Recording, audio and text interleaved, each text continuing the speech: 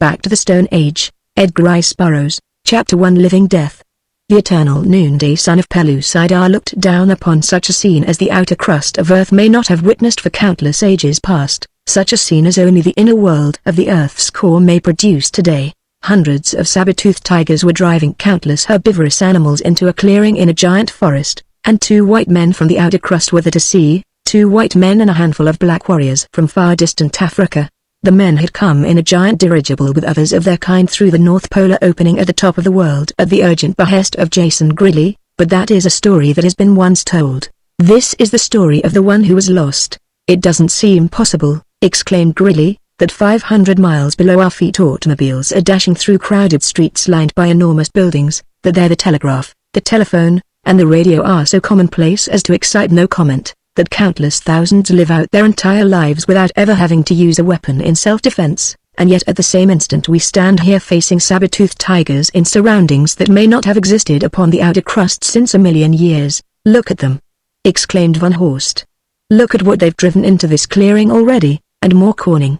There were great ox-like creatures with shaggy coats and wide-spreading horns. There were red deer and sloths of gigantic size. There were mastodons and mammoths, and a huge, elephantine creature that resembled an elephant and yet did not seem to be an elephant at all. Its great head was 4 feet long and 3 feet broad. It had a short, powerful trunk, and from its lower jaw mighty tusks curved downward, their points bending inward toward the body. At the shoulder it stood at least 10 feet above the ground, and in length it must have been fully 20 feet. But what resemblance it bore to an elephant was lessened by its small, pig-like ears. The two white men, momentarily forgetting the tigers behind them in their amazement at the sight ahead, halted and looked with wonder upon the huge gathering of creatures within the clearing. But it soon became apparent that if they were to escape with their lives they must reach the safety of the trees before they were either dragged down by the saber-tooths or trampled to death by the frightened herbivores which were already milling around looking for an avenue of escape. "There is still one opening ahead of us, Bwana," said Muvero, the black chief of the Waziri. "We shall have to run for it," said Gridley. "The beasts are all headed in our direction now. Give them a volley, and then beat it for the trees. If they charge, it will be every man for himself." The volley turned them back for an instant, but when they saw the great cats behind them, they wheeled about once more in the direction of the men. "Here they come!" cried Van Horst. Then the men broke into the run as they sought to reach the trees that offered the only sanctuary. Gridley was bowled over by a huge sloth, then he scrambled to his feet just in time to leap from the path of a fleeing mastodon and reach a tree just as the main body of the stampeding herd closed about it. A moment later, temporarily safe among the branches, he looked about for his companions, but none was in sight, nor could any living thing so puny as man have remained alive beneath that solid mass of leaping, plunging, terrified beasts. Some of his fellows, he felt sure, might have reached the forest in safety, but he feared for Van Horst, who had been some little distance in rear of the Waziri. But Lieutenant Wilhelm Van Horst had escaped. In fact, he had succeeded in running some little distance into the forest without having to take to the trees. He had borne off to the right away from the escaping animals, which had veered to the left after they entered the forest. He could hear them thundering away in the distance, squealing and trumpeting, grunting and bellowing. Winded and almost exhausted, he sat down at the foot of a tree to catch his breath and rest. He was very tired, and just for a moment he closed his eyes. The sun was directly overhead. When he opened his eyes again the sun was still directly overhead. He realized that he had dozed, but he thought that it had been for but an instant. He did not know that he had slept for a long time. How long, you may say? For how may time be measured in this timeless world whose stationary sun hangs eternally motionless at zenith? The forest was strangely silent.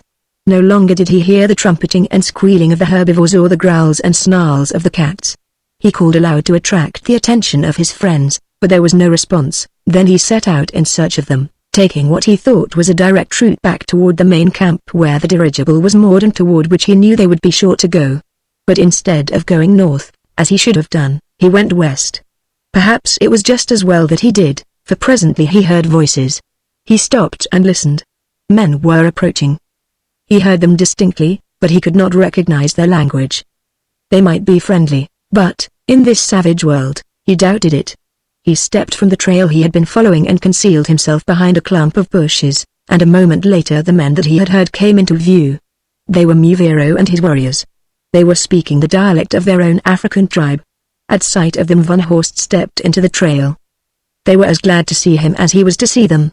Now if they could but find Gridley they would be happy, but they did not find him, though they searched for a long time. Muvero knew no better than Van Horst where they were or the direction of camp, and he and his warriors were much chagrined to think that there was could be lost in any forest. As they compared notes it seemed evident that each had made a large circle in opposite directions after they had separated. Only thus could they account for their coming together face to face as they had, since each insisted that he had not at any time retraced his steps. There was he had not slept, and they were very tired. Van Horst, on the contrary, had slept and was rested, so, when they found a cave that would give them all shelter, the Waziri went in where it was dark and slept while Van Horst sat on the ground at the mouth of the cave and tried to plan for the future. As he sat there quietly a large boar passed, and, knowing that they would require meat, the man rose and stalked it. It had disappeared around a curve and the trail, but though he thought that he was close behind it he never seemed to be able to catch sight of it again, and there was such a patchwork of trails crossing and crisscrossing that he was soon confused and started back toward the cave. He had walked a considerable distance before he realized that he was lost. He called Muvero's name aloud, but there was no response. Then he stopped and tried very carefully to figure out in what direction the cave must be. He looked up at the sun mechanically, as though it might help him. It hung at zenith. How could he plot a course where there were no stars but only a sun that hung perpetually straight above one's head? He swore under his breath and set out again. He could only do his best. For what seemed a very long time he plodded on, but it was still noon. Often, mechanically, he glanced up at the sun that gave him no bearings nor any hint of the lapse of time, until he came to hate the shining orb that seemed to mock him. The forest and the jungle teemed with life. Fruits and flowers and nuts grew in profusion. He never need lack for a variety of food if he but knew which he might safely eat and which he might not. He was very hungry and thirsty, and it was the latter that worried him most. He had a pistol and plenty of ammunition. In this lush game country he could always provide himself with meat, but he must have water. He pushed on. It was water that he was looking for now more than for his companions or for camp. He commenced to suffer from thirst, and he became very tired again and sleepy. He shot a large rodent and drank its blood, then he made a fire and cooked the carcass. It was only half cooked beneath the surface which was charred in places. Lieutenant Wilhelm van Horst was a man accustomed to excellent food properly prepared and served, but he tore at the carcass of his unsavory kill like a famished wolf and thought that no meal had ever tasted more delicious. He did not know how long he had been without food. Now he slept again, this time in a tree, for he had caught a glimpse of a great beast through the foliage of the jungle, a beast with enormous fangs and blazing eyes. Again, when he awoke, he did not know how long he had slept, but the fact that he was entirely rested suggested that it had been a long time. He felt that it was entirely possible in a world where there was no time that a man might sleep a day or a week. How was one to know? The thought intrigued him. He commenced to wonder how long he had been away from the dirigible. Only the fact that he had not quenched his thirst since he had been separated from his comrades suggested that it could not have been but a day or two, though now he was actually suffering for water. It was all that he could think of. He started off in search of it. He must have water. If he didn't he would die here alone in this terrible forest, his last resting place forever unknown to any human being. Van Horst was a social animal, and, as such, this idea was repugnant to him.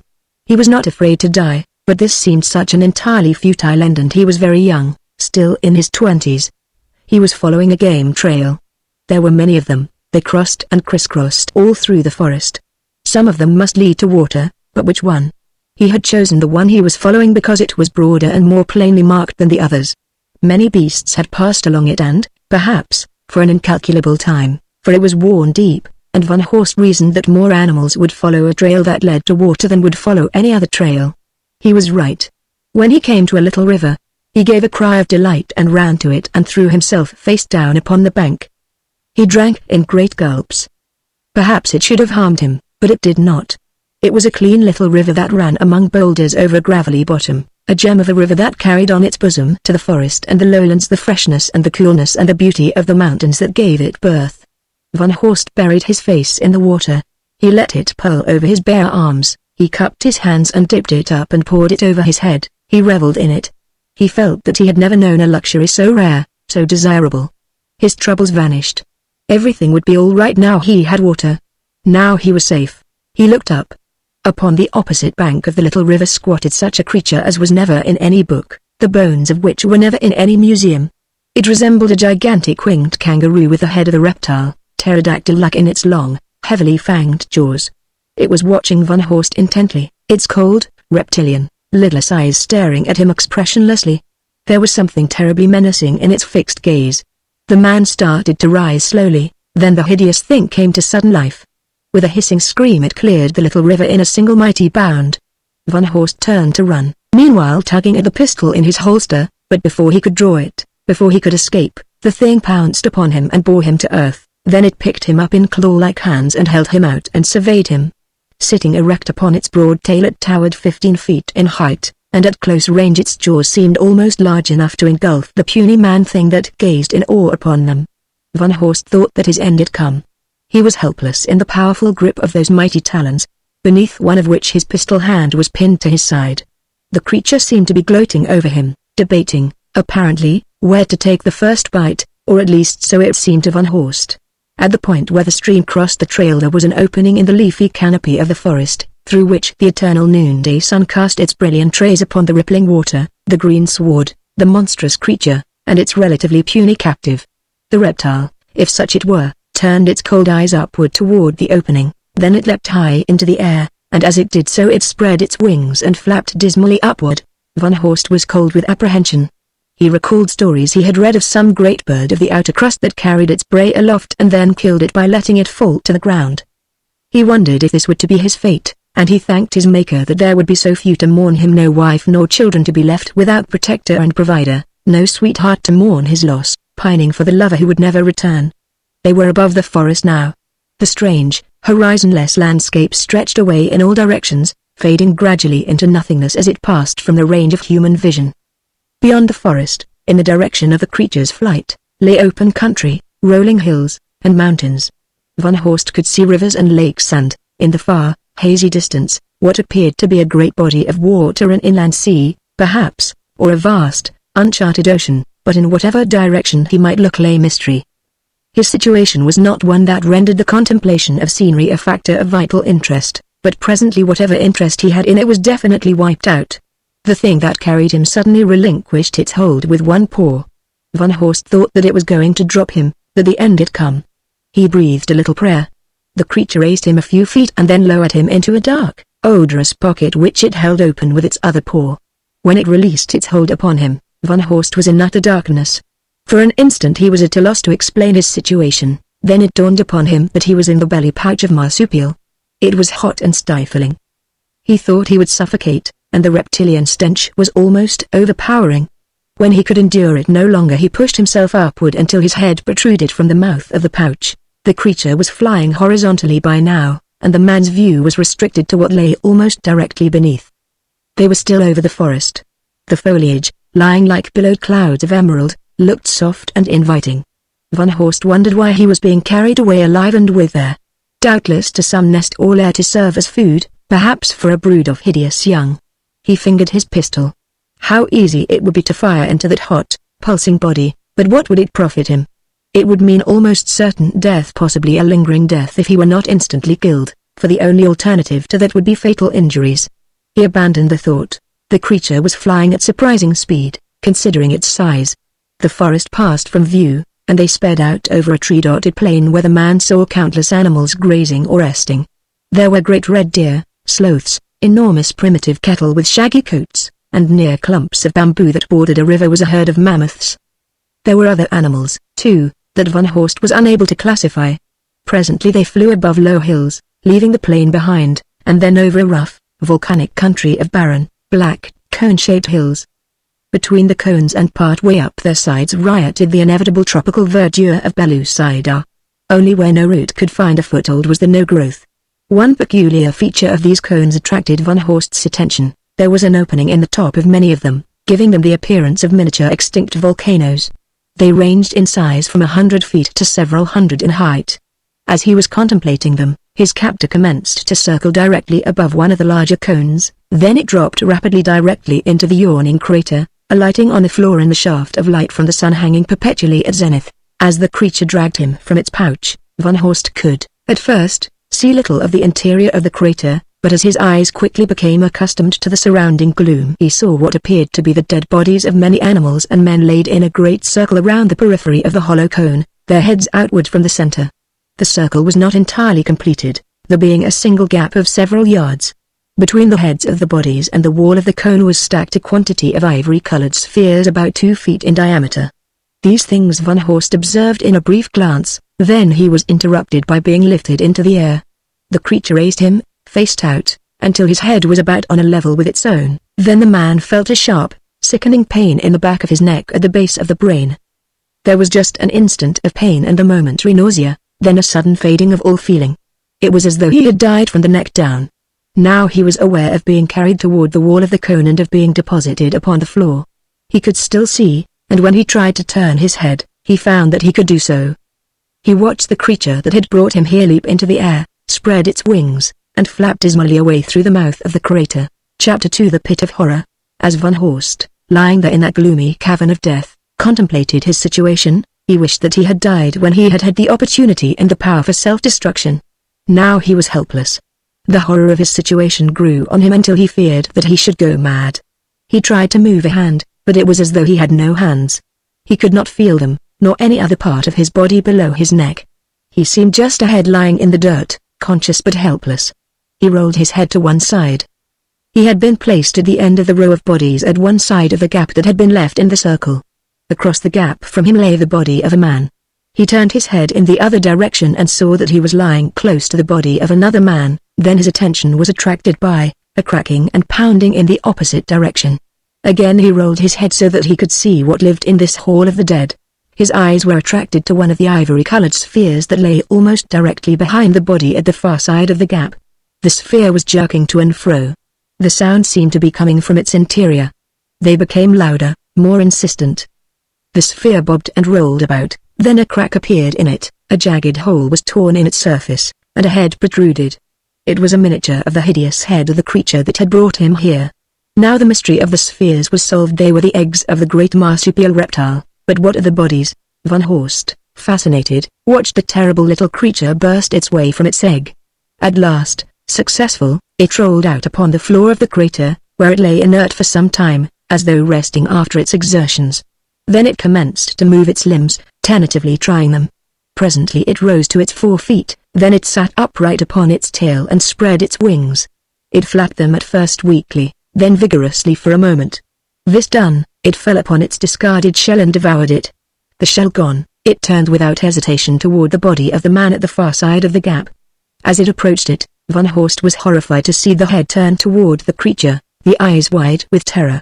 With a hissing roar the foul little creature leapt upon the body, and simultaneously a piercing scream of terror burst from the lips of the man Van Horst had thought was dead. The horror-filled eyes, the contorted muscles of the face reflected the mad efforts of the brain to direct the paralyzed nerve centers, to force them to react to the will to escape. So obvious was the effort to burst the invisible bonds that held him that it seemed inevitable that he must succeed, but the paralysis was too complete to be overcome. The hideous fledgling fell upon the body and commenced to devour it, and though the victim may have felt no pain, his screams and groans continued to reverberate within the hollow cone of horror until, presently, the other creatures awaiting, doubtless, a similar fate raised their voices in a blood-curdling cacophony of terror. Now, for the first time, Van Horst realized that all these creatures were alive, paralyzed as he was. He closed his eyes to shut out the gruesome sight, but he could not close his ears to the abominable, soul-searing din. Presently he turned his head away from the feeding reptile, toward the man lying upon his right, and opened his eyes. He saw that the man had not joined in the frightful chorus and that he was regarding him through steady, appraising eyes. He was a young man with a shock of coal-black hair, fine eyes, and regular features. He had an air about him, an air of strength and quiet dignity, that attracted Van Horst, and he was favorably impressed, too, because the man had not succumbed to the hysteria of terror that had seized the other inmates of the chamber. The young lieutenant smiled at him and nodded.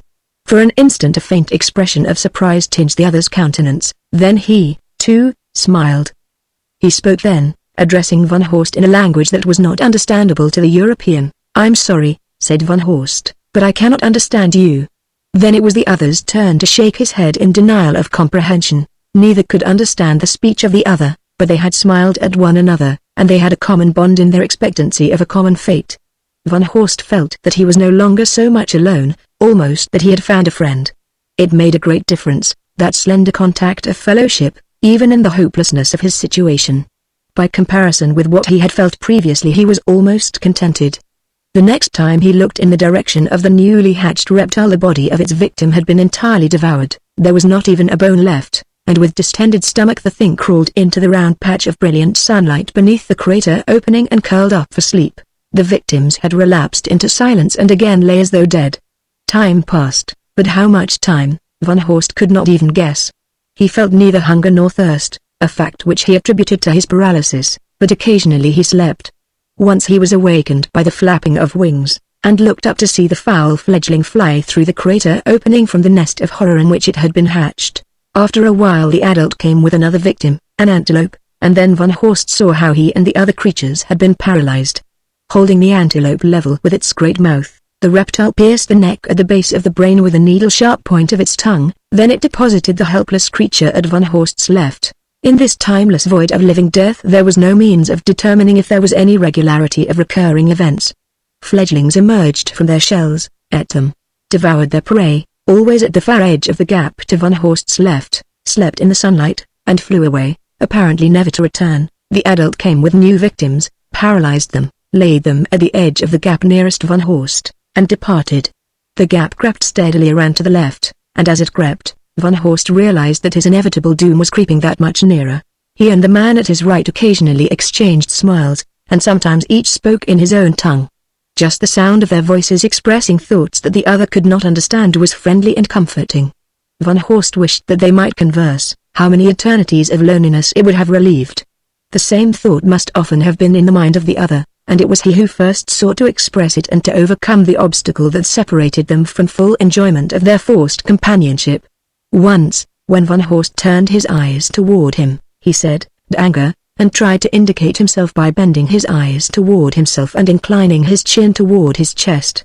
He repeated this several times. Finally Van Horst thought that he grasped his meaning. "Edgar?" he asked, and nodded toward the other. The man smiled and nodded and then spoke a word that was evidently an affirmative in his language. Then Van Horst pronounced his own name several times, indicating himself in the same way that Edgar had. This was the beginning. After that it became a game of intense and absorbing interest. They did nothing else, and neither seemed to tire. Occasionally they slept, but now, instead of sleeping when the mood happened to seize one of them, each waited until the other wished to sleep. Thus they could spend all their waking hours in the new and fascinating occupation of learning how to exchange thoughts. Edgar was teaching Van Horst his language, and since the latter had already mastered 4 or 5 languages of the outer crust, his aptitude for learning another was greatly increased, even though there was no similarity between it and any of the others that he had acquired. Under ordinary circumstances the procedure would have been slow or seemingly hopeless, but with the compelling incentive of companionship and the absence of disturbing elements, other than when a fledgling hatched and fed, they progressed with amazing rapidity, or so it seemed to Van Horst until he realized that in this timeless world weeks, months, or even years of outer terrestrial time might have elapsed since his incarceration. At last the time arrived when he and Edgar could carry on a conversation with comparative ease and fluency, but as they had progressed so had the fateful gap of doom crept around the circle of the living dead closer and closer to them. Edgar would go first, then Van Horst. The latter dreaded the former event even more than he did the latter, for with Edgar gone he would be alone again with nothing to occupy his time or mind but the inevitable fate that awaited him as he listened for the cracking of the shell that would release death in its most horrible form upon him. At last there were only 3 victims between Edgar and the gap. "It would not be long now. I shall be sorry to leave you," said the Pellucidarian. "I shall not be alone long," Van Horst reminded him. "No. Well, it is better to die than to remain here far from one's own country. I wish that we might have lived, then I could have taken you back to the land of Sari. It is a beautiful land of hills and trees and fertile valleys, there is much game there, and not far away is the great Uralaz. I have been there to the island of Anarok, where is king. You would like Sari. The girls are very beautiful. There is one there waiting for me now, but I shall never return to her. She will grieve, but," he sighed, "she will get over it, and another will take her for his mate. I should like to go to Sari," said Van Horst. Suddenly his eyes widened in surprise. "Edgar! Edgar!" he exclaimed. "What is it?" demanded the Pellucidarian. "What has happened? I can feel my fingers. I can move them," cried Van Horst. "And my toes, too. It does not seem possible, Van," exclaimed Edgar incredulously. "But it is. Just a little, but I can move them." "How do you explain it?" "I cannot feel anything below my neck. The effects of the poison must be wearing off. Perhaps the paralysis will leave me entirely." Edgar shook his head. "Since I have been here I have never seen it leave a victim that the Troodon stung with its poison tongue. And what if it does? Will you be any better off?" "I think I shall," replied Van Horst slowly. "I have had much leisure in which to dream and plan and imagine situations since I've been imprisoned here. I have often dreamed of being released from this paralysis and what I should do in the event that I were. I have it all planned out. There are only 3 between you and death," Edgar reminded him. "Yes, I know that. All depends upon how quickly release conies. I wish you luck, Van, even though, if it comes to you, I shall not be here to know there are only 2 between me and the end." The gap is creeping closer. From that moment Van Horst concentrated all his faculties upon overcoming the paralysis. He felt the glow of life creep gradually up his limbs, yet still he could move only his extremities, and these but slightly. Another Troodon hatched, leaving but one between Edgar and death, and after Edgar, it would be his turn. As the horrid creature awoke from its sleep in the sunlight and winged away through the opening in the peak of the cone, Van Horst succeeded in moving his hands and flexing his wrists. His feet, too, were free now, but oh, how slow, how hideously slow were his powers returning. Could fate be so cruel as to hold out this great hope and then snatch it from him at the moment of fruition? Cold sweat broke out upon him as he weighed his chances. The odds were so terribly against him. If only he could measure time that he might know the intervals of the hatching of the eggs and thus gain an approximate idea of the time that remained to him. He was quite certain that the eggs must hatch at reasonably regular intervals, though he could not actually know. He wore a wristwatch, but it had long since stopped, nor could he have consulted it in any event, since he could not raise his arm. Slowly the paralysis disappeared as far as his knees and elbows. He could bend these now, and below them his limbs felt perfectly normal. He knew that if sufficient time were vouchsafed him he would eventually be in full command of all his muscles once again. As he strained to break the invisible bonds that held him, another egg broke, and shortly thereafter Edgar lay with no creature at his right. He would be next. "And after you, Edgar, come I think I shall be free before that. But I wished to save you." "Thank you, my friend," replied the Pellucidarian, "but I am resigned to death. I prefer it to living on as I now am, a head attached to a dead body." "You wouldn't have to live like that for long, I'm sure," said Van Horst. "My own experience convinces me that eventually the effects of the poison must wear off. Ordinarily there is enough to keep the victim paralyzed long beyond the time that he would be required to serve as food for the fledglings. If I could only free myself, I could save you, I am sure." "Let us talk of other things," said Edgar. "I would not be a living dead man, and to entertain other hopes can serve but to tantalize and to make the inevitable end more bitter." "As you will," said Van Horst, with a shrug. "But you can't keep me from thinking and trying." And so they talked of Seri and the land of Emots, from whence Diane the Beautiful had come, and the land of Awful Shadow, and the unfriendly islands in the Sojaraz, for Van Horst saw that it pleased Edgar to recall these, to him, pleasant places, though when the Sarian described the savage beasts and wild men that roamed them, Van Horst felt that as places of residence they left much to be desired. As they talked, Van Horst discovered that he could move his shoulders and his hips. A pleasant glow of light suffused his entire body. He was about to break the news to Edgar when the fateful sound of breaking shell came simultaneously to the ears of both men. "Goodbye, my friend," said Edgar. "We of Pellucidar make few friends outside our own tribes. All other men are enemies to kill or be killed. I am glad to call you friend. See, the end comes." Already the newly hatched Troodon had gobbled its own shell and was eyeing Edgar. In a moment it would rush upon him. Van Horst struggled to rise, but something seemed to hold him yet. Then, with gaping jaws, the reptile started toward its prey. Chapter 3 The Only Hope. Once again Van Horst struggled to rise, again he sank back defeated. Perspiration stood out in cold beads over his entire body. He wanted to curse and scream, but he remained silent. Silent, too, was Edgar. He did not cry out as had the others when death crept upon them. It was creeping upon him now closer and closer.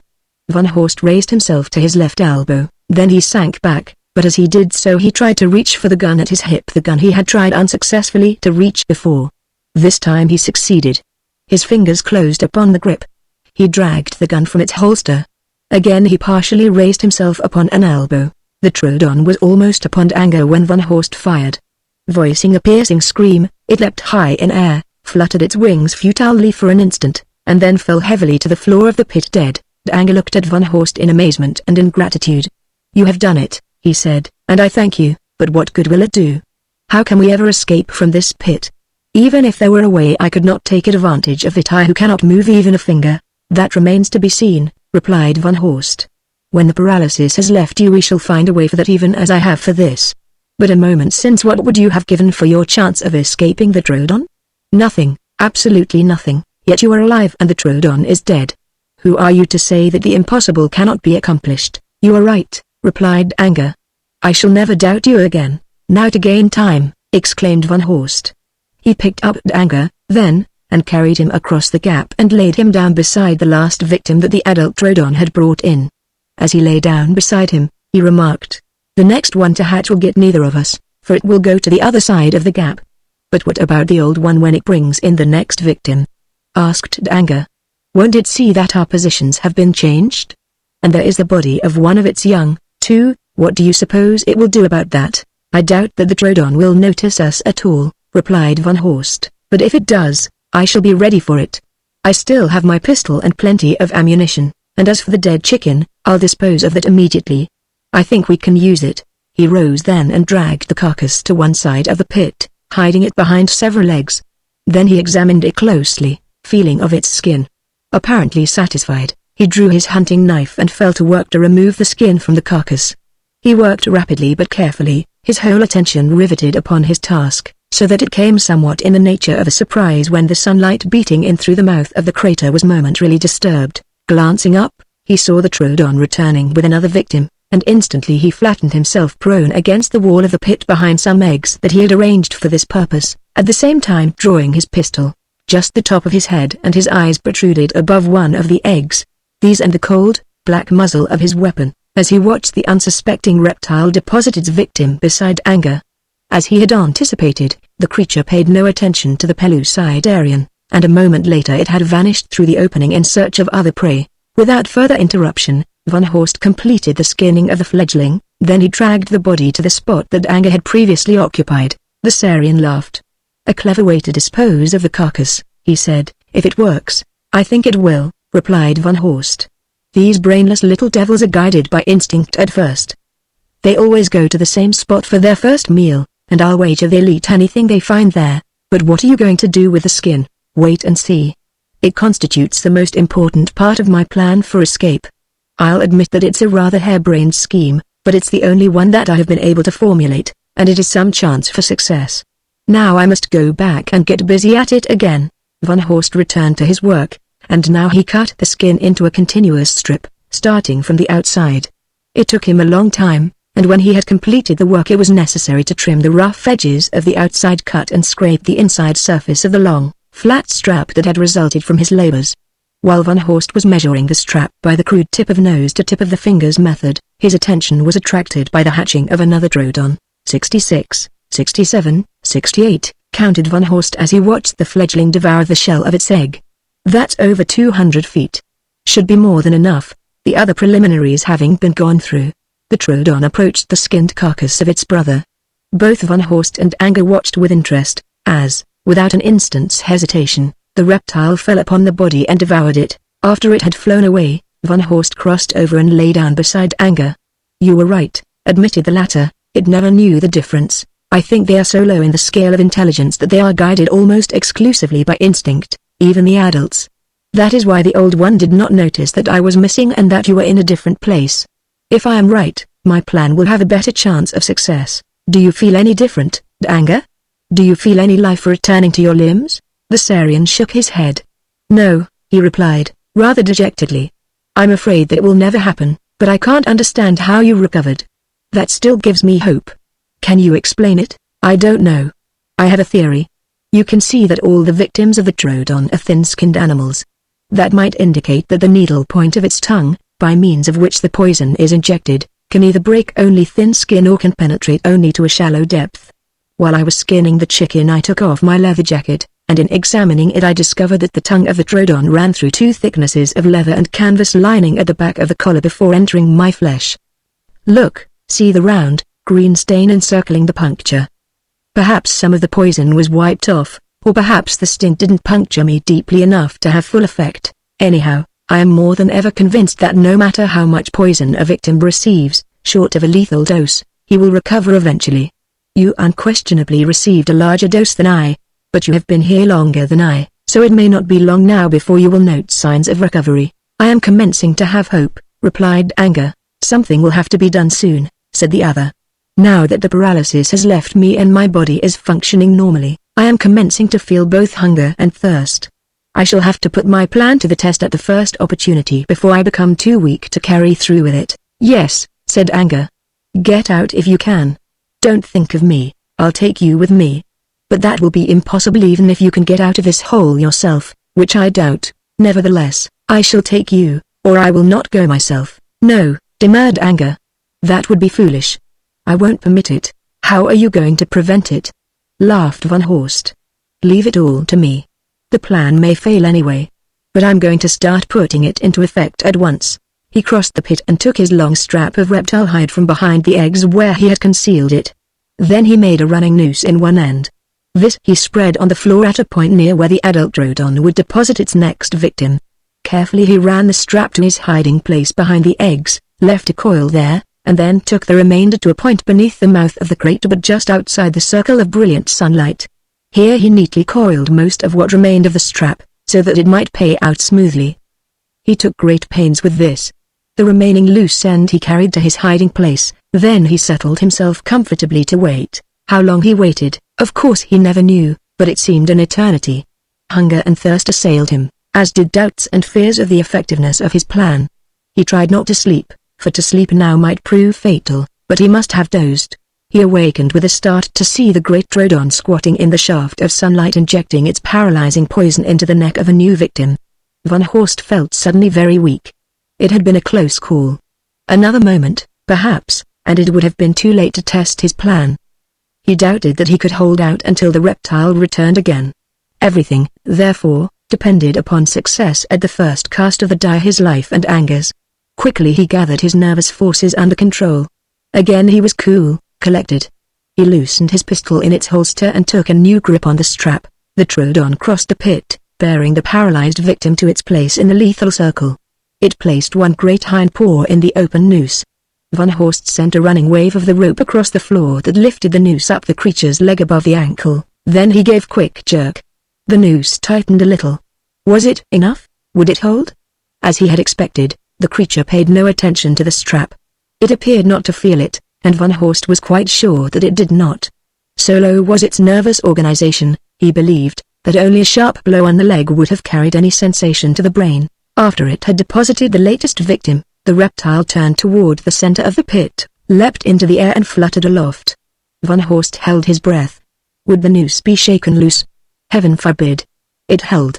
Van Horst leapt to his feet and ran toward the center of the pit, his pistol cocked and ready in his hand, and as the Troodon rose through the mouth of the crater and cleared the top of the hill, the man fired 3 shots in rapid succession. He did not need the horrid screams of the wounded creature to tell him that his aim had been true, for he saw the great reptile careen in air and plunge from sight beyond the rim of the crater. Then Van Horst leapt for the end of the strap, seized it, braced himself, and waited. There was danger that the body of the creature, tumbling down the steep side of the cone-shaped hill, might not come to rest before it jerked the strap from his hands, so he quickly wound it around his body and hurriedly made it fast. He might be killed, but he wouldn't loose his strap or jeopardize this, his last chance of escape from the pit. For a moment the strap played out rapidly from the coil, then it stopped. Either the body of the Troodon had come to rest or the noose had slipped from the hind leg. Which? Van Horst pulled on the strap fearfully. Soon it tautened, then he knew that it was still attached to the creature. A vague doubt assailed him as to whether the Troodon had been killed or not. He knew how tenacious of life such creatures might be. Suppose it were not dead? What dire possibilities such an event might entail. The man tugged on the strap. It did not give. Then he swung on it with all his weight. It remained as before. Still, clinging to the loose end, he crossed the pit to Edgar, who was gazing at him wide-eyed with astonishment. You should have been a Sarian, said Edgar with admiration. Van Horst smiled. Come, he said. Now for you. He stooped and lifted the Pellucidarian from the ground and carried him to the center of the pit beneath the crater mouth. Then he made the loose end of the strap secure about his body beneath the arms. "What are you going to do?" asked Edgar. "Just now I'm going to make the inner world a little safer for thin-skinned animals," replied Van Horst. He went to the side of the pit, commenced breaking the eggs with the butt of his pistol. In 2 eggs, those most closely approaching the end of the period of incubation, he discovered quite active young. These he destroyed. Then he returned to Edgar. "I hate to leave these other creatures here," he said, gesturing toward the unhappy victims, "but there is no other way. I cannot get them all out." "You'll still be lucky if you get yourself out," commented Edgar. Van Horst grinned. "We'll both be lucky," he replied, "but this is our lucky day." There was no word for day in the language of the inner world, where there is neither day nor night, so Van Horst substituted a word from one of the languages of the outer world. "Be patient and you'll soon be out." He grasped the strap and started up hand over hand. Edgar lay on his back watching him, renewed admiration shining in his eyes. It was a long, dangerous climb. But at length Van Horst reached the mouth of the crater. As he topped the summit and looked down, he saw the carcass of the Troodon lodged on a slight ledge a short distance beneath him. The creature was quite evidently dead. That was the only interest that the man had in it, so he turned at once to his next task, which was to hold Edgar to the mouth of the crater. Van Horst was a powerful man, but his strength had already been tested to its limit, and perhaps it had been partially sapped by the long period of paralysis he had endured. Added to this was the precarious footing that the steep edge of the crater mouth afforded, yet he never for a moment lost hope of eventual success, and though it was slow work, he was finally rewarded by seeing the inert form of the Pellucidarian lying at the summit of the hill beside him. He would have been glad to rest now, but his brief experience of Pellucidar warned him that this exposed hilltop was no place to seek sanctuary. He must descend to the bottom, where he could see a few trees and a little stream of water, take Edgar with him, and search for a hiding place. The hillside was very steep, but fortunately it was broken by rudimentary ledges that offered at least a foothold. In any event, there was no other way to descend, and so Van Horst lifted Edgar across one of his broad shoulders and started the perilous descent. Slipping and stumbling, he made his slow way down the steep hillside, and constantly he kept his eyes alert for danger. Occasionally he fell, but always managed to catch himself before being precipitated to the bottom. He was fairly spent when he finally staggered into the shade of a clump of trees growing beside the little stream that he had seen from the summit of the hill. Laying Edgar on the sward, he slaked his thirst with the clear water of the brook. It was the second time that he had drunk since he had left the camp where the great dirigible, O-220, had been moored. How much time had elapsed he could not even guess. Days it must have been, perhaps weeks or even months, yet for most of that time the peculiar venom of the Troodon had not only paralyzed him but preserved the moisture in his body, keeping it always fresh and fit for food for the unhatched fledgling by which it was destined to be devoured. Refreshed and strengthened, he rose and looked about. He must find a place in which to make a more or less permanent camp, for it was quite obvious that he could not continue to carry Edgar in his wanderings. He felt rather helpless, practically alone in this unknown world. In what direction might he go if he were free to go? How could he ever hope to locate the O-220 and his companions in a land where there were no points of compass? When, even if there had been, he had only a vague idea of the direction of his previous wanderings and less of the route along which the Troodon had carried him. As soon as the effects of the poison should have worn off and Edgar was free from the bonds of paralysis, he would have not only an active friend and companion but one who could guide him to a country where he might be assured of a friendly welcome and an opportunity to make a place for himself in this savage world, where, he was inclined to believe, he must spend the rest of his natural life. It was by far not this consideration alone that prompted him to remain with the Saurian but, rather, sentiments of loyalty and friendship. A careful inspection of the little grove of trees and the area contiguous to it convinced him that this might be as good a place as any to make a camp. There was fresh water, and he had seen that game was plentiful in the vicinity. Fruits and nuts grew upon several of the trees, and to his question as to their edibility, Edgar assured him that they were safe. "You are going to stay here?" asked the Saurian. "Yes, until you recover from the effects of the poison." "I may never recover." "What then?" Van Horst shrugged. "Then I shall be here a long while," he laughed. "I could not expect that even of a brother," objected Edgar. "You must go in search of your own people. I could not find them. If I could, I would not leave you here alone and helpless." "You would not have to leave me helpless." "I don't understand you," said Van Horst. "You would kill me, of course. That would be an act of mercy." "Forget it," snapped Van Horst. The very idea revolted him. Neither one of us may forget it, insisted Edgar. After a reasonable number of sleeps, if I am not recovered, you must destroy me. He used the only measure of time that he knew sleeps. How much time elapsed between sleeps or how long each sleep endured, he had no means of telling. That is for the future, replied Van Horst shortly. Right now I'm interested only in the matter of making camp. Have you any suggestions? There is greatest safety in caves in cliffsides, replied Edgar. Holes in the ground are often next best. After that, a platform or a shelter built among the branches of a tree. There are no cliffs here, said Van Horst, nor do I see any holes in the ground, but there are trees. You'd better start building, then, advised the Pellucidarian, for there are many flesh-eaters in Pellucidar, and they are always hungry. With suggestions and advice from Edgar, Van Horst constructed a platform in one of the larger trees, using reeds that resembled bamboo, which grew in places along the margin of the stream. These he cut with his hunting knife and lashed into place with a long, tough grass that Edgar had seen growing in clumps close to the foot of the hill. At the latter's suggestion, he added walls and a roof as further protection against the smaller arboreal carnivora, birds of prey, and carnivorous flying reptiles. He never knew how long it took him to complete the shelter, for the work was absorbing, and time flew rapidly. He ate nuts and fruit at intervals and drank several times, but until the place was almost completed he felt no desire to sleep.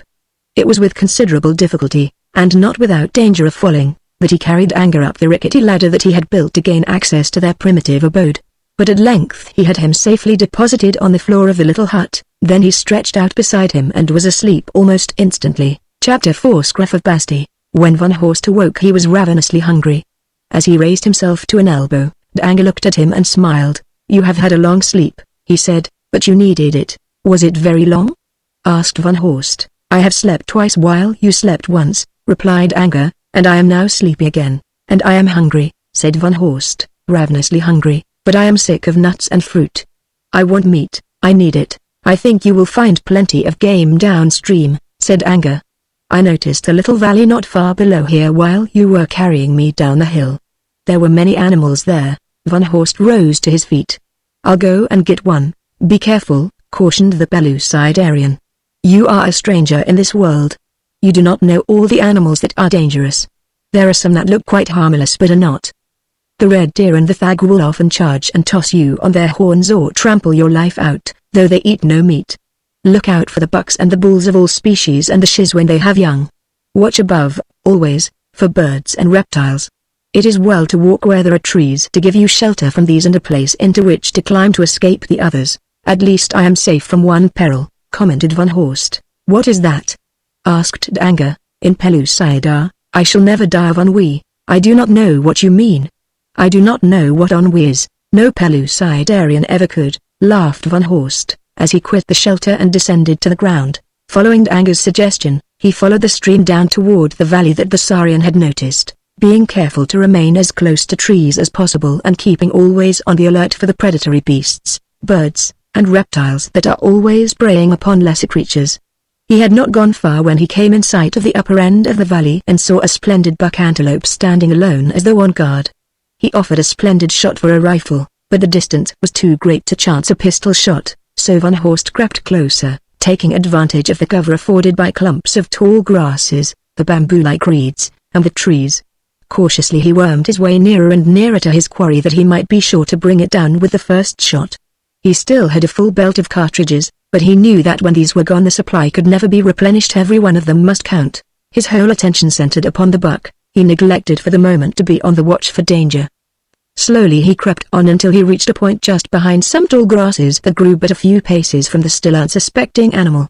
He raised his pistol to take careful aim, and as he did so a shadow passed across him. It was but a fleeting shadow, but in the brilliant glare of the Pellucidarian sun it seemed to have substance. It was almost as though a hand had been laid upon his shoulder. He looked up, and as he did so he saw a hideous thing diving like a bullet out of the blue, apparently straight for him, a mighty reptile that he subconsciously recognized as a pteranodon of the Cretaceous. With a roaring hiss, as of a steam locomotive's exhaust, the thing dropped at amazing speed. Mechanically, Van Horst raised his pistol, although he knew that nothing short of a miracle could stop or turn that frightful engine of destruction before it reached its goal, and then he saw that he was not its target. It was the buck. The antelope stood for a moment as though paralyzed by terror, then it sprang away but too late. The pteranodon swooped upon it, seized it in its mighty talons, and rose again into the air. Van Horst breathed a sigh of relief as he wiped the perspiration from his forehead. "What a world!" he muttered, wondering how man had survived amidst such savage surroundings. Further down the little valley he now saw many animals grazing. There were deer and antelope and the great, shaggy boars so long extinct upon the outer crust. Among them were little, horse-like creatures, no larger than a fox terrier, resembling the Hyracotherium of the Eocene, early progenitors of the horse, which but added to the amazing confusion of birds, mammals, and reptiles of various eras of the evolution of life on the outer crust. The sudden attack of the pteranodon upon one of their number frightened the other animals in the immediate vicinity, and they were galloping off down the valley, snorting, squealing, and bucking, leaving Van Horst to contemplate the flying hoofs of many a fine dinner. There was nothing to do but follow them if he would have meat, and so he set off after them, keeping close to the fringe of trees along the stream which wound along one side of the valley. But to add to his discomfiture, those that had initiated the stampede bore down upon the herds grazing below them, imparting their terror to these others, with the result that the latter joined them, and in a short time all were out of sight. Most of them kept on down the valley, disappearing from the man's view where the valley turned behind the hills, but he saw a few large sheep run into a canyon between two nearby cones, and these he decided to pursue.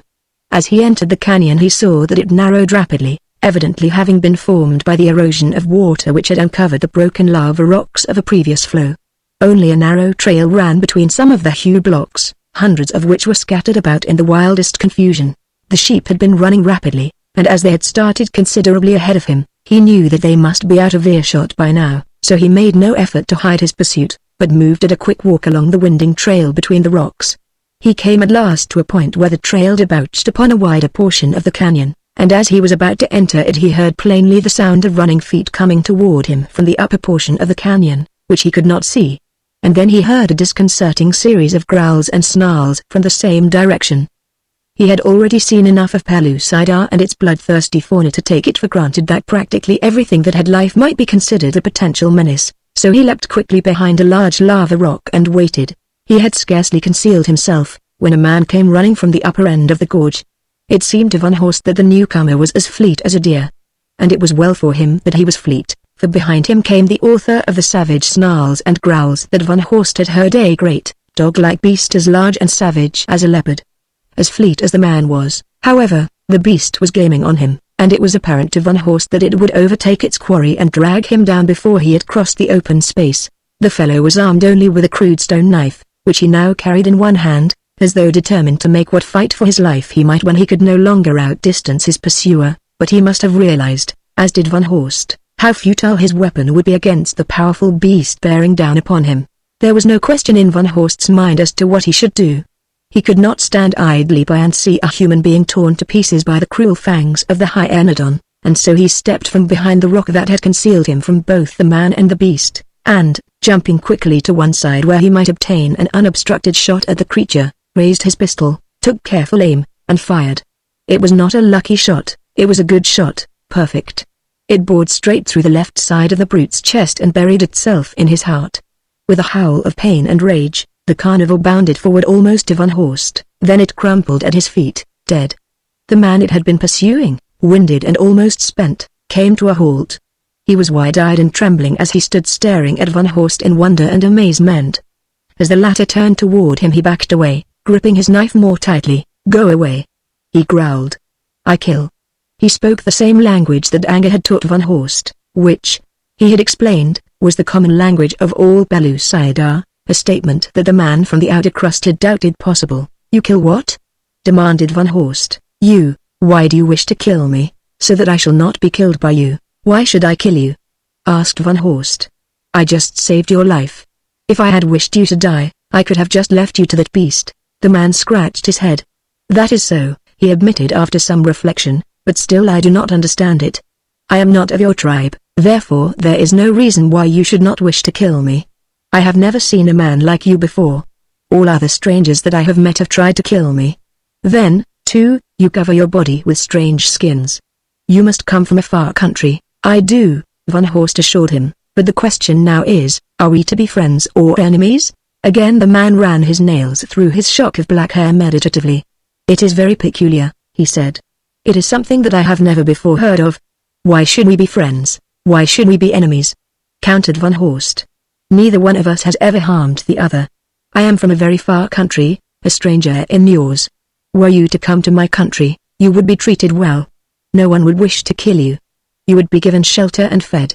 People would be kindly toward you, just because they are kindly by nature and not because you could be of any service to them. Here, it is far more practical that we be friends, because we are surrounded by dangerous beasts, and two men can protect themselves better than one. However, if you wish to be my enemy, that is up to you.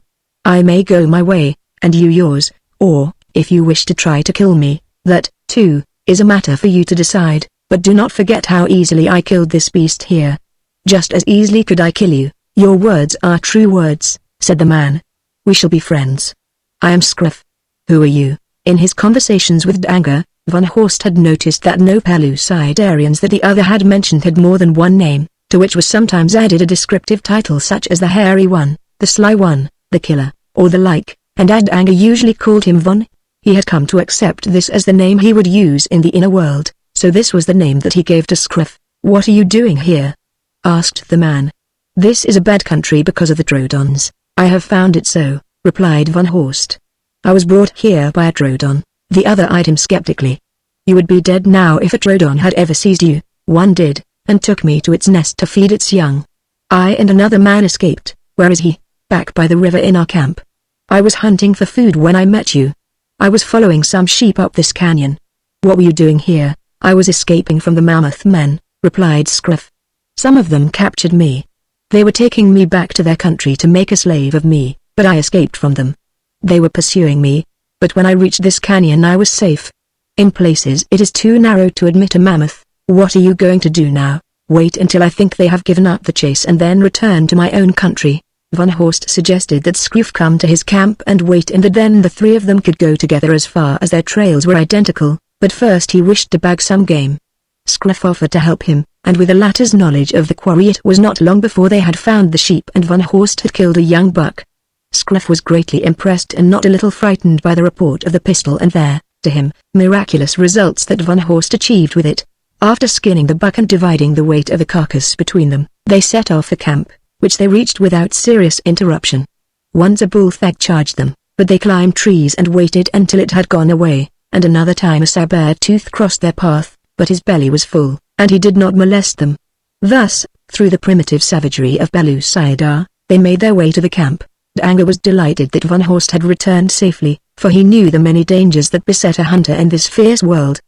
He was much surprised when he saw Scruff, but when the circumstances were explained to him he agreed to accept the other as a friend, though this relationship with a stranger was as foreign to his code as to Scruff's. Scruff came from a land called Basti which lay in the same general direction as Sari, though much closer, so it was decided that they would travel together to Scruff's country as soon as Edgar recovered. Van Horst could not understand how these men knew in what direction their countries lay when there were no means of determining the points of the compass, nor could they explain the phenomenon to him. They merely pointed to their respective countries, and they pointed in the same general direction. How far they were from home neither knew, but by comparing notes, they were able to assume that Sari lay very much farther away than Basti. What Van Horst had not yet discovered was that each possessed, in common with all other inhabitants of Pellucidar, a well-developed homing instinct identical with that of most birds and which is particularly apparent in carrier pigeons. As sleeps came and went and hunting excursions were made necessary to replenish their larder, Scruff grew more and more impatient of the delay. He was anxious to return to his own country, but he realized the greater safety of numbers and especially that of the protection of Van Horst's miraculous weapon that killed so easily at considerable distances. He often questioned Edgar in an effort to ascertain if there was any change in his condition, and he was never at any pains to conceal his disappointment when the Sarian admitted that he still had no feeling below his neck. On one occasion when Van Horst and Scruff had gone farther afield than usual to hunt, the latter broached the subject of his desire to return to his own country, and the man of the outer crust learned for the first time the urge that prompted the other's impatience. "I have chosen my mate," explained Scruff, "but she demanded the head of a tarag to prove that I am a brave man and a great hunter. It was while I was hunting the tarag that the mammoth men captured me. The girl has slept many times since I went away. If I do not return soon some other warrior may bring the head of a tarag and place it before the entrance to her cave. Then, when I return, I shall have to find another who will mate with me. There is nothing to prevent your returning to your own country whenever you see fit, Van Horst assured him. Could you kill a tarag with that little thing that makes such a sharp noise? Inquired Scruff. I might. Van Horst was not so certain of this. At least he was not certain that he could kill one of the mighty tigers quickly enough to escape death from its formidable fangs and powerful talons before it succumbed. The way we have come today, remarked Scruff, tentatively, is in the direction of my country. Let us continue on, and leave Edgar? Asked Van Horst. Scruff shrugged. He will never recover. We cannot remain with him forever. If you will come with me, you can easily kill a tarag with the thing you call pistol. Then I will place it before the entrance to the girl's cave, and she will think that I killed it. In return, I will see that the tribe accepts you. They will not kill you. You may live with us and be a Bastion. You can take a mate, too, and there are many beautiful girls in Basti. Thanks, replied Van Horst, but I shall remain with Edgar. It will not be long now before he recovers. I am sure that the effects of the poison will disappear as they did in my case. The reason that they have persisted so much longer is that he must have received a much larger dose than I. If he dies, will you come with me? Demanded Scruff. Van Horst did not like the expression in the man's eyes as he asked the question. He had never found Scruff as companionable as Edgar. His manner was not as frank and open. Now he was vaguely suspicious of his intentions and his honesty, although he realized that he had nothing tangible upon which to base such a judgment and that might be doing the man an injustice. However, he phrased his reply to Scruff's question so that he would be on the safe side and not be placing a premium on Edgar's life. If he lives, he said, we will both go with you when he recovers. Then he turned back toward the camp. Time passed. How much, Van Horst could not even guess. He had attempted to measure it once, keeping his watch wound and checking off the lapse of days on a notched stick, but where it is always noon it is not always easy to remember either to wind or consult a watch. Often he found that it had run down, and then, of course, he never knew how long it had been stopped before he discovered that it was not running, nor, when he slept, did he ever know for how long a time. So presently he became discouraged, or, rather, he lost interest. What difference did the duration of time make, anyway? Had not the inhabitants of Pellucidar evidently existed quite as contentedly without it as they would have with? Doubtless they had been more contented.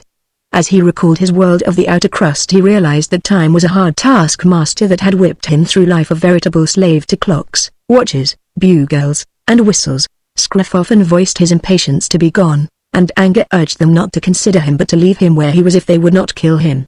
And so the two men slept or ate or hunted through the timeless noon of the eternal Pellucidarian day, but whether it was for hours or for years, Van Horst could not tell. He tried to accustom himself to all this and to the motionless sun hanging forever in the exact center of the hollow sphere, the interior surface of which is Pellucidar and the outer, the world that we know and that he had always known, but he was too new to his environment to be able to accept it as did Scruff and Edgar who never had known aught else. And then he was suddenly awakened from a sound sleep by the excited cries of Edgar. I can move! Exclaimed the Saurian. Look! I can move my fingers. The paralysis receded rapidly, and Edgar rose unsteadily to his feet. The three men experienced a feeling of elation such as might condemned men who had just received their reprieves. To Van Horst it was the dawning of a new day, but Edgar and Scruff knew nothing of dawns. However, they were just as happy, and now, cried Scruff, we start for Basti. Come with me, and you shall be treated as my brothers. The people will welcome you, and you shall live in Basti forever. Chapter 5 Into Slavery. The route that Scruff took from the country of the Black Craters to the land of Basti was bewilderingly circuitous, since it followed the windings of rivers along the banks of which grew the trees and thickets that offer the oft-needed sanctuary in this world of constant menace, or led through gloomy forests, or narrow, rocky gorges. Occasionally, considerable excursions from the more direct route were necessitated when periods of sleep were required, for then it became imperative that hiding places be discovered where the three might be reasonably safe from attack while they slept. Van Horst became so confused and bewildered during the early stages of the long journey that he had not the remotest conception of even the general direction in which they were traveling, and often doubted Scruff's ability to find his way back to his own country, but neither the Bastion nor Edgar appeared to entertain the slightest misgiving. Game was plenty, usually far too plenty and too menacing, and Van Horst had no difficulty in keeping them well supplied, but the steady drain upon his store of ammunition made him apprehensive for the future, and he determined to find some means of conserving his precious cartridges that he might have them for occasions of real emergency when his pistol might mean a matter of life and death to him. His companions were, culturally, still in the Stone Age, having no knowledge of any weapon more advanced than clubs, stone knives, and stone-tipped spears, so, having witnessed the miraculous ease and comparative safety with which Van Horst brought down even large beasts with his strange weapon, they were all for letting him do the killing. For reasons of his own, largely prompted by his suspicions concerning Scruff's loyalty, Van Horst did not wish the others to know that his weapon would be harmless when his supply of ammunition was exhausted, and they were too ignorant of all matters concerning firearms to deduce as much for themselves. It was necessary, therefore, to find some plausible excuse for insisting that their hunting be done with other weapons. Scruff was armed with a knife and a spear when they set out upon their journey, and as rapidly as he could find the materials and fashion them, Edgar had fabricated similar weapons for himself. With his help, Van Horst finally achieved a spear, and shortly thereafter commenced to make a bow and arrows. But long before they were completed he insisted that they must kill their game with the primitive weapons they possessed because the report of the pistol would be certain to attract the attention of enemies to them. As they were going through a country in which Scruff assured them they might meet hunting and raiding parties from hostile tribes, both he and Edgar appreciated the wisdom of Van Horst's suggestion, and thereafter the three lay in wait for their prey with stone-shod spears. The ease with which Van Horst adapted himself to the primitive life of his caveman companions was a source of no little wonder even to himself.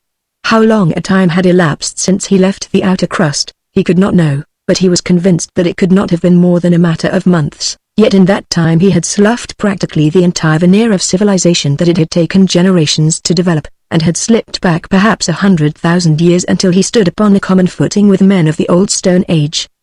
He hunted as they hunted, ate as they ate, and often found himself thinking in terms of the Stone Age. Gradually his apparel of the civilized outer crust had given way to that of a long-dead era. His boots had gone first. They had been replaced by sandals of mammoth hide. Little by little his outer clothing, torn and rotten, fell apart until he no longer covered his nakedness. Then he had been forced to discard it and adopt the skin loincloth of his companions. Now, indeed, except for the belt of cartridges, the hunting knife, and the pistol, was he a veritable man of the Pleistocene. With the completion of his bow and a quantity of arrows, he felt that he had taken a definite step forward. The thought amused him. Perhaps now he was 10 or 20,000 years more advanced than his fellows. But he was not to remain so long. As soon as he had perfected himself in the use of the new weapons, both Edgar and Scruff were anxious to possess similar ones. They were as delighted with them as children with new toys, and soon learned to use them, Edgar, especially, showing marked aptitude. Yet the pistol still intrigued them. Scruff had constantly importuned Van Horst to permit him to fire it, but the European would not let him even touch it. "No one can safely handle it but myself," he explained. "It might easily kill you if you did." "I am not afraid of it," replied Scruff. "I have watched you use it. I could do the same. Let me show you." But Van Horst was determined to maintain the ascendancy that his sole knowledge of the use of the pistol gave him, and it was later to develop that his decision was a wise one. But the best corroborating evidence of his assurance to Scruff that the weapon would be dangerous to anyone but Van Horst was furnished by Scruff himself. All during the journey Scruff kept referring to his desire to take home the head of a tarag that he might win the consent of his lady-love. He was constantly suggesting that Van Horst shoot one of the great brutes for him, until it became evident to both Van Horst and Edgar that the fellow was terrified at the thought of attempting to kill one by himself. Van Horst had no intention of tempting fate by seeking an encounter with this savage monster, a creature of such enormous proportions, great strength, and awful ferocity that it has been known to drag down and kill a bull mastodon single-handed. They had not chanced to cross the path of one of the monsters, and Van Horst was hopeful that they would not, but the law of chance was against him. No one may blame Van Horst for a disinclination to pit himself against this monster of a bygone age with the puny weapons that he carried. Even his pistol could do little more than enrage the creature. Could he reach its heart with any weapon it would die eventually, but probably not quickly enough to save him from a terrible mauling and almost certain death. Yet, of course, there was always a chance that he might conquer the great brute. Then it happened, and so suddenly and unexpectedly that there was no opportunity for preparation. The three men were walking single file along a forest trail. Van Horst was in the lead, followed by Scruff. Suddenly, without warning, a tarag leapt from the underbrush directly in their path not 3 paces from Van Horst. To the eyes of the European it appeared as large as a buffalo, and perhaps it was. Certainly it was a monstrous creature with gaping jaws and flaming eyes. The instant that it struck the ground in front of the men it leapt for Van Horst. Scruff turned and fled, knocking Edgar down in his precipitate retreat. Van Horst had not even time to draw his pistol, so quickly was the thing upon him. He happened to be carrying his spear in his right hand with the tip forward. He never knew whether the thing he did was wholly a mechanical reaction or whether by intent. He dropped to one knee, placed the butt of the spear on the ground and pointed the head at the beast's throat, and in the same instant the tarag impaled itself upon the weapon. Van Horst held his ground, the shaft of the spear did not break, and notwithstanding all its strength and size, the beast could not quite reach the man with its talons. It screamed and roared and threshed about, tearing at the spear in an agony of pain and rage, and every instant Van Horst expected that the shaft must break and let the beast fall upon him. Then Edgar ran in and, braving the dangers of those clawing talons, thrust his spear into the tarag's side not once, but twice. 3 times the sharp stone point sank into the heart and lungs of the great tiger until, with a final scream, it sank lifeless to the ground. And when it was all over, Scruff descended from a tree in which he had taken refuge and fell upon the carcass with his crude knife. He paid no attention to either Van Horst or Edgar as he hacked away until he finally severed the head. Then he wove a basket of long grasses and strapped the trophy to his back. All this he did without even a by your leave, nor did he thank the men who had furnished the trophy with which he hoped to win a mate. Both Van Horst and Edgar were disgusted with him, but perhaps the European was more amused than angry. However, the remainder of that march was made in silence, nor did one of them refer to the subject again in any way, though the stench from the rotting head waxed more and more unbearable as they proceeded on their way to the country of the bastions. The 3 men had hidden themselves away in a deserted cave high in a cliffside to sleep, shortly following the encounter with the tarag which had occurred after Scruff had made his final appeal for a chance to show what he could do with a pistol, when Van Horst and Edgar were awakened by a shot. As they leapt to their feet, they saw Scruff toppling to the floor of the cave as he hurled the pistol from him. Van Horst rushed to the man's side where he lay writhing and moaning, but a brief examination convinced the European that the fellow was more terrified than hurt.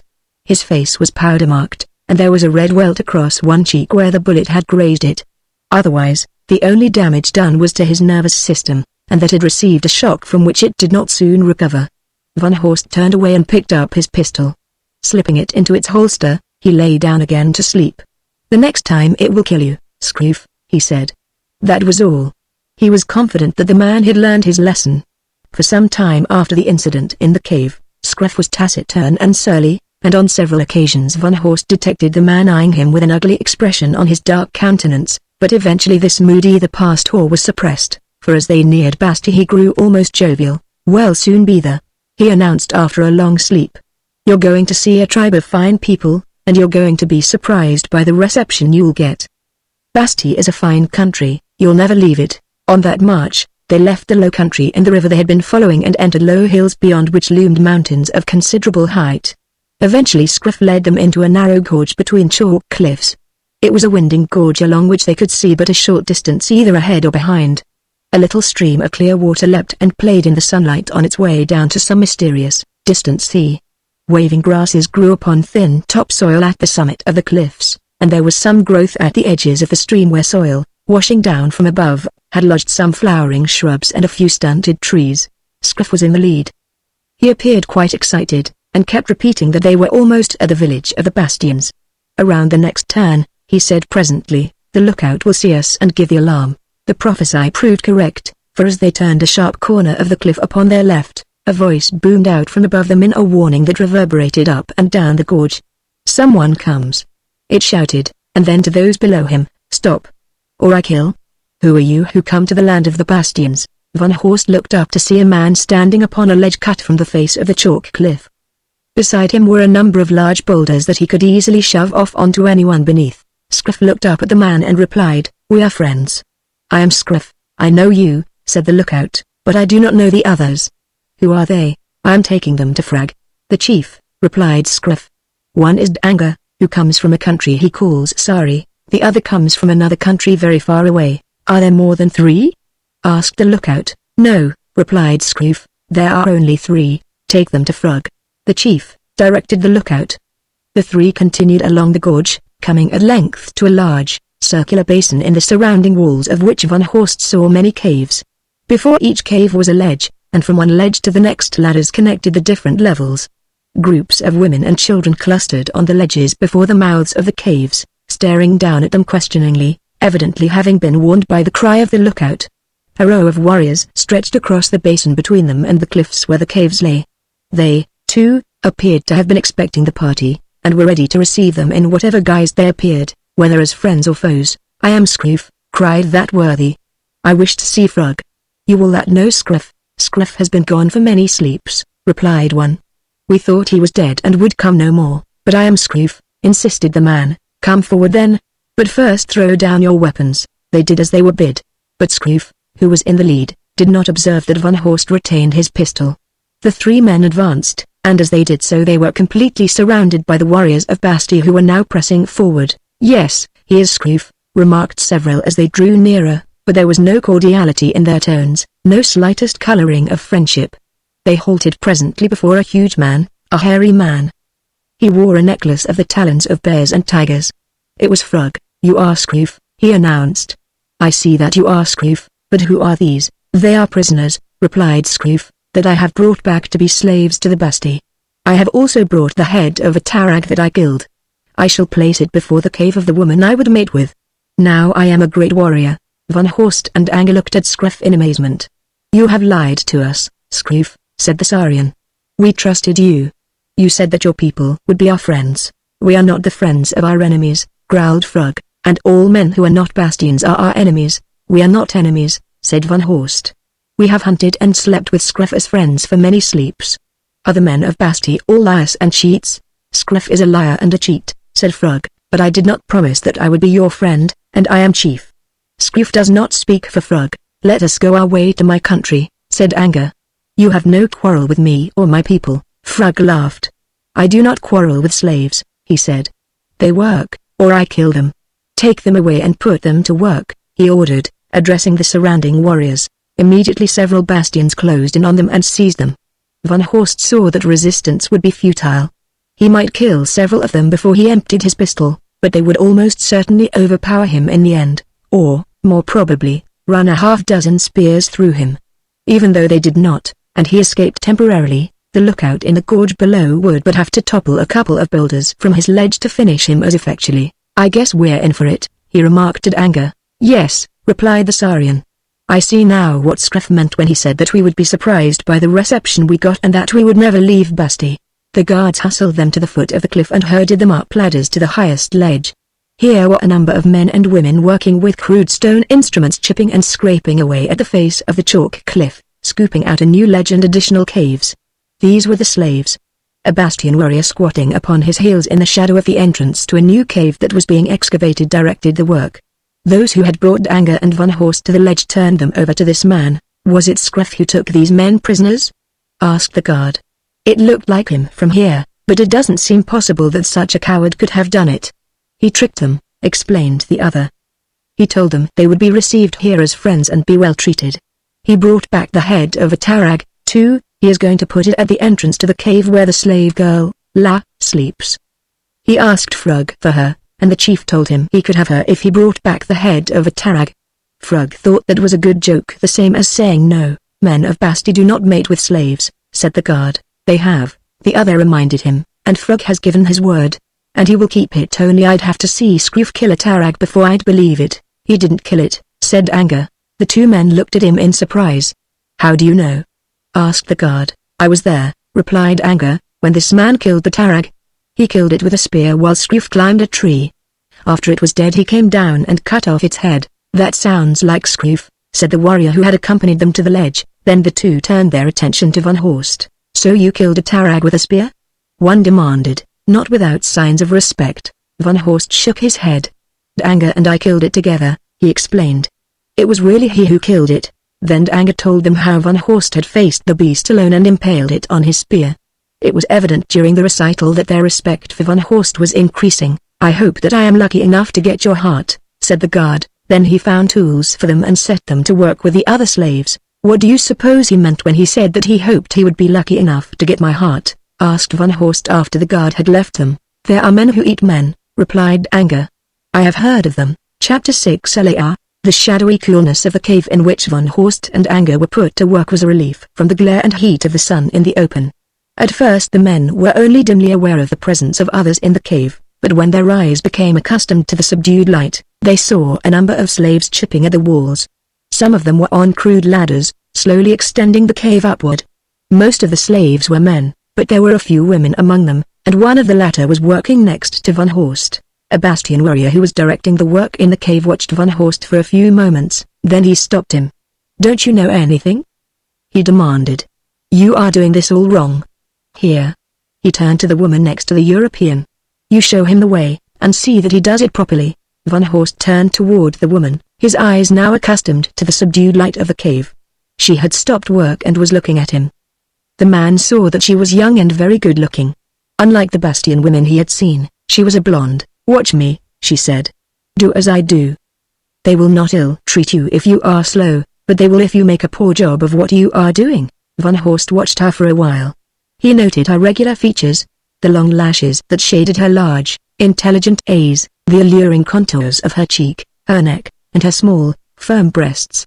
He decided that she was very much better looking than his first glance had suggested. Suddenly she turned upon him. "If you watch my hands and the tools you will learn more quickly," she said. Van Horst laughed. "But nothing half so pleasant," he assured her. "If you wish to do poor work and get beaten, that is your own affair. Watch me," he invited. "See if I have not improved already just from watching your profile." With his stone chisel and mallet he commenced to chip away at the soft chalk. Then, after a moment, he turned to her again. "How is that?" he demanded. "Well," she admitted reluctantly, "it is better, but it will have to be much better. When you have been here as long as I have, you will have learned that it is best to do good work." "You have been here long?" he asked. "For so many sleeps that I have lost count." "And you?" "I just came." The girl smiled. "Came? You mean that you were just brought?" Van Horst shook his head. "Like a fool, I came. Scroof told us that we would be well received, that his people would treat us as friends. He lied to us, Scroof." The girl shuddered. "Scroof is a coward and a liar, but it is well for me that he is a coward. Otherwise he might bring the head of a tarag and place it before the entrance to the cave where I sleep." Van Horst opened his eyes in astonishment. "You are La, then?" he demanded. "I am La, but how did you know?" In her musical tones her name was very lovely, the broad A's, the soft J, and the accent on the last syllable. "A guard said that Frog had told Scroof that he might have you if he brought the head of a tarag." I recalled the name, perhaps because it is so lovely a name. She ignored the compliment. "I am still safe, then," she said, "for that great coward would run from a tarag." "He did," said Van Horst, "but he brought the head of the beast back to Basti with him." The girl looked horrified and then skeptical. "You are trying to tell me that Scroof killed a tarag?" she demanded. "I am trying to tell you nothing of the sort. Anger and I killed it. But Scroof cut off its head and brought it with him, taking the credit." "He'll never have me," exclaimed La tensely. "Before that, I'll destroy myself." "Isn't there something else you can do? Can't you refuse to accept him?" "If I were not a slave, I could, but Frog has promised me to him, and, being a slave, I have nothing to say in the matter." Van Horst suddenly felt a keen personal interest. Just why, it would have been difficult for him to explain. Perhaps it was the man's natural reaction to the plight of a defenseless girl, perhaps her great beauty had something to do with it. But whatever the cause, he wanted to help her. "Isn't there any possibility of escape?" he asked. "Can't we get out of here after dark? Anger and I would help you and go with you." "After dark?" she asked. "After what is dark?" Van Horst grinned ruefully. "I keep forgetting," he said. "Forgetting what?" "That it is never dark here." "It is dark in the caves," she said. "In my country it is dark half the time. While it is dark, we sleep. It is light between sleeps." "How strange!" she exclaimed. "Where is your country, and how can it ever be dark? The sun shines always." "No one ever heard of such a thing as the sun ceasing to shine. My country is very far away, in a different world. We do not have the same sun that you have. Sometime I will try to explain it to you. I thought you were not like any man I had ever seen before." "What is your name?" "Von," he said. "Von, yes, that is a strange name, too." "Stranger than Scroof or Frog?" he asked, grinning. "Why, yes, there is nothing strange about those names. If you heard all my name, that might sound strange to you. Is there more than Von?" "Very much more." "Tell it to me." "My name is Frederick Wilhelm Erich von Mendeldorf and Van Horst." "Oh, I could never say all that. I think I like Von." He wondered why he had told her that Frederick Wilhelm Erich von Mendeldorf and Van Horst was his name. Of course he had used it for so long that it seemed quite natural to him, but now that he was no longer in Germany, perhaps it was senseless to continue with it. Yet what difference did it make in the inner world? Von was an easy name to pronounce, an easy one to remember. Von he would continue to be, then. Presently the girl yawned. "I am sleepy," she said. "I shall go to my cave and sleep." "Why do you not sleep at the same time? Then we shall be awake at the same time." "And why? I can show you about your work." "That's a good idea," he exclaimed, "but will they let me sleep now? I just started to work. They let us sleep whenever we wish to, but when we awaken we have to come right back to work. The women sleep in a cave by themselves, and there is a Basti woman to watch them and see that they get to work as soon as they are awake. She is a terrible old thing." "Where do I sleep?" he asked. "Come, I'll show you. It is the cave next to the women's." She led the way out onto the ledge and along it to the mouth of another cave. "Here is where the men sleep," she said. "The next cave is where I sleep." "What are you doing out here?" demanded a guard. "We are going to sleep," replied La. The man nodded, and the girl went on to her cave, while Von Horst entered that reserved for the men slaves. He found a number of them asleep on the hard floor, and was soon stretched out beside Edgar, who had accompanied them. How long he slept, Von Horst did not know. He was awakened suddenly by loud shouting apparently directly outside the entrance to the cave. At first he did not grasp the meaning of the words he heard, but presently, after a couple of repetitions, he was thoroughly awake, and then he grasped their full import and recognized the voice of the speaker. It was Scroof, and he was shouting, over and over, "Come out, La! Scroof has brought you the head of a tarag. Now you belong to Scroof." Von Horst leapt to his feet and stepped out onto the ledge. There, before the entrance to the adjoining cave, lay the rotting head of the tarag, but Scroof was nowhere in sight. At first Von Horst thought that he had entered the cave in search of La, but presently he realized that the voice was coming from below. Looking over the edge of the ledge, he saw Scroof standing on a ladder a few feet below.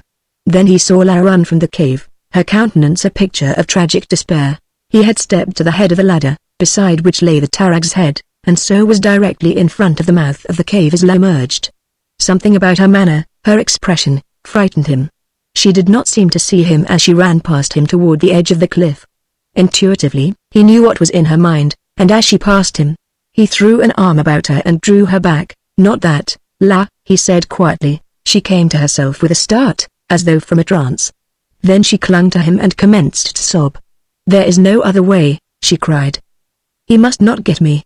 "He shall not," said the man. Then he looked down upon Scroof. "Get out of here," he said, "and take your rotten head with you." With his foot, he pushed the mass of corruption over the edge of the ledge so that it fell full upon Scroof. For an instant it seemed that it had toppled him from the ladder, but with agility of a monkey he regained his hold. "Go on down," directed Von Horst, "and don't come up here again. This girl is not for you, she belongs to me. Frug said I could have her. I'll have you killed for this." The man was almost frothing at the mouth, so angry was he. "Go down, or I'll come down there and throw you down," threatened Von Horst. A hand was laid on his shoulder. He swung around. It was Edgar who stood beside him. "Here comes the guard," he said. "You are in for it now. I am with you. What shall we do?" The guard was coming along the ledge, the same big fellow that had received them. There were other guards in the several caves that were being excavated, but so far the attention of only this one seemed to have been attracted. "What are you doing, slave?" he bellowed. "Get to work. What you need is a little of this." He swung a club in his hairy right fist. "You're not going to hit me with it," said Von Horst. "If you come any closer, I'll kill you." "Your pistol, Von," whispered Edgar. "I can't waste ammunition," he replied. The guard had paused. He seemed to be attempting to discover just how the slave intended killing him and with what. To all appearances the man was unarmed, and while he was tall, he was far from being as heavy a man as the guard. Finally the fellow must have concluded that Von Horst's words were pure bluff, for he came on again. "You'll kill me, will you?" he roared. Then he rushed forward with club upraised. He was not very fast on his feet, and his brain was even slower. His reactions were pitifully retarded. So when Von Horst leapt forward to meet him, he was not quick enough to change his method of attack in time to meet the emergency. Von Horst stepped quickly to one side as the fellow lunged abreast of him. Then he swung a terrific blow to the Bastion's chin, a blow that threw him off balance on the very brink of the ledge. As he tottered there, Von Horst struck him again, and this time he toppled out into space, and, with a scream of fright, plunged down toward the bottom of the cliff 100 feet below. Edgar and the girl stood there, wide-eyed in consternation. "What have you done, Von?" cried the latter. "They will kill you now and all on my account." Even as she spoke, Another guard emerged from one of the caves further along the ledge, and then the remaining two came from the other caves in which they had been directing the work of the slaves. The scream of the fellow that Van Horst had knocked from the ledge had attracted their attention. "Get behind me," Van Horst directed Edgar, "and fall back to the far end of the ledge. They can't take us if they can't get behind us. They'll have us cornered then, and there will be no hope for us," objected the girl. "If we go into one of the caves where it is not so light and where there are loose bits of rock to throw at them, we may be able to hold them off. But even so, what good will that do? They will get us anyway, no matter what we do." "Do as I tell you," snapped Van Horst, "and be quick about it." "Who are you to give me orders?" demanded La. "I am the daughter of a chief." Van Horst wheeled and pushed her back into Edgar's arms. "Take her to the far end of the ledge," he ordered, then he fell back with them, as Edgar dragged the furious La along the ledge. The guards were advancing toward the three. They did not know exactly what had happened, but they knew that something was wrong. "Where is Jelp?" demanded one. "Where you will be if you don't do as I tell you," replied Van Horst. "What do you mean by that, slave? Where is he?" "I knocked him off the ledge." "Look down." The three paused and peered over the edge. Below them they saw the body of Jelp, and now the angry voices of those who had gathered about it rose to them. Scruff was there. He alone could surmise what had befallen Jelp, and he was telling the others about it in a loud tone of voice as Frug joined the group. "Bring that slave down to me," Frug shouted to the guards on the ledge. The three started forward again to seize Van Horst. The man whipped his pistol from its holster. "Wait," he commanded.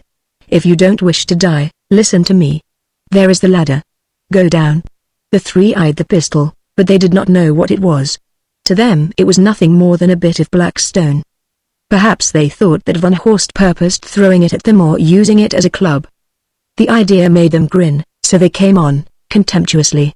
Now, the woman who guarded the women slaves came from their cave, attracted by all the commotion outside, and joined the men. She was an unprepossessing slattern of indeterminate age with a vicious countenance.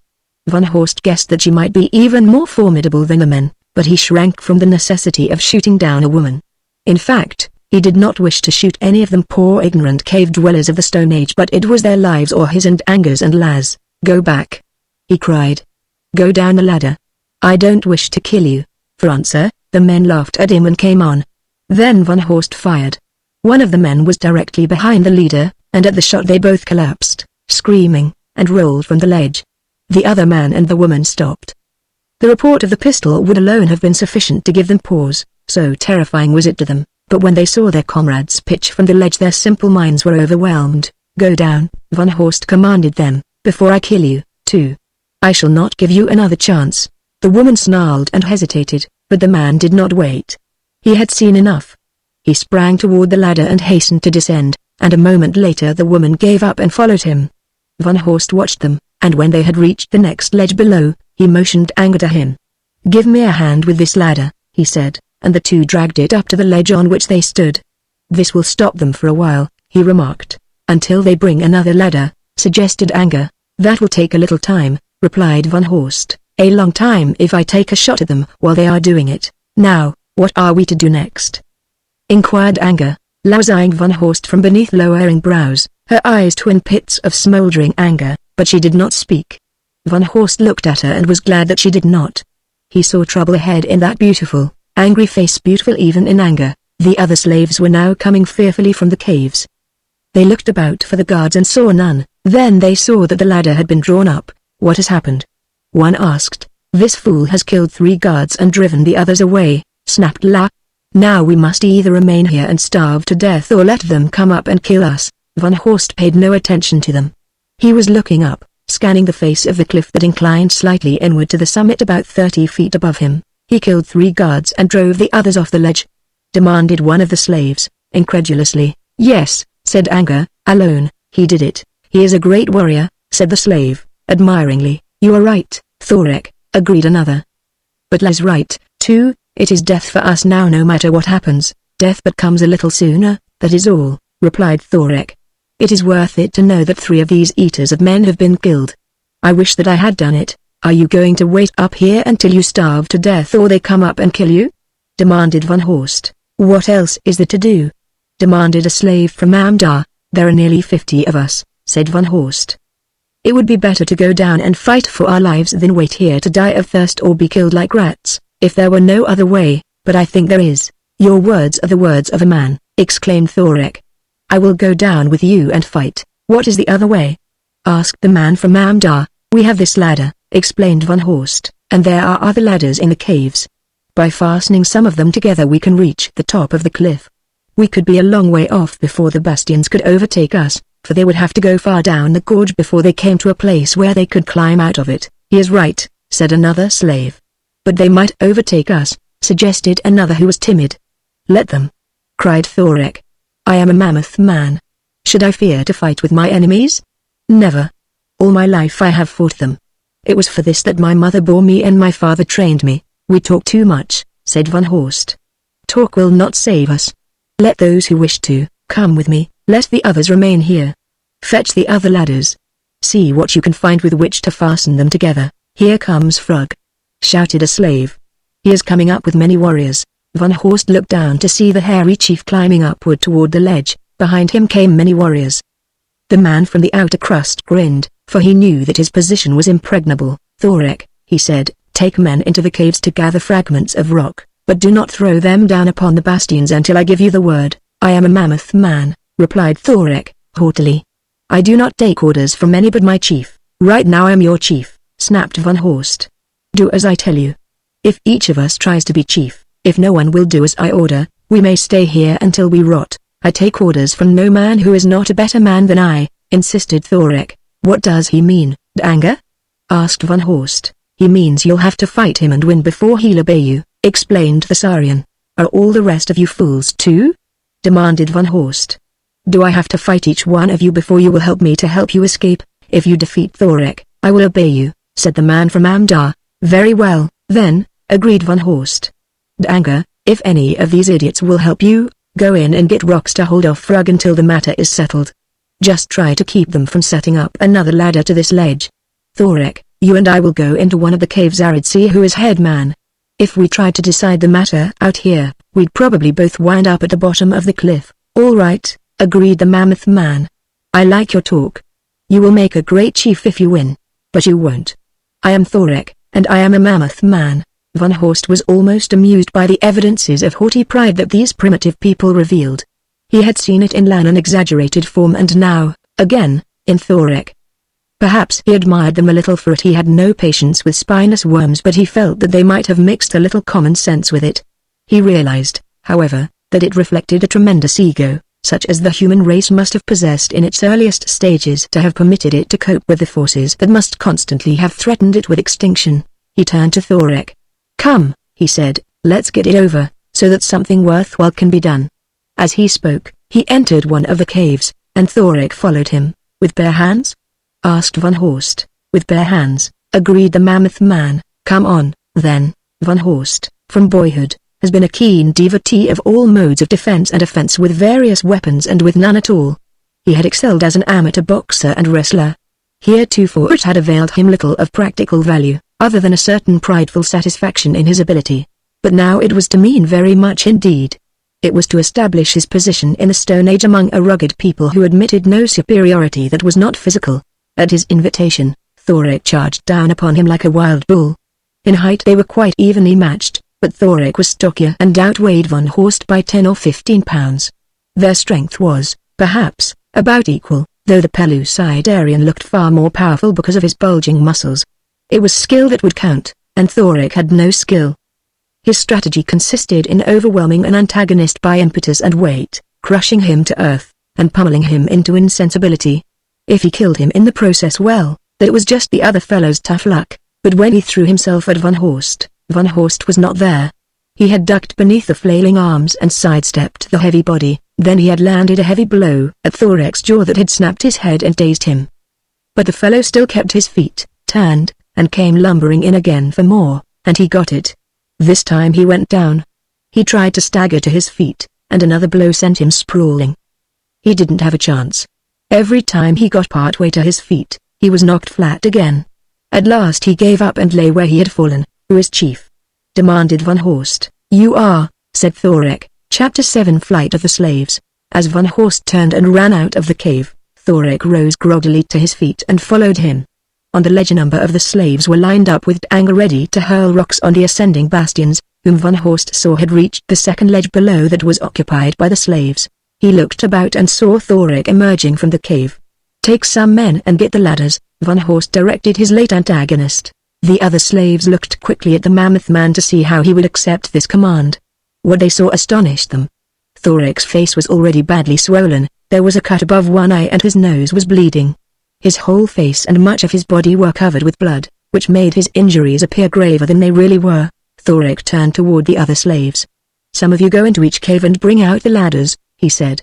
"Let the women find thongs with which to bind them together." "Who is chief?" asked one of the men so addressed. "He is chief," replied Thoric, pointing at von Horst. "He is not my chief, and neither are you," retorted the man, belligerently. Von Horst was suddenly hopeless.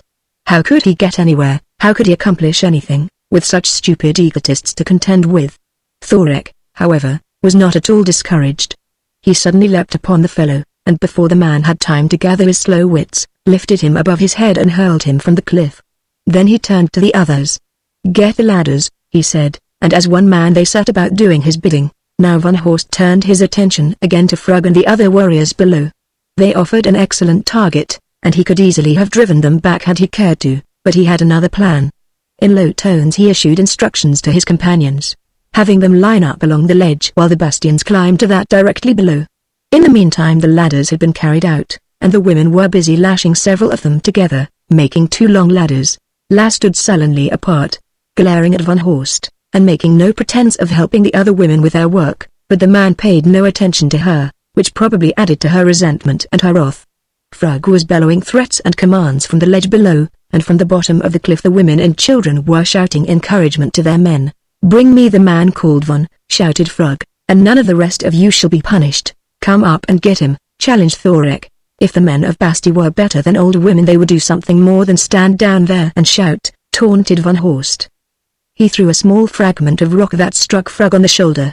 "See," he exclaimed, "how easily we could drive away the old women who are not strong enough to hurl their spears up here." That insult was too much for the bastions. Instantly spears began to fly, but the slaves were ready, and as the weapons rose to their level they reached out and seized many of them. As the others dropped back to the bastions, they were hurled again, and soon the slaves were armed, as von Horst had hoped. "Now, the rocks," he directed, and the slaves commenced to pelt their antagonists with small missiles until they took refuge in the caves on the level below. "Don't let them come out," ordered von Horst. "Edgar, you take 5 men and let every bastion that shows his head get a rock on it. The rest of you men raise the ladders." When the ladders, rickety and sagging, were leaned against the cliff they just topped its summit, and von Horst breathed a sigh of relief as he saw the success of his plan thus more nearly assured. He turned to Thoric. "Take 3 men and go to the top of the cliff. If the way is clear, tell me, and I will send up the women and the rest of the men." As Thoric and the 3 climbed aloft, the ladders creaked and bent, but they held, and presently the mammoth man called down that all was well. "Now, the women," said von Horst, and all the women but one started up the ladders. That one was La. She ignored the ladders as she had ignored von Horst, and again the man paid no attention to her. Soon all but Edgar and his 5 men, von Horst, and La had climbed safely to the cliff top. One by one, von Horst sent the 5 up, and he and Edgar kept the bastions below confined in the caves where they might not know what was going on upon the ledge above, for he knew that they could bring other ladders from the caves in which they were hiding and enough of them reached the ledge that he and Edgar were defending to overcome them easily. La, now, was his greatest problem. Had she been a man, he would have left her, and his better judgment told him that he should leave her anyway, but he could not. Perhaps she was a stubborn little fool, but he realized that he could not know what strange standards of pride, custom, environment, and heredity had bequeathed her. How might he judge her? Her attitude might seem right and proper to her, no matter how indefensible it appeared to him. "I wish you would go up with the others, La," he said. "We 3 may be recaptured if you don't. Go yourself, if you wish," she retorted. "La will remain here. Do not forget Scroof," he reminded her. "Scroof will never have me." "I can always die," she replied. "You will not come, then?" he asked. "I would rather stay with Scroof than go with you." Von Horst shrugged and turned away. The girl was watching him intently to see what effects her insult had upon him, and she flushed with anger when he showed no resentment. "Give them a few more rocks, Edgar," directed von Horst. Then get to the cliff top as fast as you can. And you? Asked the Saurian. I shall follow you. And leave the girl? She refuses to come, replied Van Horst. Edgar shrugged. She needs a beating, he said. I would kill any man that laid a hand on me, said La, belligerently. Nevertheless, you need a beating, insisted Edgar, then you would have more sense. He gathered up several rocks and hurled them at a head that appeared from one of the caves below, then he turned and swarmed up one of the ladders. Van Horst walked toward the other ladder. It took him close to La. Suddenly he seized her. I am going to take you with me, he said. You are not, she cried, and commenced to strike and kick him. Without great difficulty he carried her as far as the ladder. But when he tried to ascend it, she clung to it. He struggled upward and gained a couple of rounds, but she fought so viciously and clung so desperately that he soon saw they must be overtaken if the bastions reached this ledge. Already he heard their voices raised more loudly from below, indicating that they had come from the caves. He heard Frug directing the raising of a ladder. In a moment they would be upon them. He looked down at the beautiful face of the angry girl. He could drop her and leave her to the tender mercies of the bastions. There was still time for him to gain the summit of the cliff alone. But there was another way, a way he shrank from, yet he saw no alternative if he were to save them both. He drew back a clenched fist and struck her heavily on the side of the head, and instantly she went limp in his arms. Then he climbed upward as rapidly as he could with the dead weight of the unconscious girl hampering his every movement. He had almost reached the top when he heard a shout of triumph below him. Glancing downward, he saw a bastion just clambering onto the ledge upon which the ladder rested.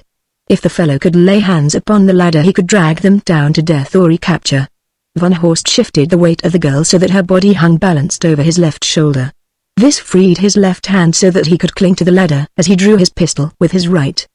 He had to swing out and backward to get a bead on the bastion, and he had to do all this in a fraction of the time it takes to tell it, for if the first man reached the ledge, there would be another directly behind him, and one shot would not stop them both. He fired just as the bastion was about to step from the ladder to the ledge. The fellow toppled backward. There were yells and curses from below, and though Van Horst could not see what happened, he was certain that the falling body had knocked others from the ladder. Once again he hastened upward, and a moment later Edgar and Thorek reached down and dragged him and the girl to the summit of the cliff. Your luck is with you, said Thorek. Look, they are right behind you. Van Horst looked down. The bastions had raised other ladders and were clambering rapidly onto the ledge below. Some of them were already climbing the ladders that the slaves had raised to the cliff top. Others of the slaves were standing near Van Horst looking down at the bastions.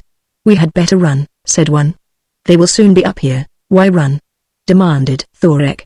Are we not armed even better than they? We have most of their spears. I have a better plan, said Van Horst. Wait until the ladders are full. He called other slaves to him then, and waited. It was but a matter of seconds when the ladders were both filled with climbing bastions, then Van Horst gave the word, and a score of hands pushed the ladders outward from the face of the cliff. Screams of terror broke from the lips of the doomed bastions as the slaves toppled the ladders over backward, and a dozen bodies hurtled down the face of the cliff to fall at the feet of the women and children. Now, said Van Horst, let's get out of here. He looked down at the girl still lying on the sward where they had placed her, and he was suddenly stunned by the realization that she might be dead, that the blow he had struck her had killed her. He dropped to his knees beside her and placed a knee over her heart. It was beating, and beating strongly. With a sigh of relief, he lifted the inanimate form to his shoulder again. Where to now? He asked, addressing the entire gathering of escaped slaves. At first we'd better get out of the bastion country, counseled Thorek. After that, we can plan. The way led through hills and mountain gorges, and finally out into a lovely valley teeming with wildlife, but though they often encountered fierce beasts they were not attacked. There are too many of us, explained Edgar when Van Horst commented upon their apparent immunity. Occasionally you'll find a beast that will attack a whole tribe of men, but ordinarily they are afraid of us when we are in numbers. Long before they reached the valley, Lara gained consciousness. Where am I? She demanded. What has happened? Van Horst lowered her from his shoulder and steadied her until he saw that she could stand. I brought you away from Basti, he explained. We are free now. She looked at him, knitting her brows as though trying to recall a fleeting memory that eluded her. You brought me, she said. I said I would not come with you.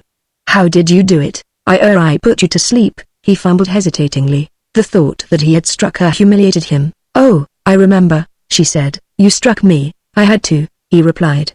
I am very sorry, but there was no other way. I could not leave you there among those beasts. But you did strike me. Yes, I struck you. Why did you wish to bring me?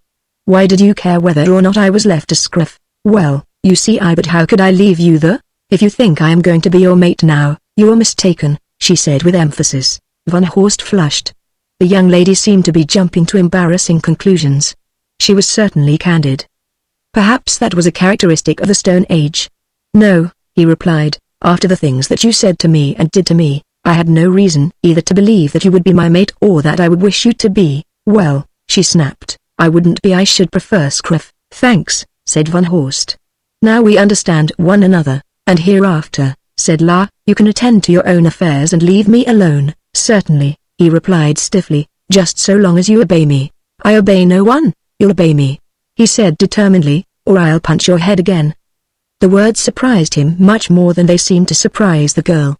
How could he have said such a thing to a woman? Was he reverting to some primordial type? Was he becoming, indeed, a man of the old Stone Age? She walked away from him then and joined the women. On her lips was a strange little melody, such perhaps as women of the outer crust hummed to the singing stars when the world was young. When they reached the valley, some of the men made a kill, and they all ate. Then they held a council, discussing plans for the future. Each individual wished to go his way to his own country, and while there was safety in numbers there was also danger to each in going into the country of another. There were some, like Edgar, who could promise a friendly reception to those who wished to accompany them to their land, but there were few who dared take the chance. Both Van Horst and Edgar recalled the fair promises of scruff and the manner in which they had been belied. To Van Horst, it was a strange world, but then, he realized, it might be anywhere from 50,000 to 500,000 years younger than the world with which he was familiar, with a corresponding different philosophy and code of ethics. Yet these people were quite similar to types of the outer crust. They were more naive, perhaps, less artificial, and they certainly had fewer inhibitions, but they revealed, usually in a slightly exaggerated form, all the characteristics of present-day men and women of a much older humanity. He considered La. Envisioning her frocked in the latest mode, he realized that she might pass unnoticed, except for her great beauty, in any capital of Europe. No one would dream, to look at her, that she had stepped from the Pleistocene. He was not so certain, however, as to what one might think who crossed her. The result of the council was the decision of each to return to his own country. There were several from Amda, and they would go together. There were others from Gohal. Thorik came from Aru, the country of the Mammoth Men, La from Lohar, and Edgar, from Sari. These three, with Van Horst, could proceed together for a while, as their paths lay in the same general direction. After the council, they sought and found a place to sleep, a place of caves in cliffs. As they awoke, each individual or each party set out in the direction of his own country with only instinct as his guide. The countries of most of them were not far distant. Sari was the farthest. From what Van Horst could gather, it might be halfway around this savage world, but what was a matter of distance when there was no time by which to measure the duration of a journey? There were no goodbyes. A group or an individual walked out of the lives of those others with whom they had suffered long imprisonment, with whom they had fought and won to freedom, and there was no sign of regret at parting, just the knowledge that when next they met, they would meet as mortal enemies, each eager to slay the other. This was true of most of them, but not of all. There was a real friendship existing between Van Horst and Edgar, and something that approached it between these two and Thorik. Where La stood, who might know? She was very aloof. Perhaps because she was the daughter of a chief, perhaps because she was a very beautiful young woman whose pride had been hurt, or who was nursing the knowledge that her woman's intuition had vouchsafed her, or because she was by nature reserved. Whatever her reason, she kept her own counsel. Several sleeps after the party of slaves had broken up, Thorik announced that his path now diverged from theirs. I wish that you were coming to Aru with me, he said to Van Horst. You should have been a mammoth man. We are all great warriors. If we ever meet again, let us meet as friends. That suits me, replied Van Horst. May it hold for all of us. He looked at Edgar and La. A Sarian may be friends with any brave warrior, said the former. I would be friends always with you. I would be friends with Thorik and Edgar, said La. And not with Van? Asked the Sarian. I would not be friends with Van, she replied. Van Horst shrugged and smiled. But I am your friend, always, La, he said. I do not wish you for a friend, she replied. Did I not say so? I'm afraid you can't help yourself. We'll see about that, she said, enigmatically. So Thorik left them, and the three continued on their way. It seemed a hopeless, aimless journey to Van Horst. In the bottom of his consciousness, He did not believe that either Edgar or La had the slightest conception of where they were going. He did not possess the homing instinct himself, and so he could not conceive that such a sense existed in man or woman. When they were confronted by high mountains they circled them. They followed mysterious rivers until they found a ford, and then they crossed in constant danger from weird reptiles that had been long extinct upon the outer crust. The fords were quite bad enough, they never dared swim a river. Never did they know what lay ahead of them, for this country was as strange to the two Pellucidarians as it was to Van Horst. They came through low hills to a narrow valley upon the far side of which grew a dense forest, such a forest as Van Horst had never seen before in this world or his own. Even at a distance it looked grim and forbidding. As they passed down the valley, Van Horst was glad that their way did not lead through the forest, for he knew how depressing the long gloom of a broad forest might become. Presently La stopped. "Which way is your country, Edgar?" she asked. He pointed down the valley. "That way," he said, "until we reach the end of these high hills, then I turn to the right." "It is not my way," said La. "Lohar lies this way," and she pointed straight toward the forest. "Now I must leave you and go to my own country. The forest does not look good to me," said Edgar. "Perhaps you would never get through it alive. Come to Sari with Van and me. You will be well treated." The girl shook her head. "I am the daughter of a chief," she said. "I must return to Lohar and bear sons, for my father has none, otherwise there will be no good chief to rule over my father's people after he is dead." "But you cannot go alone," said Van Horst. "You could never come through alive. You would merely be throwing away your life, and then you would never have any sons at all." "I must go," she insisted, "or for what purpose am I the daughter of a chief?" "Aren't you afraid?" asked Van Horst.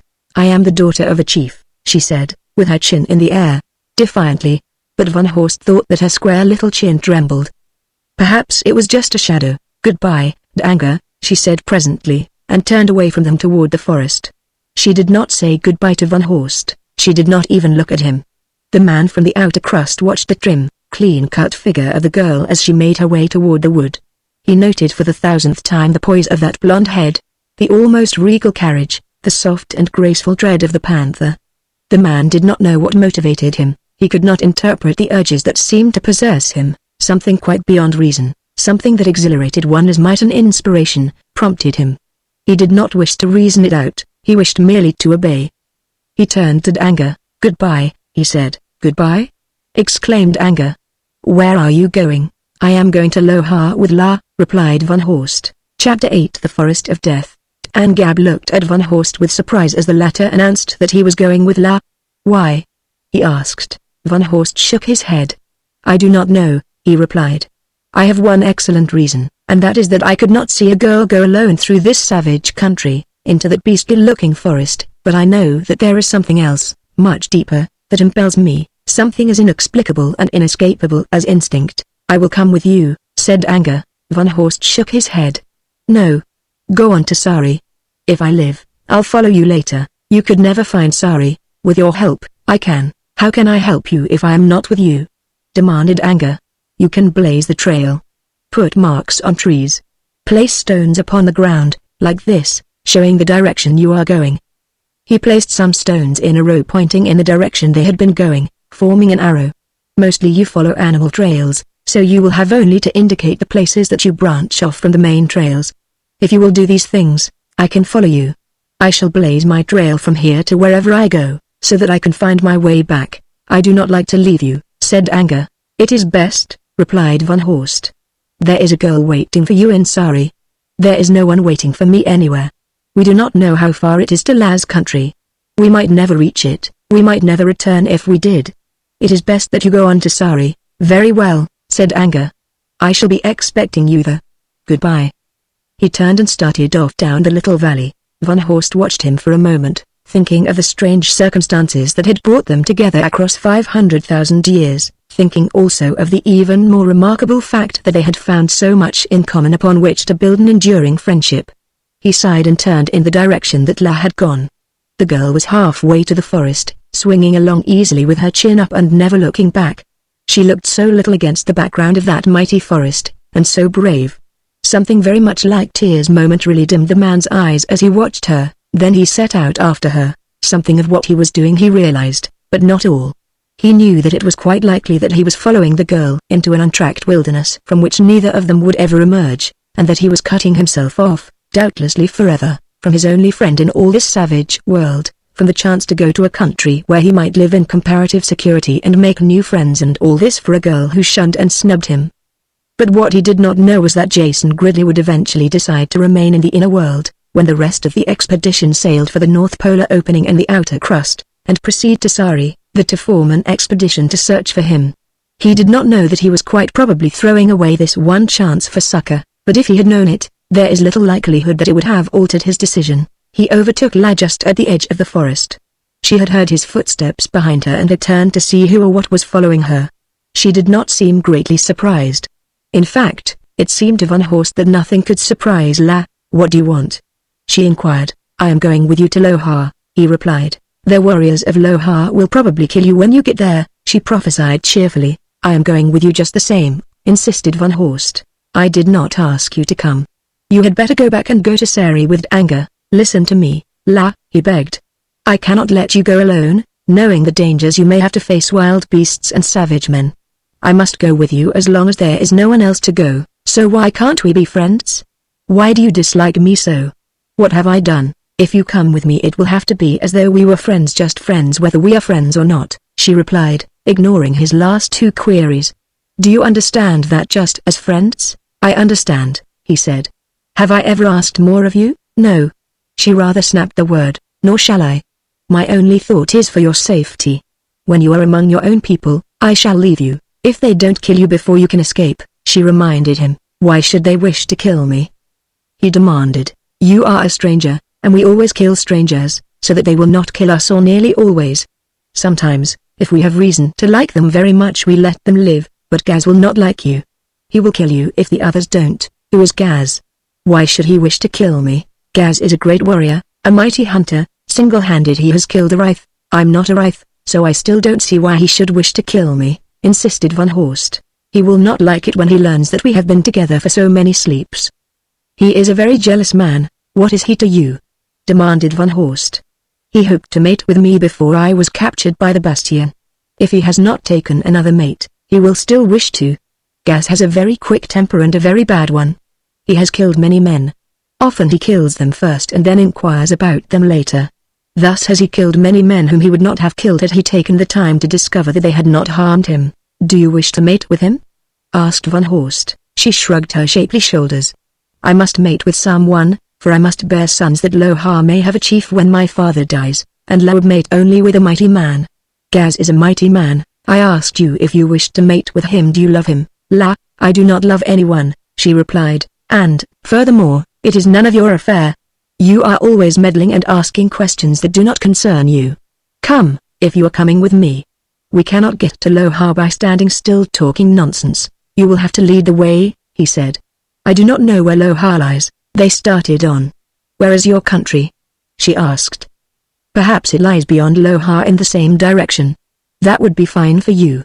Provided, of course, that you got out of Lohar alive." "I do not know where my country is," he admitted. She knitted her brows and looked at him in astonishment.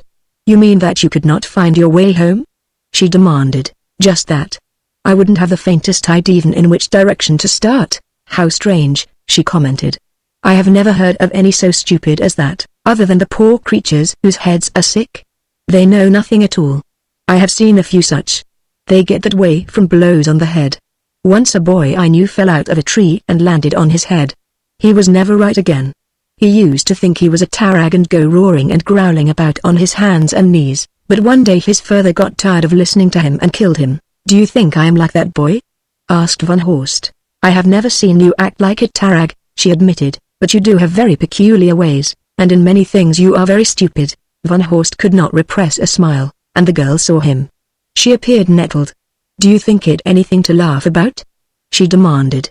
"Say, what are you doing? Why do you chop at so many trees with your knife? That is enough to make one think that there may be something the matter with your head." "I am marking the trail that we pass," he explained, "so that I can find my way back after I leave you." She seemed very interested. "Perhaps your head is not so sick after all," she said. "Even my father never thought of anything like that. He wouldn't have to if he can find his way about as easily as you Pellucidarians can," Van Horst reminded her. "Oh, it is not always so easy to find our way any place except to our own countries," she explained. Take us anywhere in Pellucidar and we can find our way home, but we might not be able to find our way back again to the place we had been taken. With your method, we could. I shall have to tell this to my father.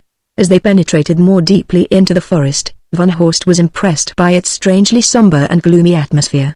The dense foliage of the treetops formed an unbroken roof above their heads, shutting out all direct rays of the sun. The result was a perpetual twilight, with a temperature considerably lower than any he had experienced in the open, the two combining to retard the growth of underbrush, so that the ground between the boles of the trees was almost bare of anything other than a carpet of dead leaves. What few plants had had the hardihood to withstand these conditions were almost colorless, unhealthy, grotesque-appearing forms that but added to the melancholy aspect of the repellent wood. From the moment that they entered the forest, the ground rose rapidly until they were climbing a very considerable ascent. Then they suddenly topped a ridge and descended into a ravine, but the forest continued unbroken as far as they could see. As La crossed the ravine and started up the farther ascent, Van Horst asked her why she didn't try to find an easier way by following the ravine down until they reached the end of the hills. I am following a straight line to Lohar, she replied. But suppose you came to a sea? He asked. I would go around it, of course, she replied, but where I can go at all, I go in a straight line. I hope there are no Alps on our route, he remarked, half aloud. I do not know what Alps are, said La, but there will be plenty of other animals. There will have to be more animals than we have seen since we got into this wood, remarked Van Horst, if we are to eat. I haven't seen even so much as a bird. I have noticed that, replied La. I have also noticed that there are no fruits or nuts, nor any other edible thing. I do not like this forest. Perhaps it is the forest of death. What is the forest of death? I have heard of it. My people speak of it. It lies down some distance from Lohar.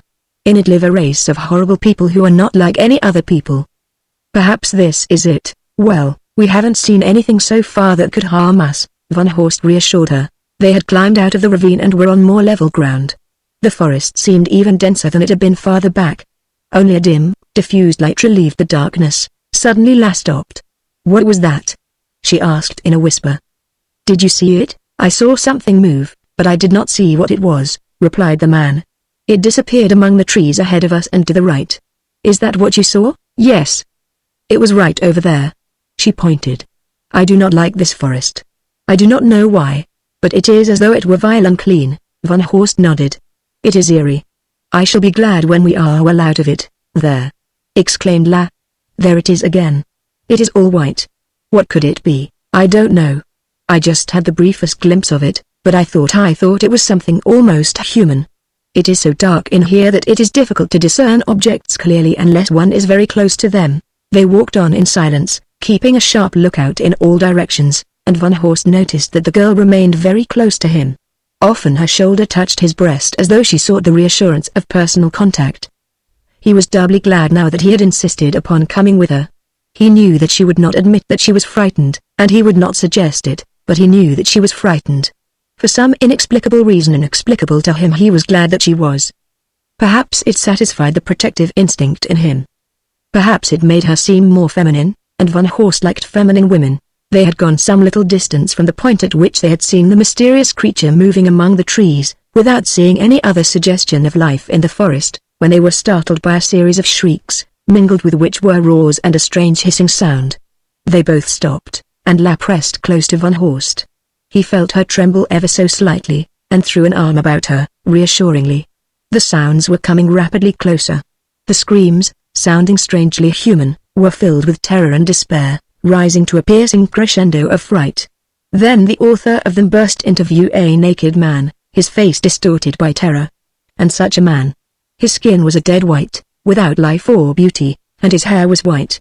Two great canine tusks curved downward to his chin. The pink irises of his eyes surrounded blood-red pupils to make an already repellent countenance still further hideous. Behind him, hissing and roaring, galloped a small dinosaur. It was not much larger than a Shetland pony, but its appearance might easily have caused even the bravest of men misgivings, so similar was it in everything but size to the mighty Tyrannosaurus rex, the king of the tyrant reptiles of the Cretaceous. At sight of Van Horst, the dinosaur veered suddenly in their direction and came hissing and roaring down upon them like a steam locomotive gone amok. So close was it that there was not even time to seek safety behind a tree, and Van Horst's reaction was the natural and almost mechanical one of a man of his training. He whipped his revolver from its holster and fired. Then he leapt quickly out of the path of the charging brute, dragging La with him. The dinosaur, badly hit, roared with rage, nearly going down. As it stumbled past him, the man fired again, placing a heavy .45 slug just behind the left shoulder. This time the beast fell, but knowing the remarkable life tenacity of the reptilia, Van Horst was not overconfident that all danger was past. Grasping La by a hand, he ran quickly to the nearest tree, behind the bole of which they sought concealment. Above them and out of reach were the lowest branches, a perfect sanctuary that they could not gain. If the two bullets have not permanently stopped the dinosaur, their principal hope lay in the possibility that after it regained its feet, if it did not immediately see them, it would go blundering off in the wrong direction. From behind the tree, Van Horst watched the beast pawing up the matted vegetation as it sought to regain its feet. He could see that it was far from dead, although badly hit. La pressed close to him. He could feel her heart beating against his side. It was a tense moment as the dinosaur finally staggered up. For a moment it swayed as though about to fall again, then it swung slowly about in a circle, its muzzle raised, sniffing the air. Presently it started in their direction slowly, cautiously. Its appearance now seemed far more menacing to Van Horst than had its mad charge. It gave the impression of being a cold, calculating, efficient engine of destruction, an animated instrument of revenge that would demand an eye for an eye and not give up the ghost until vengeance had been achieved. It was coming straight toward the tree behind which they were hiding. Whether it had discovered the small portion of Van Horst's head that was revealed beyond the edge of the bowl, the man did not know. But it was certainly coming toward them, guided either by sight or by scent. It was a tense moment for Van Horst. For the instant he was uncertain as to what he should do. Then he decided. Leaning close to La, he whispered, "The beast is coming. Run for that tree behind us, keeping this tree between you and the beast, so that it does not see you. Then keep going from one tree to another until you are safely away. When it is dead I will call to you. And what will you do? Will you come with me?" "I'll wait here to make sure that it dies," he replied. "I can give it a few more shots if necessary." She shook her head.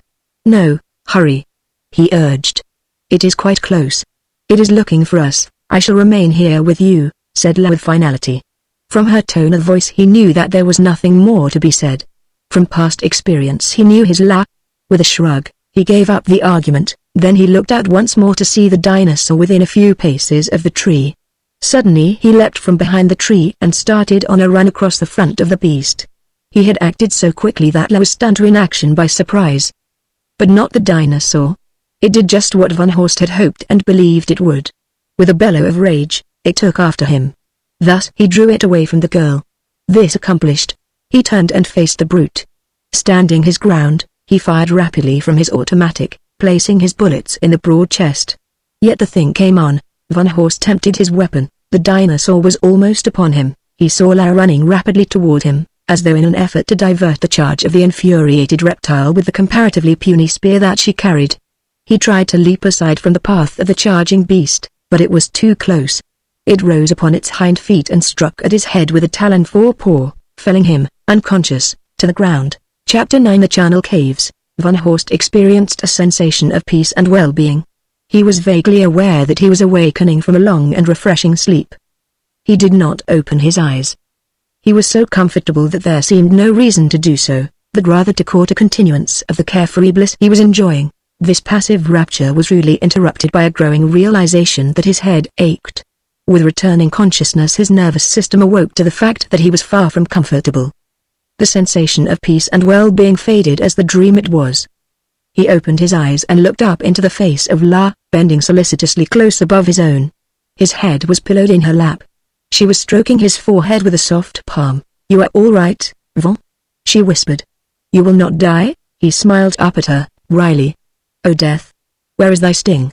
he apostrophized. "It didn't sting you," La assured him. "It hit you with its paw." Van Horst grinned. "My head feels as though it had hit me with a sledgehammer." "Where is it? What became of it?" He turned his head painfully to one side and saw the dinosaur laying motionless near them. "It died just as it struck you," explained the girl. "You are a very brave man, Van." "You are a very brave girl," he retorted. "I saw you running in to help me. You should not have done that. Could I have stood and watched you being killed when you had deliberately drawn the charge of the Zerith upon yourself to save me?" "So that is a Zerith?" "Yes, a baby Zerith," replied the girl. "It is well for us that it was not a full-grown one, But of course one would never meet a full-grown Zareth in a forest. No? Why not? For one reason, they are too big, and, then, they couldn't find any food here. A full-grown Zareth is 8 times as long as a man is tall. It couldn't move around easily among all these trees, and when it stood up on its hind feet, it'd bump its head on the branches. They kill thags and tandors and other large game that seldom enters the forests, at least not forests like this one. Van Horst whistled softly to himself as he tried to visualize a reptile nearly 50 feet in length that fed on the great bows, the progenitors of modern cattle, and upon the giant mammoth. Yes, he soliloquized, I imagine it's just as well that we ran into Junior instead of Papa. But, say, La, what became of that man thing the Zareth was chasing? He never stopped running. I saw him looking back after you made the loud noise with that thing you call pestol, but he did not stop. He should have come back to help you, I think, though he must have thought that you were sick in the head not to run. It takes a very brave man not to run from a Zareth. There wasn't any place to run. If there had been, I'd still be running. I do not believe that, said La. Gaz would have run, but not you. You like me a little better, La? He asked. He was starved for friendship, for even the friendship of this savage little girl of the Stone Age. No, said La, emphatically. I do not like you at all, but I know a brave man when I see one. Why don't you like me, La? He asked a little wistfully. I like you. I like you a lot. He hesitated. How much did he like her? I don't like you because you are sick in the head, for one thing. For another, you are not of my tribe. Furthermore, you try to order me around as though I belong to you. I'm sure sick in the head now, he admitted, but that doesn't affect my good disposition or my other sterling qualities, and I can't help not being a member of your tribe. You can't hold that against me. It was just a mistake on the part of my father and mother in not having been born in Pellucidar, and really you can't blame them for that, especially when you consider that they never even heard of the place.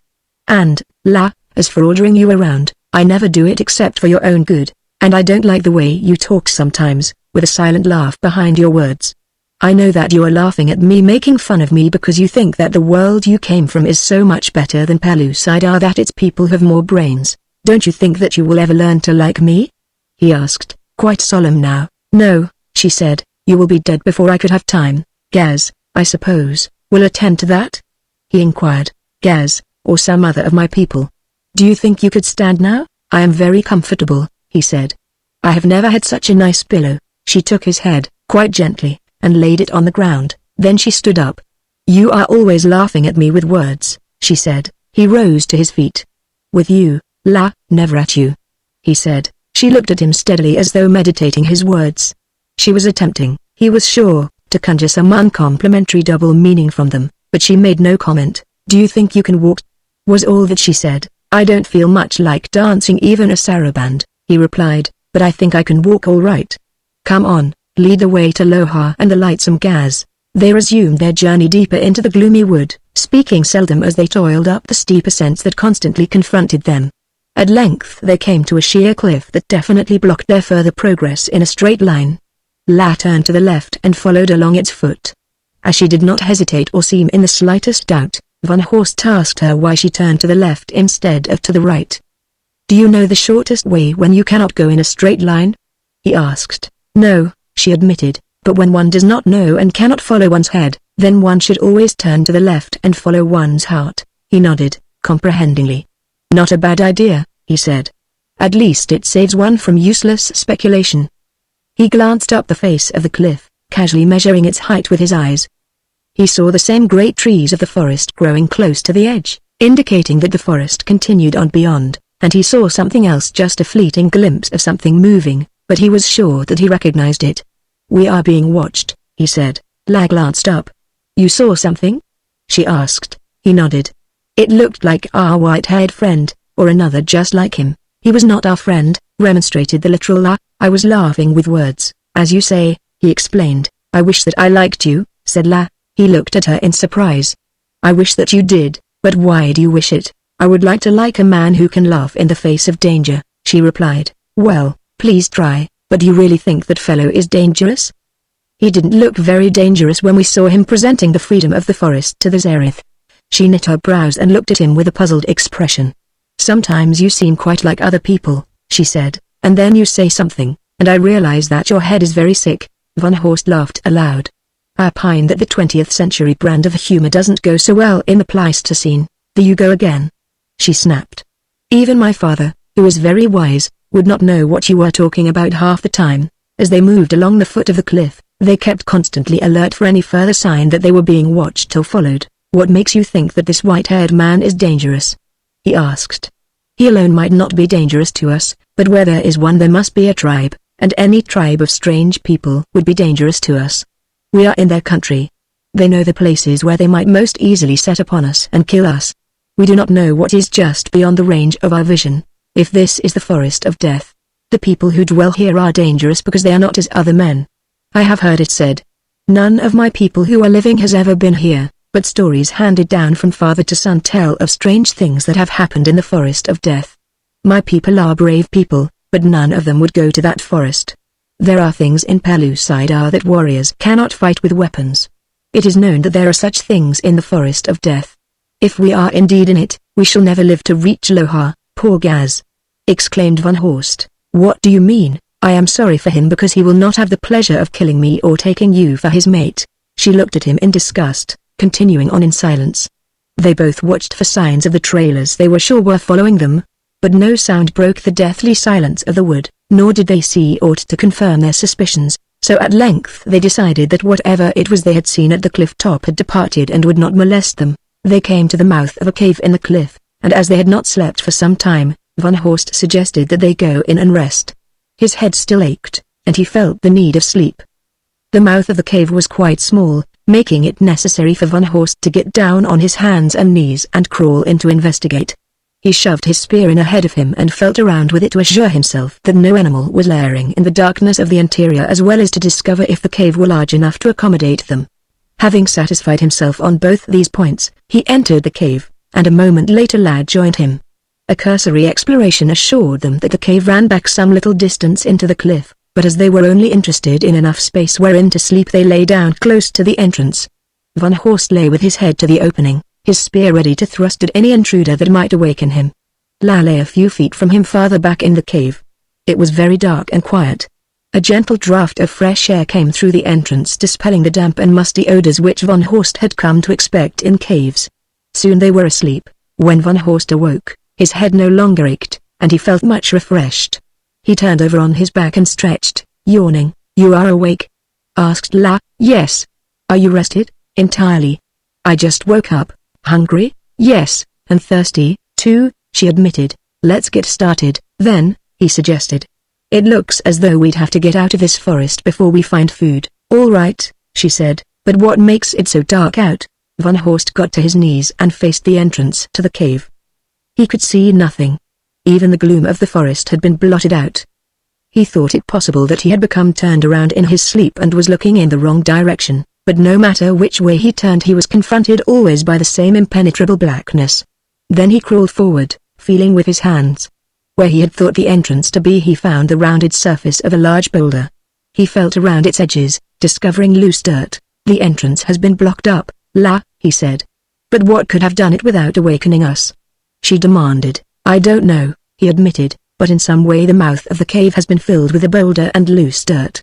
There isn't a breath of air coming in as there was when we entered." He tried to push the boulder away, but he could not budge it. Then he started to scrape away the loose dirt, but what he scraped away was replaced by more sifting in from the outside. La came to his side and they exerted their combined weight and strength in an effort to move the boulder, but to no avail. "We are penned up here like rats in a trap," said Van Horst in deep disgust, "and with our air supply shut off we'll suffocate if we don't find some way to get out." "There must be another opening," said Van Horst. "What makes you think so?" asked the girl. "Don't you recall that when he came in there was a draft of air entering from the outside?" he asked. "Yes, that's right, there was." "Well, if the air came in this entrance in a draft, it must have gone out some other opening, and if we can find that opening, perhaps we can get out, too." "Do you suppose the white-haired man and his people blocked the entrance?" asked La. "I imagine so," replied Van Horst. "It must have been men of some kind. No animal could have done it so quietly as not to have awakened us, and, of course, for the same reason, an earthquake is out of the question." "I wonder why they did it?" mused the girl. "Probably an easy and safe way to kill strangers who come to their country," suggested Van Horst. "Just let us starve to death or suffocate," said the girl in disgust. Only cowards would do that. I'll bet Gaz would never do anything like that, said Van Horst. Gaz? He has killed many men with his bare hands. Sometimes he bites the great vein in their neck and they bleed to death, and once he pushed a man's head back until he broke his neck. What a nice little playfellow. Gaz never plays. He loves to kill, that is his play. Well, if I'm going to meet him, I'll have to get out of here. Let's follow the cave back and see if we can find the other opening.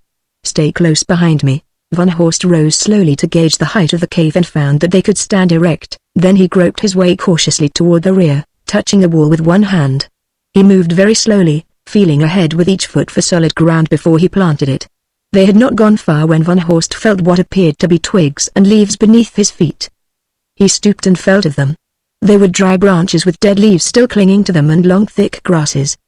The floor of the cave here was strewn thickly with them. Must have been a sleeping place for some animal or perhaps for men, he suggested. I wish we had a light. I don't like groping along in the dark like this. I have my fire stones, said La. If we had some tinder, I could light a bundle of these grasses. I'll make some, said Van Horst. He stooped and cleared a place on the floor, exposing the bare ground. Then he gathered some of the dried leaves and powdered them between his palms, making a little pile of the tinder on the bare ground. Come and try it, now, he said.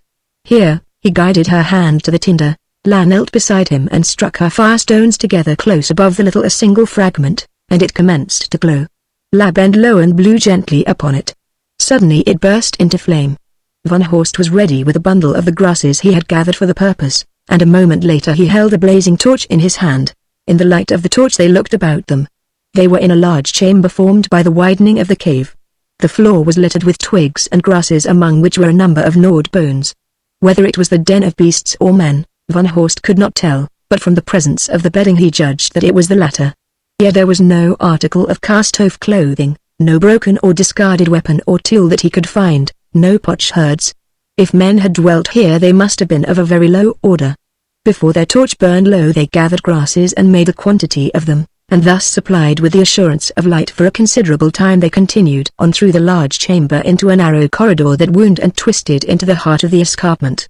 Presently they came to another even larger chamber. This, too, bore evidence of having been inhabited, but the relics here were of a grisly nature. The floor was strewn with the bones and skulls of human beings. A foul odor of decaying flesh permeated the air of this subterranean charnel chamber. Let's get out of here, said Van Horst. There are 3 openings beside the one we came in, said La. Which one shall we take? Van Horst shook his head. We may have to try them all, he said. Let's start with the one farthest on our right. It may be as good a guess as any, and at best it's only a guess, no matter which one we decide on. As they approached the opening they were almost overpowered by the stench that came from it. But Van Horst was determined to investigate every possible avenue of escape, so he stepped through the opening into a smaller chamber. The sight that met his eyes brought him to a sudden halt. A dozen human corpses were piled against the far wall of the chamber. A single glance showed Van Horst that there was no outer opening leading from the room, so he beat a hasty retreat. One of the 2 remaining openings from the large chamber was smoke-blackened, and on the floor of the cave just in front of it were the ashes and charcoal of many wood fires. Its appearance gave Van Horst an idea. He walked to the second opening and held his smoking torch close to it, but the smoke rose steadily. Then he went to that before which fires had been built, and now the smoke from his torch was drawn steadily into the opening. This one must lead to the outer opening, he said, and it also served as a chimney when they cooked their feasts. Nice lot, whoever they are that inhabit these caves. I think I prefer Gaz. We'll try this one, La. A narrow corridor rose steeply. It was blackened with soot, and the draught that wafted continually up it was laden with the stench from the horror chambers below. It can't be far to the top, said Van Horst. The cliff didn't look more than 50 feet high, and we have been climbing a little all the time since we first entered the cave. It's getting light ahead, said La. Yes, there's the opening, exclaimed Van Horst. 10 feet from the surface they passed the openings to 2 corridors or chambers, one on either side of the shaft they were ascending. But so engrossed were they in escaping from the foul air that surrounded them that they scarce noticed them. Nor did they see the forms lurking in the darkness just within. La was just behind Van Horst. It was she who discovered the danger first, but too late. She saw hands reach out of one of the openings just as Van Horst passed it, seize him, and drag him in. She voiced a cry of warning, and at the same instant she was seized and drawn into the opening on the opposite side. Chapter 10 Gorbuses. Van Hoest struggled and fought to free himself. He shouted aloud to Latta run to the opening they had seen ahead of them and make her escape. He did not know that she, too, had been captured.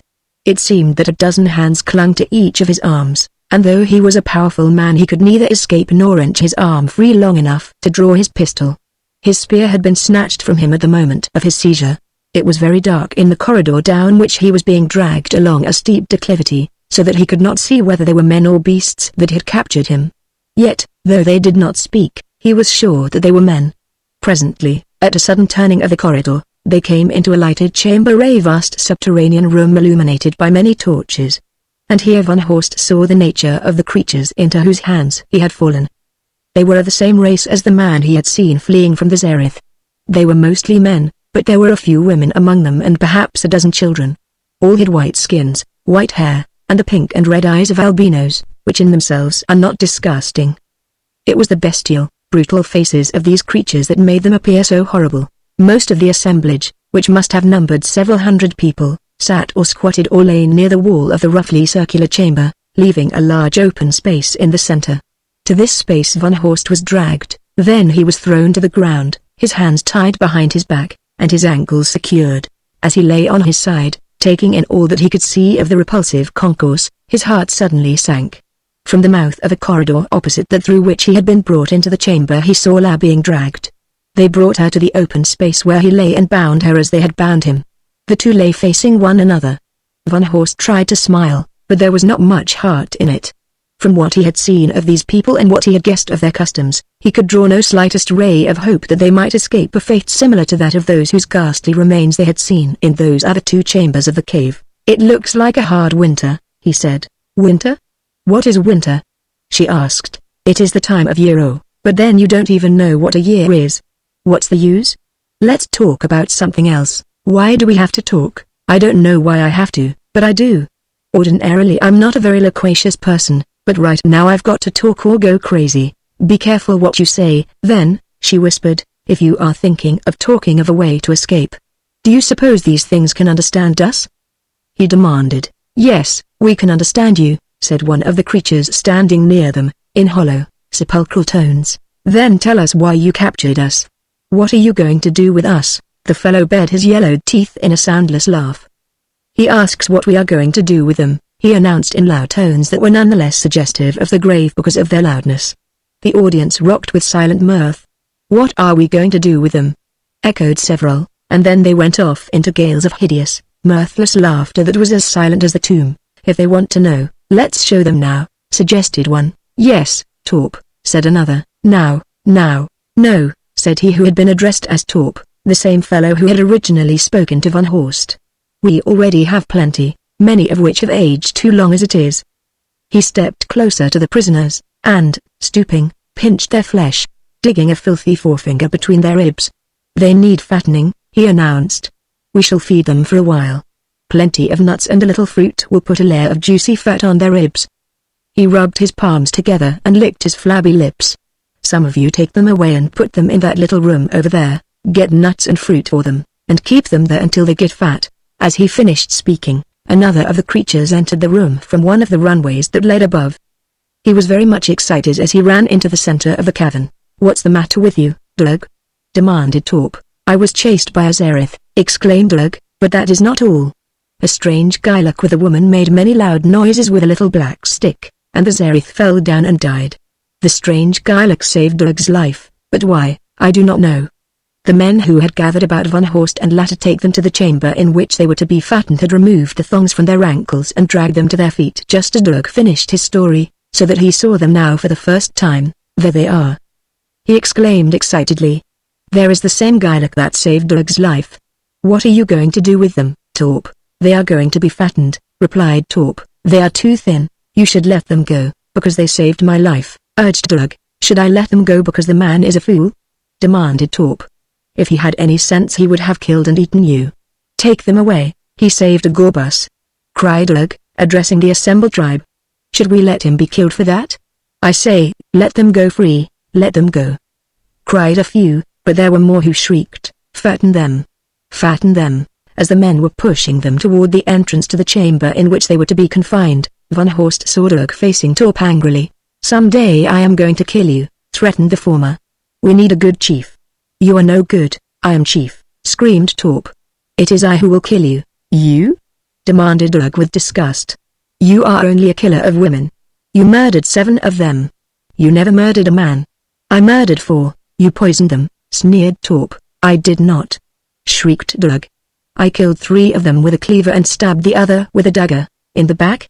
asked Torp. "No, not in the back, you woman killer." As Van Horst was pushed from the large cavern into the darkness of the small one that adjoined it, the 2 Gorbusses were still quarreling, and as the European meditated upon what he had heard, he was struck not so much by the gruesomeness of their words as by Edgar's use of 2 English words, cleaver and dagger. This was sufficiently remarkable in itself, and even more so coming from the lips of a member of a tribe that was apparently so low in the scale of evolution that they had no weapons of any description. How could Edgar know what a dagger was? How could he ever have heard of a cleaver? And where did he learn the English words for them? Van Horst could discover no explanation of the mystery. The Gorbusses left them in the smaller cave without bothering to secure their ankles again, though they left their hands tied behind them. There were leaves and grasses on the floor, and the 2 prisoners made themselves as comfortable as they could. The torchlight from the larger cave relieved the gloom of their prison cell, permitting them to see one another dimly as they sat on the musty bedding that littered the floor. "What are we going to do now?" demanded La. "I don't know of anything that we can do right now," replied the man, "but it appears that later on we are going to be eaten when we are fatter. If they feed us well, we should do our best to get fat. We must certainly leave a good impression behind us when we go." "That is stupid," snapped the girl. "Your head must be very sick indeed to think of anything so stupid." "Perhaps thick would be a better word," laughed Van Horst. "Do you know, La, it is just too bad." "What is too bad?" "That you have no sense of humor," he replied. "We could have a much better time if you had." "I never know when you are serious and when you are laughing with words," she said. "If you will tell me when the things you say are supposed to be funny, perhaps I can laugh at them." "You win, La," the man assured her. "Win what?" she demanded. "My apology and my esteem. You have a sense of humor, even though you don't know it." "You said a moment ago," said La, "that you didn't know of anything that we could do right now. Don't you wish to escape, or would you rather stay here and get eaten?" "Of course I'd prefer escaping," replied Van Horst, "but I don't see any possibility of it at present while all those creatures are in the big cave." "What have you got that thing you call pistol for?" demanded La, not without a note of derision. "You killed Azerith with it. You could much more easily kill these Gorbusses than we could escape easily." "There are too many of them, La," he replied. "If I fired away all my ammunition, I could not possibly kill enough of them to make escape certain. Furthermore, my hands are tied behind me. But even were they free, I'd wait to the very last moment before attempting it." "You have no way of knowing it, La, but when I have used up all these shiny little things tucked in my belt, the pistol will be of no more use to me, for I can never get any more of them. Therefore, I must be very careful not to waste them. However, you may rest assured that before I'll let her meet either one of us, I'll do a little shooting. My hope is that they will be so surprised and frightened by the reports that they'll fall over one another in their efforts to escape." As he ceased speaking, a Gorbus entered their little cave. It was Edgar. He carried a small torch which illuminated the interior, revealing the rough walls, the litter of leaves and grasses, the 2 figures lying uncomfortably with bound hands. Edgar looked them over in silence for a moment, then he squatted on the floor near them. "Torp is a stubborn fool," he said in his hollow voice. "He ought to set you free, but he won't.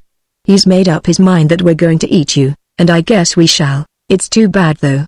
No one ever saved a Gorbus's life before. It was unheard of. If I had been chief, I would have let you go. Maybe you can help us anyway," suggested Van Horst. "How?" asked Edgar. "Show us how we can escape." "You can't escape," Edgar assured him emphatically. "Those people don't stay in that other cave all the time, do they?" demanded the European. "If they go away, Torp will leave a guard here to see that you don't get away." Van Horst mused for a moment. Finally he looked up at their grotesque visitor. "You'd like to be chief, wouldn't you?" he demanded. "SSSH," cautioned Edgar. "Don't let anyone hear you say that." "But how did you know?" "I know many things," replied Van Horst in a whisper, mysteriously. Edgar eyed him half fearfully. "I knew that you were not as other Gilaks," he said. "You are different. Perhaps you are from that other life, that other world. of which Gorbuses get fleeting glimpses out of the dim background of almost forgotten memories. Yes, they are forgotten, and yet there are always reminders of them constantly tormenting us. Tell me, who are you? From whence came you? I am called Von, and I come from the outer world, from a world very different from this one. I knew it! Exclaimed Doug. It must be that there is another world. Once we Gorbuses lived in it. It was a happy world, but because of what we did we were sent away from it to live here in this dark forest, miserable and unhappy. I do not understand, said Von Horst. You didn't come from my world, there is no one like you there. We were different there, said Doug. We all feel that we were different. To some the memories are more distinct than to others, but they are never wholly clear. We get fleeting glimpses that are blurred and dim and that fade quickly before we can decipher them or fix them definitely in our memories. It is only those that we murdered that we see clearly. We see them and the way that we murdered them, but we do not see ourselves as we were then, except rarely, and then the visions are only hazy suggestions. But we know that we were not as we are here. It is tantalizing, it drives us almost to madness never quite to see, never quite to recall. I can see the 3 that I killed with the cleave, my father and 2 older brothers. I did it that I might get something they had, I do not know what. They stood in my way. I murdered them. Now I am a naked Gorbus feeding on human bodies. Some of us think that thus we are punished. What do you know about cleavers? Asked Von Horst, now much interested in the weird recital and its various implications. I know nothing of cleavers except that it was with a cleaver I killed my father and my 2 brothers. With a dagger, I stabbed a man. I do not know why. I can see him, his pain-distorted features clearly, the rest of him very vaguely. He had on blue clothes with shiny buttons. Ah, now he was faded away all but his face. He is glowering at me. I almost had something then, clothes, buttons. What are they? I almost knew, now they are gone. What were the words? What words did I just say? They have gone, too. It is ever thus. We are plagued by half-pictures that are snatched away from us immediately. You all suffer thus? Asked Von Horst. Yes, said Doug. We all see those we have murdered, those are the only memories that we retain permanently. You are all murderers? Yes. I am one of the best. Torp's 7 women are nothing. Some he killed while they were embracing him with love. He smothered them or choked them. One he strangled with her own hair. He is always bragging about that one. Why did he kill them? Demanded La. He wished something that they had. It was thus with all of us. I can't imagine what it was I wished when I killed my father and brothers, nor what any of the others wished. Whatever it was, we didn't get it, for we have nothing here. The only thing we ever crave is food, and we have plenty of that. Anyway, no one would kill for food. It gives no satisfaction. It is nauseating. We eat because if we didn't we believe that we would die and go to a worse place than this. We are afraid of that. You don't enjoy eating? Asked Von Horst. What do you enjoy? Nothing. There is no happiness in the forest of death. There are cold and hopelessness and nausea and fear. Oh, yes, there is hate. We hate one another. Perhaps we get some satisfaction from that, but not a great deal. We are all hating, and you can't get a great deal of pleasure doing what everyone else is doing. I derived a little pleasure from wishing to set you free. That was different, that was unique. It is the first pleasure I have ever had. Of course I am not certain just what pleasure is, but I thought I recognized the sensation as pleasure because while I was experiencing it I forgot all about cold and hopelessness and nausea and fear. Anything that makes one forget must be a pleasure. You are all murderers? Asked La. We have each killed something, replied Doug. Do you see that old woman sitting over there with her face in her hands? She killed the happiness of 2 people. She remembers it quite clearly. A man and a woman. They loved each other very much. All that they asked was to be left alone and allowed to be happy, and that man standing just beyond her. He killed something more beautiful than life. Love. He killed this wife's love. Yes, each of us has killed something, but I am glad that it was men that I killed and not happiness or love. Perhaps you are right, said Von Horst. There are far too many men in the world but not half enough happiness or love. A sudden commotion in the outer cave interrupted further conversation. Doug jumped to his feet and left them, and Von Horst and La, looking out, saw 2 prisoners being dragged into the cavern. More food for the larder, remarked the man, and they don't even enjoy eating it, said La. I wonder if what Doug told us is true about the murders, I mean, and the other life they half recall. Von Horst shook his head. I don't know, but if it is, it answers a question that has been bothering generations of men of the outer crust. Look, said La. They are bringing the prisoners this way, to the fattening pen. said Van Horst with a grin. One of them is a very big man, is he not? Remarked La. It takes many Gorbusses to force him along. That fellow looks familiar to me, said Van Horst. Not the big one, the other. There are so many Gorbusses around them that I can't get a good look at either of them. The new prisoners were brought to the smaller cave and thrust in roughly, so that they almost fell upon the two already there. The larger man was blustering and threatening, the other whined and complained. In the semi-darkness of the interior it was impossible to distinguish the features of either. They paid no attention to Van Horst or La, although they must have been aware of their presence, yet the former felt certain that the loud bragging of the larger man must be for the purpose of impressing them, as the Gorbusses had departed, and the fellow's companion did not appear to be the type that anyone would wish to impress. He was quite evidently a coward and in a blue funk of terror. He was almost gibbering with fright as he bemoaned the fate that had ever brought him to the forest of death, but the other man paid no attention to him, each rambling on quite independently of the other. As Van Horst, half amused, listened to them, several Gorbusses approached the cave, bearing fruits and nuts. One of them carried a torch, the light from which illuminated the interior of the cave as the fellow entered, and in the flickering light, the faces of the prisoners were revealed to each other. You? Fairly screamed the big fellow who had been blustering, as his eyes fell upon Van Horst. It was Frog, and his companion was Scruff. Chapter 11 Fattened for Slaughter. As the full significance of the situation revealed itself to Van Horst, he was of two minds as to whether he should laugh or curse. Their predicament had been bad enough before, but with the presence of these two it might be infinitely worse. Frog's reaction when he recognized them augured no good. However, if the situation was menacing it was also amusing, and Van Horst smiled as he contemplated the excitement of the massive caveman, and the girl, too. Exclaimed Scruff. Yes, said Van Horst, it is indeed we. To what do we owe the pleasure of this unexpected visit?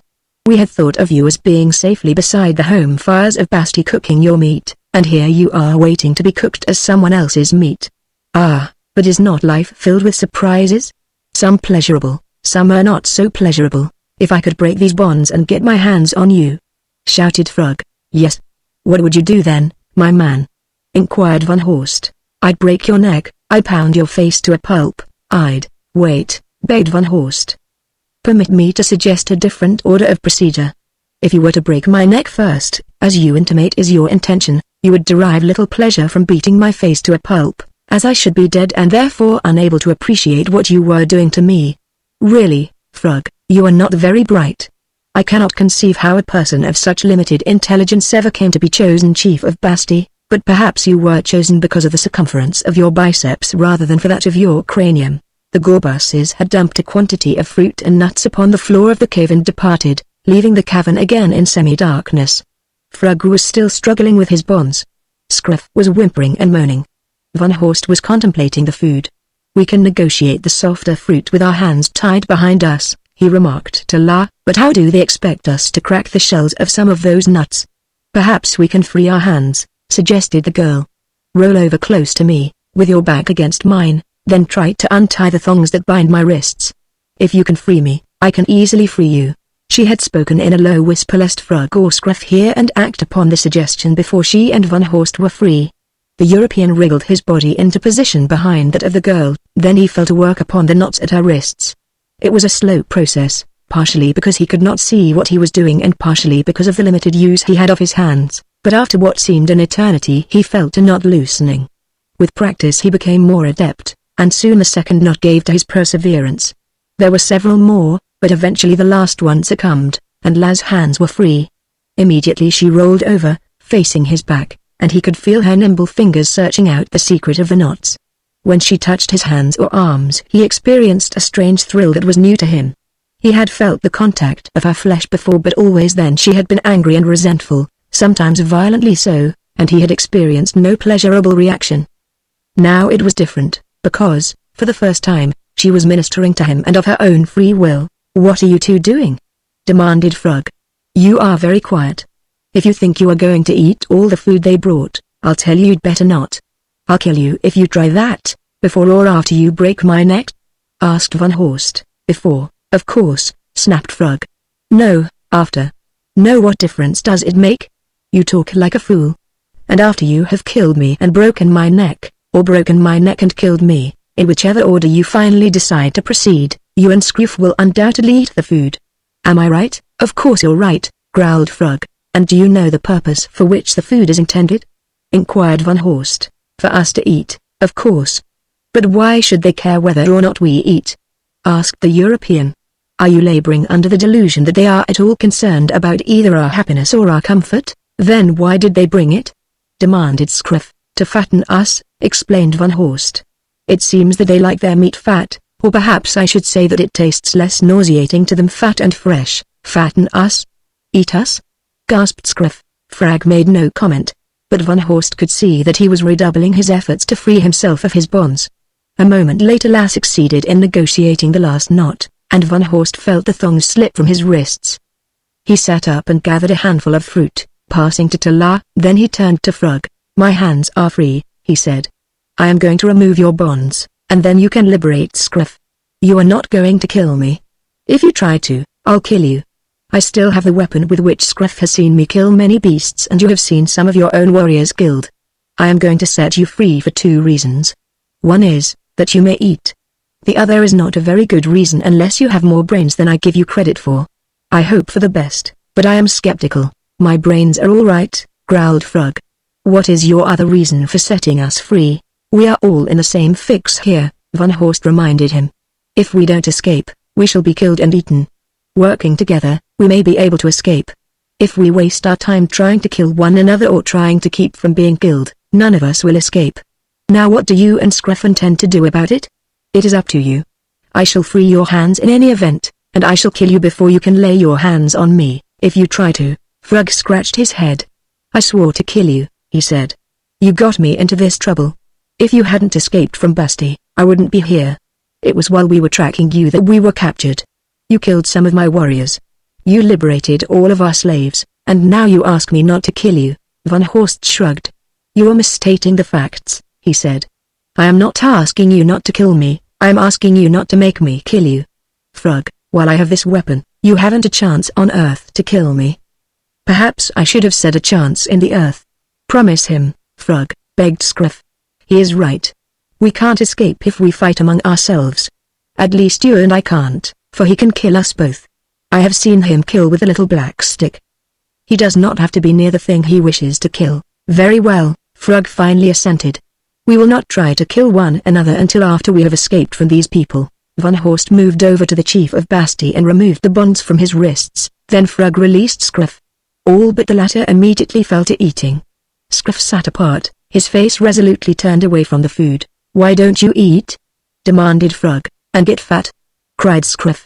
The rest of you can get fat and be eaten, but I shall remain so thin that no one will eat me. Time passed, as it must even in a timeless world. They ate and slept, but Van Horst and La never slept at the same time. Frog and Scruff had indicated too great an interest in the pistol. When Van Horst slept, La watched. Frog came occasionally to talk with them. He always appeared friendly, but he could hold out no hope that they might eventually escape the fate that Torp had decreed for them. Van Horst had often wondered where the nuts and fruits came from with which they were fed, as he had seen no sign of either in the grim forest he and La had traversed. He had a theory that perhaps the end of the forest was not far distant, and this he wished to determine. He had by no means given up hope of escape. When he asked Doug where the Corbuses got the food for them, he was told that it grew at no great distance, near the edge of the forest of death. This was what Van Horst was most anxious to hear. He also learned the direction in which they went to gather the fruit. But when he attempted to persuade Doug to assist them in their attempt to escape, he met with flat refusal, and finally he desisted, being careful to give Doug the impression that he had wholly abandoned the idea. The rich nuts, the lack of exercise soon began to show in added layers of fat. Only Scruff remained noticeably thin, steadfastly refusing to eat more than enough to sustain life. Frog put on fat far more rapidly than either Van Horst or La. Finally Scruff called his attention to it. They will eat you first, he prophesied. You are very fat, do you think so? Asked the chief, feeling of the fold of fat that encircled his waist. He seemed perturbed. I thought we were going to try to escape, he said to Van Horst. I have been hoping that the Corbuses would leave for a while, replied the European, but only a few of them go away at a time. Most of them are asleep now, remarked La. Many of their torches have gone out. That's right, said Van Horst, looking out into the other chamber. I've never seen so many of them asleep at one time. I think they have been feeding, said La. They have been going out in small parties constantly since I slept last. Perhaps that is why they are sleepy. There go some more torches, whispered Van Horst. There are only a few burning now, and all the rest of the Gorbusses are nodding. La could not hide her excitement. If they all fall asleep, we can get away. But they did not all sleep. One remained awake, nursing his torch. It was Torp. Finally he arose and approached the cave where the prisoners were confined. When they saw him coming they lay down in such positions as to hide the fact that their hands were free, as they had in the past whenever a Gorbus came to their cave. Torp entered, carrying his torch. He looked them over carefully. Finally he poked Scruff with a foot. "There is no use waiting for you to get fat," he grumbled. "We will kill you after this sleep, then we won't have to feed you any more." "Kill the other first," begged Scruff. "They are much fatter than I." "Give me a chance, and I will get fat," Torp yawned. "Well, kill you all at the same time," he said. Then he turned to leave the cave. Van Horst looked beyond him and saw that every torch in the outer room was extinguished. The place lay in utter darkness. Then he leapt silently to his feet, drawing his pistol as he did so. Raising the pistol, Van Horst struck Torp a single heavy blow on the skull. Without a sound, the fellow dropped in his tracks. Van Horst seized his torch. "Come," he whispered. Silently the four ran across the larger cavern to one of the exits and up the steeply inclined shaft to the corridor that led to the outer world. As they passed from the dim precincts of the cavern, even the grim and gloomy wood looked fair and lovely by comparison. How long they had been imprisoned Van Horst could not even guess, but he felt that it must have been a long time. They had lost count of sleeps, there had been so many, and they had all, with the exception of Scruff, put on considerable weight, indicating that their imprisonment had been of long duration. At a trot they set off in the direction they believed led to the nearest edge of the Forest of Death, for they were determined to put as much distance as possible between themselves and the caves of the Gorbusses before their escape was discovered. When in good condition, Pellucidarians can maintain a steady trot for great distances, but it was not long before all except Scruff were panting from the exertion and eternal proof that they had been long confined. At length they were forced to slacken their gait to a walk. "When do we commence killing one another, Frug?" inquired Van Horst. "The truce was to last only until we had escaped, and we have escaped." Frug eyed the pistol in its holster and pulled on his beard, meditatively. "Let us wait until we have left the forest and separated," he suggested. "Then, if we ever meet again, I shall kill you. For your sake let us hope that we never meet again," laughed Van Horst. "But what assurance have I that in the meantime you and Scruff will honor the agreement?" "I certainly have no reason to trust Scruff." "No one trusts Scruff," replied Frug, "but you have my word that I will not kill either one of you until after we separate, and I promise Scruff that I will kill him if he does." With this loose understanding Van Horst had to be satisfied, but he felt some confidence in Frug's word, because the very nature of the man seemed to preclude any possibility of duplicity on his part. He was brutal and savage, but he was also forthright and candid. If he intended killing you, he climbed to a housetop and screamed it to the world. He was not the sort to sneak up on a man from behind and stab him in the back. That was more like Scruff. And so they hurried on until, at last, much sooner than they had expected, the forest thinned. The type of trees changed, and they came into what seemed a new world. Once again the noonday sun beat down upon lush vegetation growing between the boles of an open forest. Flowers bloomed, birds sang. Presently they saw an open plain upon which they stood at the outer rim of the forest land. No sign of pursuit had developed, and the Pellucidarians were certain that the Gorbusses would never venture out into the sunlight beyond their gloomy wood. "They won't follow us here," said Frug. "No man has ever seen a Gorbus outside the Forest of Death." "Then let's find a place to sleep," suggested Van Horst. "We need rest. Afterward we can go on until we are ready to separate." "Which way do you go?" demanded Frug. Van Horst looked questioningly at La. "Which way?" he asked. The girl pointed out across the plain. "That is the way I go, too," said Van Horst. "We turn this way," said Frug, pointing to the left. "We shall skirt the forest until we can pass around it. I will never enter the Forest of Death again. Then after we have slept we separate," said Van Horst. "Yes," replied Frug.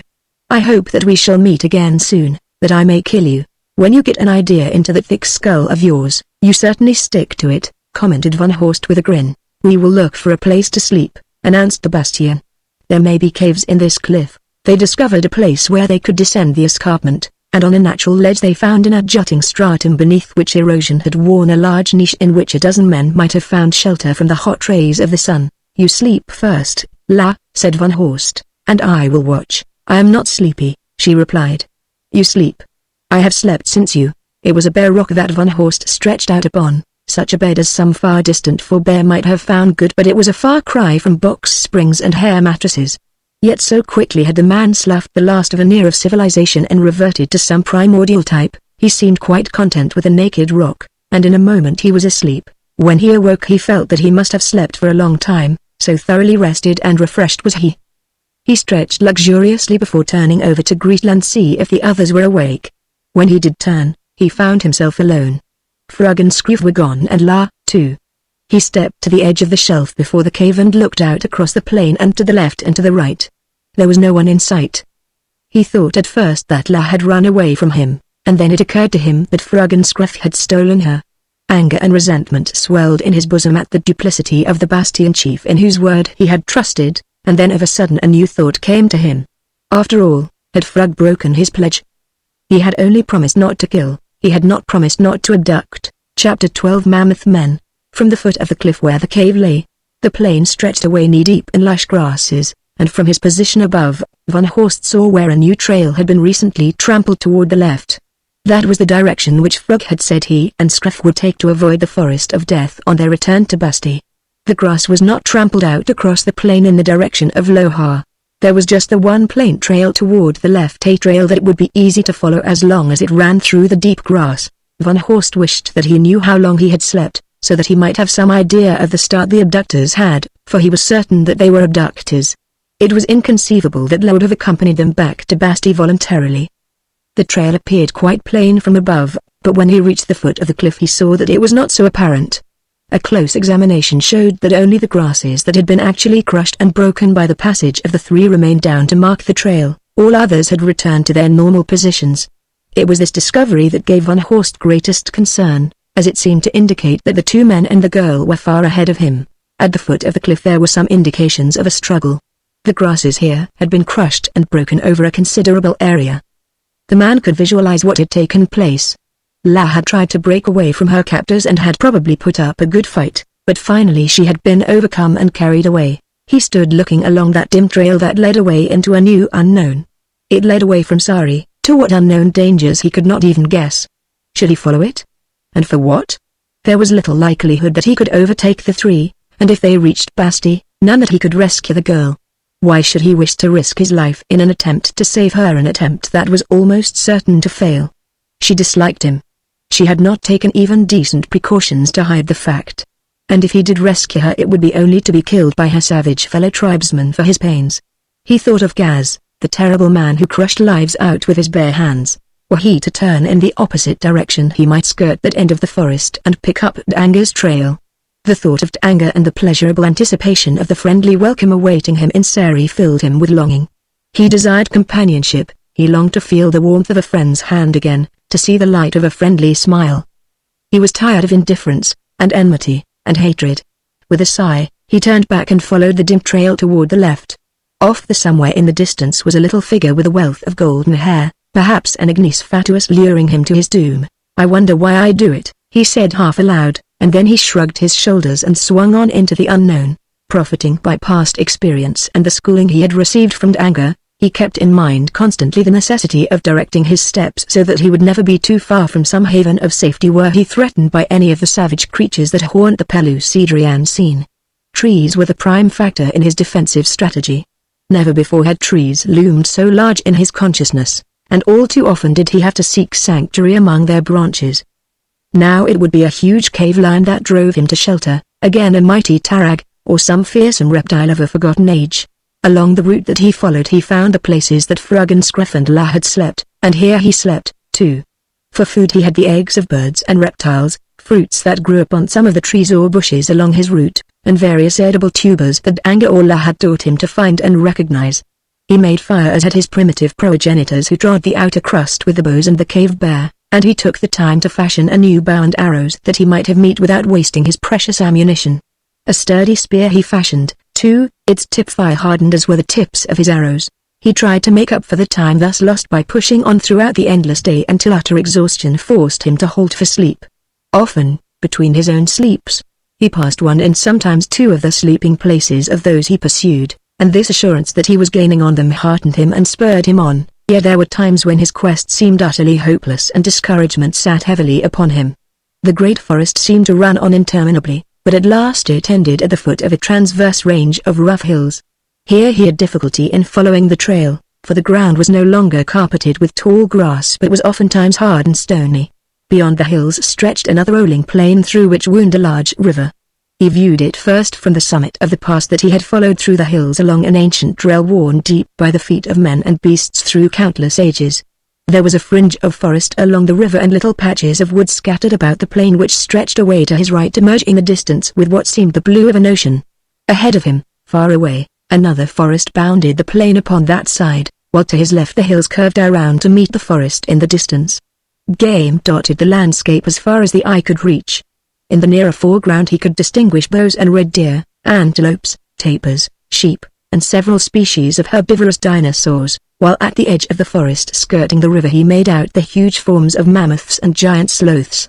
It was a scene of such primitive beauty and interest that Van Horst stood spellbound for several minutes, fascinated by its loveliness. For the moment he forgot everything but the scene below him. But presently his empty belly recalled him to the realities of life, so that it was no aesthete that crept silently down toward the plain, but a primitive hunter of the Stone Age. He followed the stream when he reached the foot of the hills, taking advantage of the cover offered by the trees that bordered it. He thought that he might get a sheep, several of which were grazing close to the fringing trees, but he knew how wary they were and how difficult to stalk. The river wound in great loops, and to save time he took shortcuts across the low hillocks which the river skirted in its wide bends like a great serpent gliding smoothly toward the sea.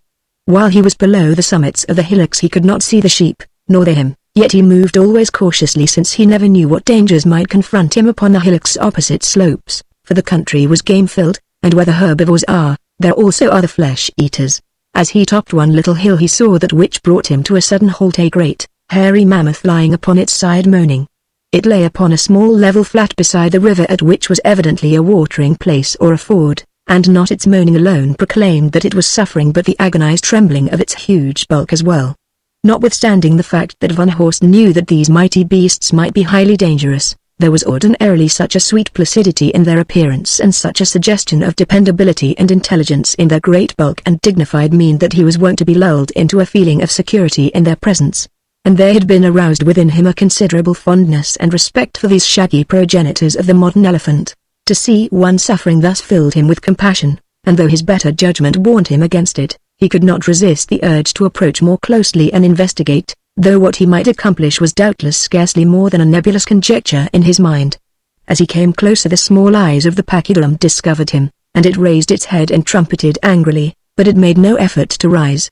Thus assured that it was helpless, Van Horst came close and examined it, and as he did so he discovered numerous sharp-pointed splinters of bamboo protruding an inch or so above the surface of the mud in which the beast lay at the river's edge, so that he had to move with great care to avoid stepping on them. Almost immediately he saw the cause of the beast's helplessness and suffering. Several of these splinters were embedded in the sole of each great pad, so that the creature could not stand without suffering extreme agony. It was evident that the sharp stakes had been planted by men, and the purpose of them was quite apparent. For how more easily could men of the old Stone Age, with their primitive weapons, bring down a giant mammoth and render it helpless that they might dispatch it in safety?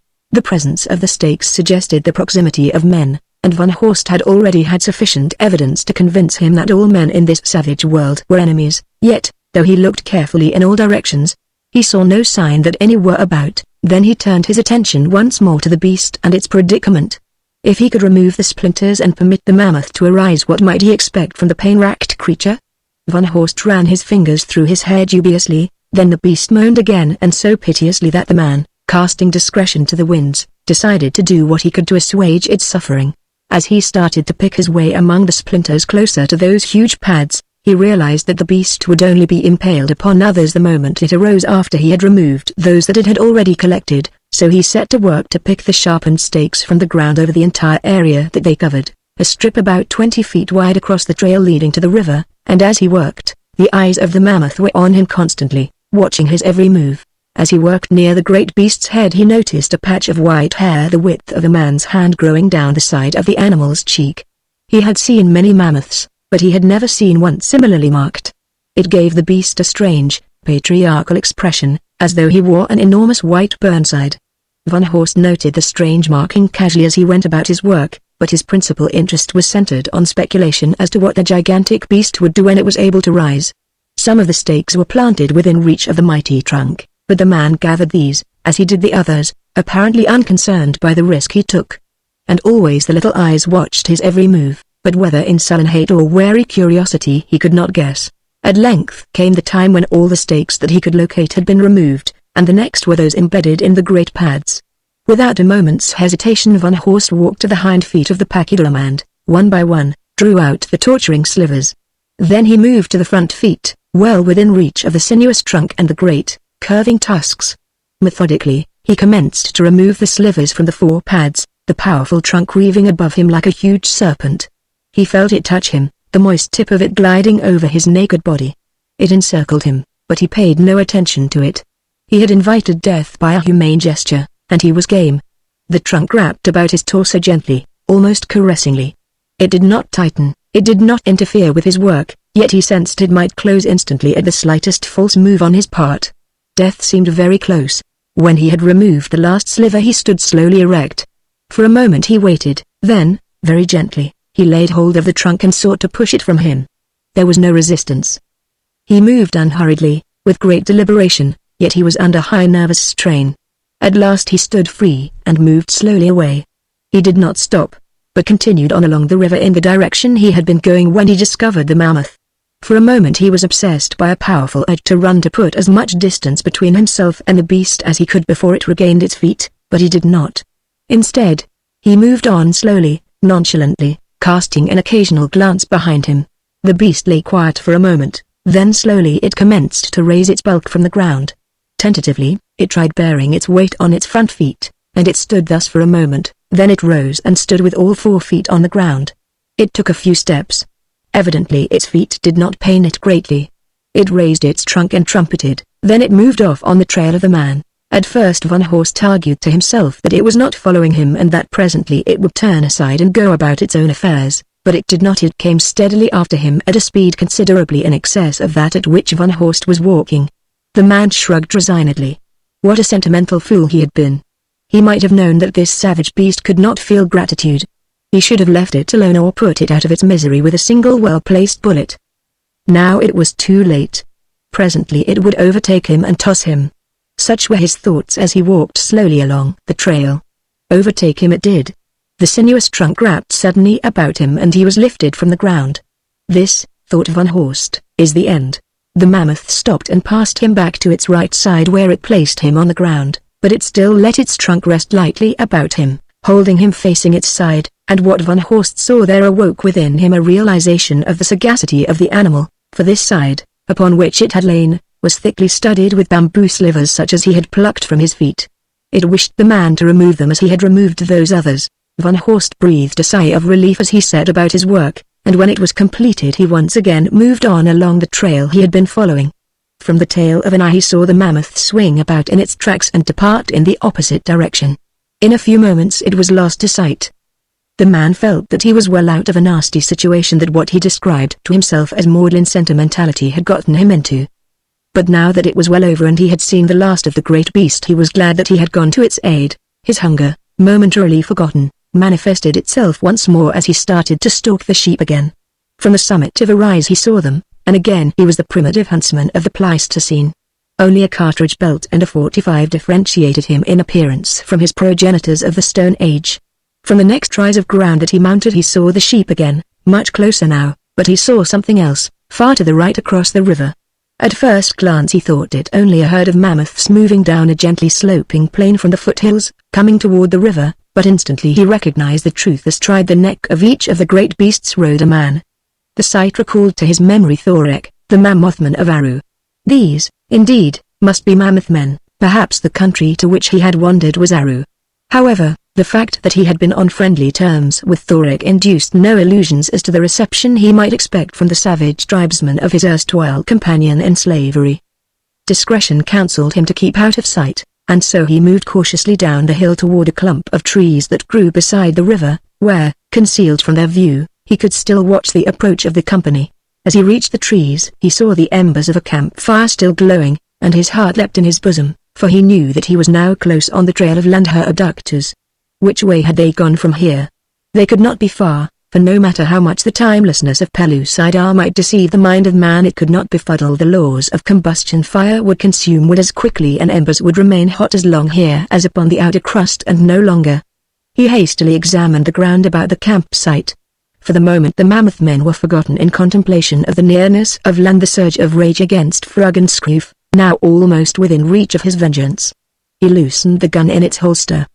He would give no quarter, but would shoot them down as he would a couple of mad dogs. Nor was there a question of doubt as to the tightness of his contemplated act. So easily does man slough the thin veneer of inhibitions with which civilization conceals but does not eradicate primal instincts and characteristics of mankind. There were no laws here for him other than those he made himself. His search revealed the footsteps of those he sought in the soft earth at the river's edge. He recognized them all, the imprints of the great, splay feet of the men, those of La, small and perfect. They led to the river and did not return. By that he knew that they had crossed. He looked in that direction and saw the mammoth men steadily approaching. They were much nearer now, the long, swinging strides of the mammoths covering ground rapidly. Trees and bushes grew upon the far bank of the river, grew in isolated clumps as though planted by the hand of some master landscape gardener. Between two such clusters of bushes he could still see the mammoth men, but he could see to no great distance either to the right or left. He wished to cross the river in pursuit of those he sought, but he did not wish to attract the attention of the mammoth men to him. Cautiously he moved downstream until a clump of bushes on the opposite bank hid him from the view of the approaching warriors. Then, careless of the possible presence of dangerous reptiles, he plunged into the stream, which was neither wide nor swift. A few powerful strokes carried him to the opposite bank, where he again sought the trail of the trio. Nor did he have far to search, for he found it almost immediately leading out toward the plain where the mammoth men rode. To follow immediately would be to reveal his presence to the approaching warriors, who could not fail to see him should he expose himself now, as they were not over a quarter of a mile away. They had changed their course slightly and were moving upstream more nearly parallel with the course of the river. Presently they would pass him, and he would be free to continue his search for La. As he waited, he stood partially concealed behind a bush, only a little of his face showing. Thus he watched the mammoth men. They were moving steadily upon their course, like soldiers of any age upon the march, the monotony of which lulls even exuberant spirits into quiescence. But suddenly there was a change. A rider looking toward the river suddenly halted his mount and shouted to his fellows, pointing back downstream at something evidently some distance below the point where Van Horst was hiding. Simultaneously he started in the direction he had pointed, urging his lumbering mount into a swifter gait, and after him trooped the remainder of the company. Savage, primitive to the degree was the sight of that warlike company to Van Horst, extinct men upon extinct mounts, animated monuments or savage might. The European was thrilled, and, too, his curiosity was aroused. What had the warriors seen? What were they approaching or pursuing? Risking discovery, Van Horst moved stealthily around the end of the bush that had concealed him, until he could look down the valley in the direction the mammoth men were riding. At first he saw nothing. A tiny hillock, scarcely more than a mound, shut off his view. Assured that the attention of the riders was riveted upon whatever quarry lay ahead of them and that they would not notice him, Van Horst crept forward to the mound and up its side until he could see beyond its summit. What he saw brought his heart into his mouth. Chapter 13 Captured. Van Horst sprang from his concealment and ran out into the open, and as he did so he reached for his gun, but his holster was empty. There was no time to go back and search for the weapon. He recalled loosening it in its holster before he plunged into the river, and now he assumed that it had fallen out at that time. It was a tragic loss, but there was nothing that he could do about it, and that which he saw before him tended to crowd all other considerations into the background. Running toward the river from out upon the plain and pursued now by the mammoth men were three figures which he instantly recognized as her abductors. The trees that dotted both sides of the river grew closer together just ahead and formed the little forest toward which the three were running. Scruff had seized La by a hand and was dragging her along, while Frog brought up the rear. Although La was running, it was evident that she was attempting to break loose from Scruff, and Frog was striking at her with a heavy switch in an effort to goad her to greater speed. It seemed certain that they would reach the forest ahead of the mammoth men if nothing delayed them, though by a small margin. Perhaps then they might escape, yet La was trying to delay them. Her only reason, as far as Van Horst could imagine, was that she would prefer to be the captive of the mammoth men than to remain a prisoner of the bastions. Uppermost in Van Horst's mind was the desire to reach the great brute that was striking the girl. Never before in his life had the instinct to kill an enemy so overwhelmingly mastered him. He even forgot the menace of the advancing mammoth men in the heat of his hate and bloodlust. He came diagonally upon the three from the side and a little to the rear. But so engrossed were they with one another and their flight that they did not see him until he was almost upon them and had shouted a curt command to Frog to stop striking the girl. A new fear was added to the terror already reflected in Scruff's eyes, a new hope leapt to Laz, a glad cry to her lips as she voiced the one word, Von. What a wealth of relief and hope were expressed in that single monosyllable. Surprise and rage were in Frog's snarled recognition as he vouchsafed his reply and registered his contempt for the man by striking again at La. And then, just at the edge of the wood, Van Horst leapt for him, leapt for his throat, and the two went down, rolling on the flower-starred turf in what each hoped was a duel to the death. Both men were powerful, but Frog outweighed his antagonist by 30 pounds, an advantage that, however, was offset by Van Horst's agility and skill. All that was in the mind of either was to kill the other. Everything else was forgotten. Each fought for a hold upon the other's throat, each struck terrific blows at the other's face. The cavemen grunted and cursed, Van Horst fought in silence. And thus the mammoth men came upon them, surrounding them. A dozen leapt from their huge mounts and fell upon the two. These, too, were mighty men. They dragged the combatants apart and made them prisoners. It was then that Van Horst had an opportunity to look around for La. She was nowhere in sight, neither was Scruff. The chief of the mammoth men was looking for them, too, and when he saw that they were missing he sent a party of his men across the river in search of them. The remainder mounted the mammoths after having two of the great beasts swing Van Horst and Frog to their heads in front of their riders. Then, without waiting for the party that had gone in search of Landskroef, they set off again in the direction they had been going at the time the discovery of the three had interrupted their march. The mammoth men appeared very sure of themselves, so much so that they did not even bind their prisoners' hands, which was the equivalent of saying that escape was impossible, nor did Van Horst doubt but that such was the case. The leader and some of the others questioned him. They asked him his name, from what country he came, where he was going. They were gruff, unfriendly men, and it was easy to see that they hated all strangers. So accustomed was Van Horst to this characteristic of Pellucidarians that he made no effort to assure them that he was friendly, reasoning, and rightly, that it would have been a waste of energy and breath. As they moved on up the river they presently discovered a huge mammoth ahead of them. It was in the open, so that they could not stalk it, but evidently they particularly wished it. "It is he," said one. "I would know him as far as I could see him." "The trap did not get him," commented the leader. "He is too wise to be fooled by traps. What good would he be if we did catch him?" demanded another. "He is an ugly customer. Already he has killed 10 men that we know of who hunted him. He could never be trained now, he is too old. Month wishes him," said the leader. "That is enough, Month is chief. He will use him in the little canyon. He will give us great sport." The great beast had been moving off across the plain when they first saw him. Now he turned and faced them, a huge creature, larger than any of those the mammoth men rode. "It's he all right," said the warrior upon whose mount Van Horst rode. "It's Marana." It was then that Van Horst first noticed the great patch of white hair on the animal's left jowl. Marana, Old White, the killer, he mused. The killer. He realized now how foolhardy he had been in approaching the beast at all. The fact that he had not been killed suggested that the huge creature was not only endowed with great intelligence but with a well-developed sense of gratitude. Only thus could he account for his being still alive. The leader of the band issued some instructions, and the party spread out and started to circle Old White, which remained facing them, making no effort to escape. "Drug's going to try to drive him," remarked the warrior with Van Horst. "If he can bring in he will be a great man." "Can he?" asked Van Horst. The warrior shrugged. "The sun-bleached bones of 10 warriors are a better answer than any living tongue can offer." Slowly the warriors drew around behind in a half-circle, then they closed and moved forward.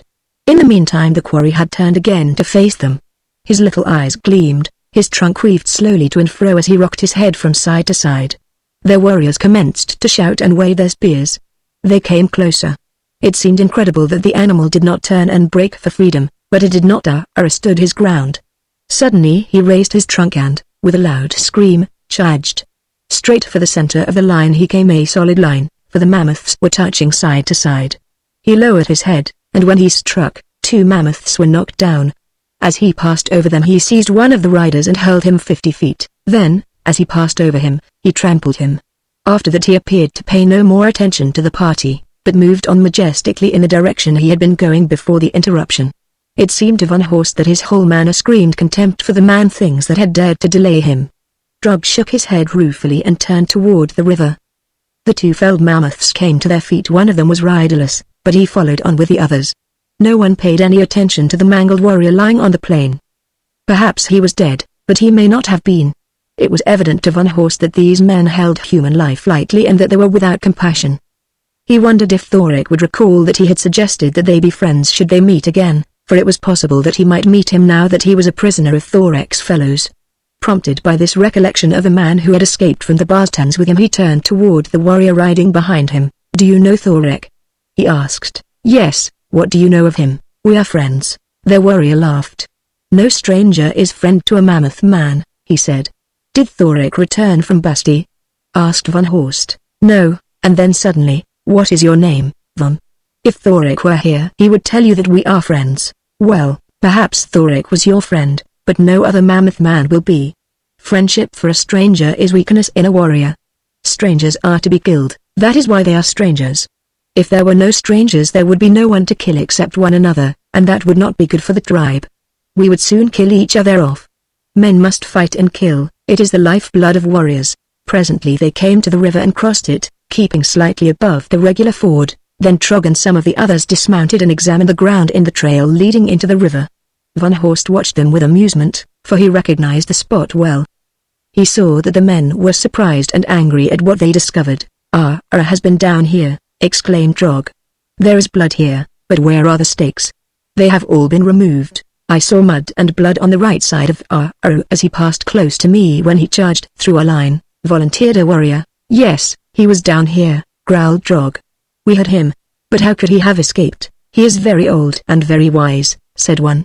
"He could never be old enough or wise enough to pick the splinters from his pads and his side, to pick them all out of the ground," remonstrated Trog.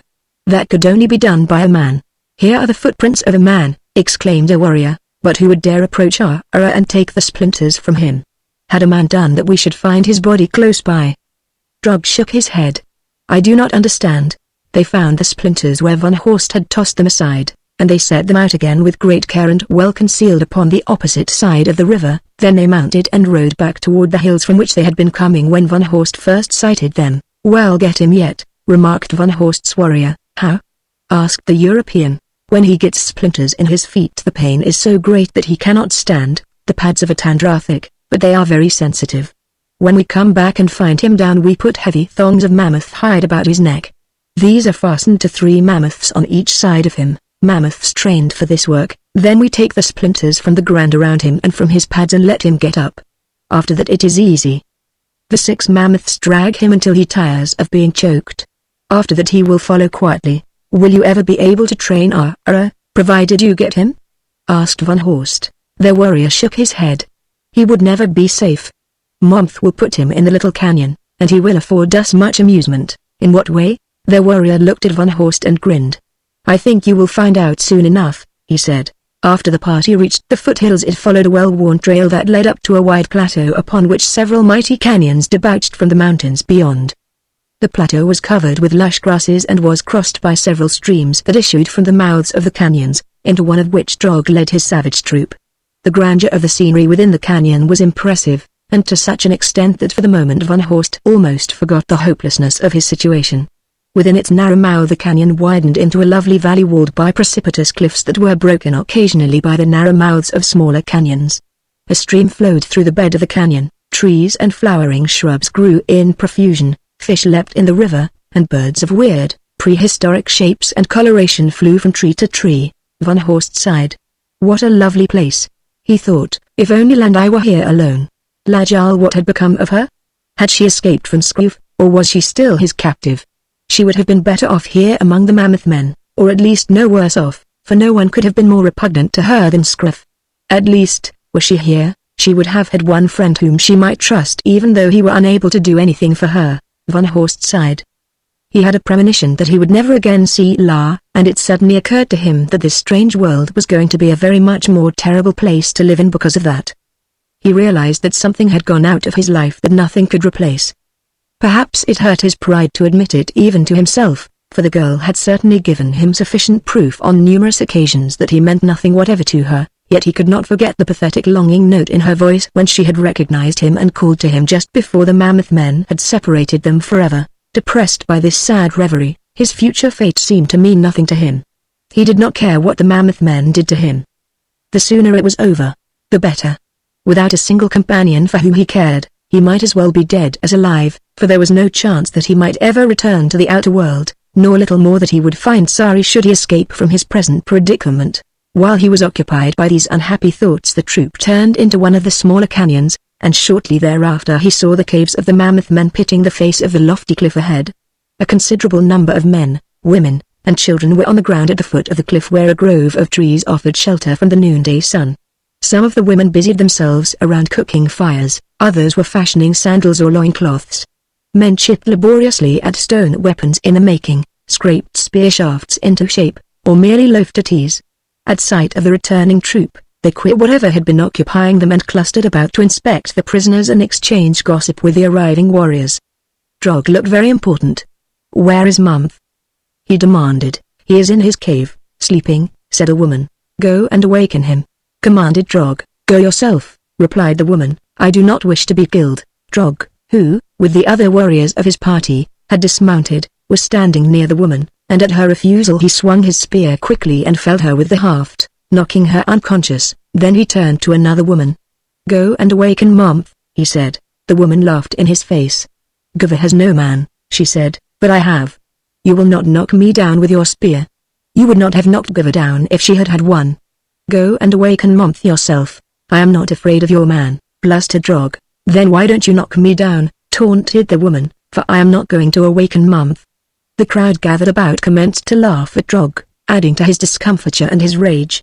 He stood there, red in the face, swinging his spear to and fro and looking from one to another of them. "What are you looking for?" demanded the woman. "Widows and orphans? You will pay for this," growled Drog. Then his eyes alighted on Van Horst. "Go and awaken Month," he commanded. The European grinned. "Where is he?" he asked. Drog pointed to a cave entrance part way up the cliff. "He is in there," he growled. "Get along with you." He swung his spear, striking at Van Horst. The prisoner dodged, and seizing the weapon wrenched it from Drog's grasp. Then he broke it across his knee and flung it on the ground at the mammoth man's feet. "I am neither a woman nor a child," he said, and, turning, started toward the cliff and the Month's cave, in his ears the shouts and laughter of the tribesmen. "I kill!"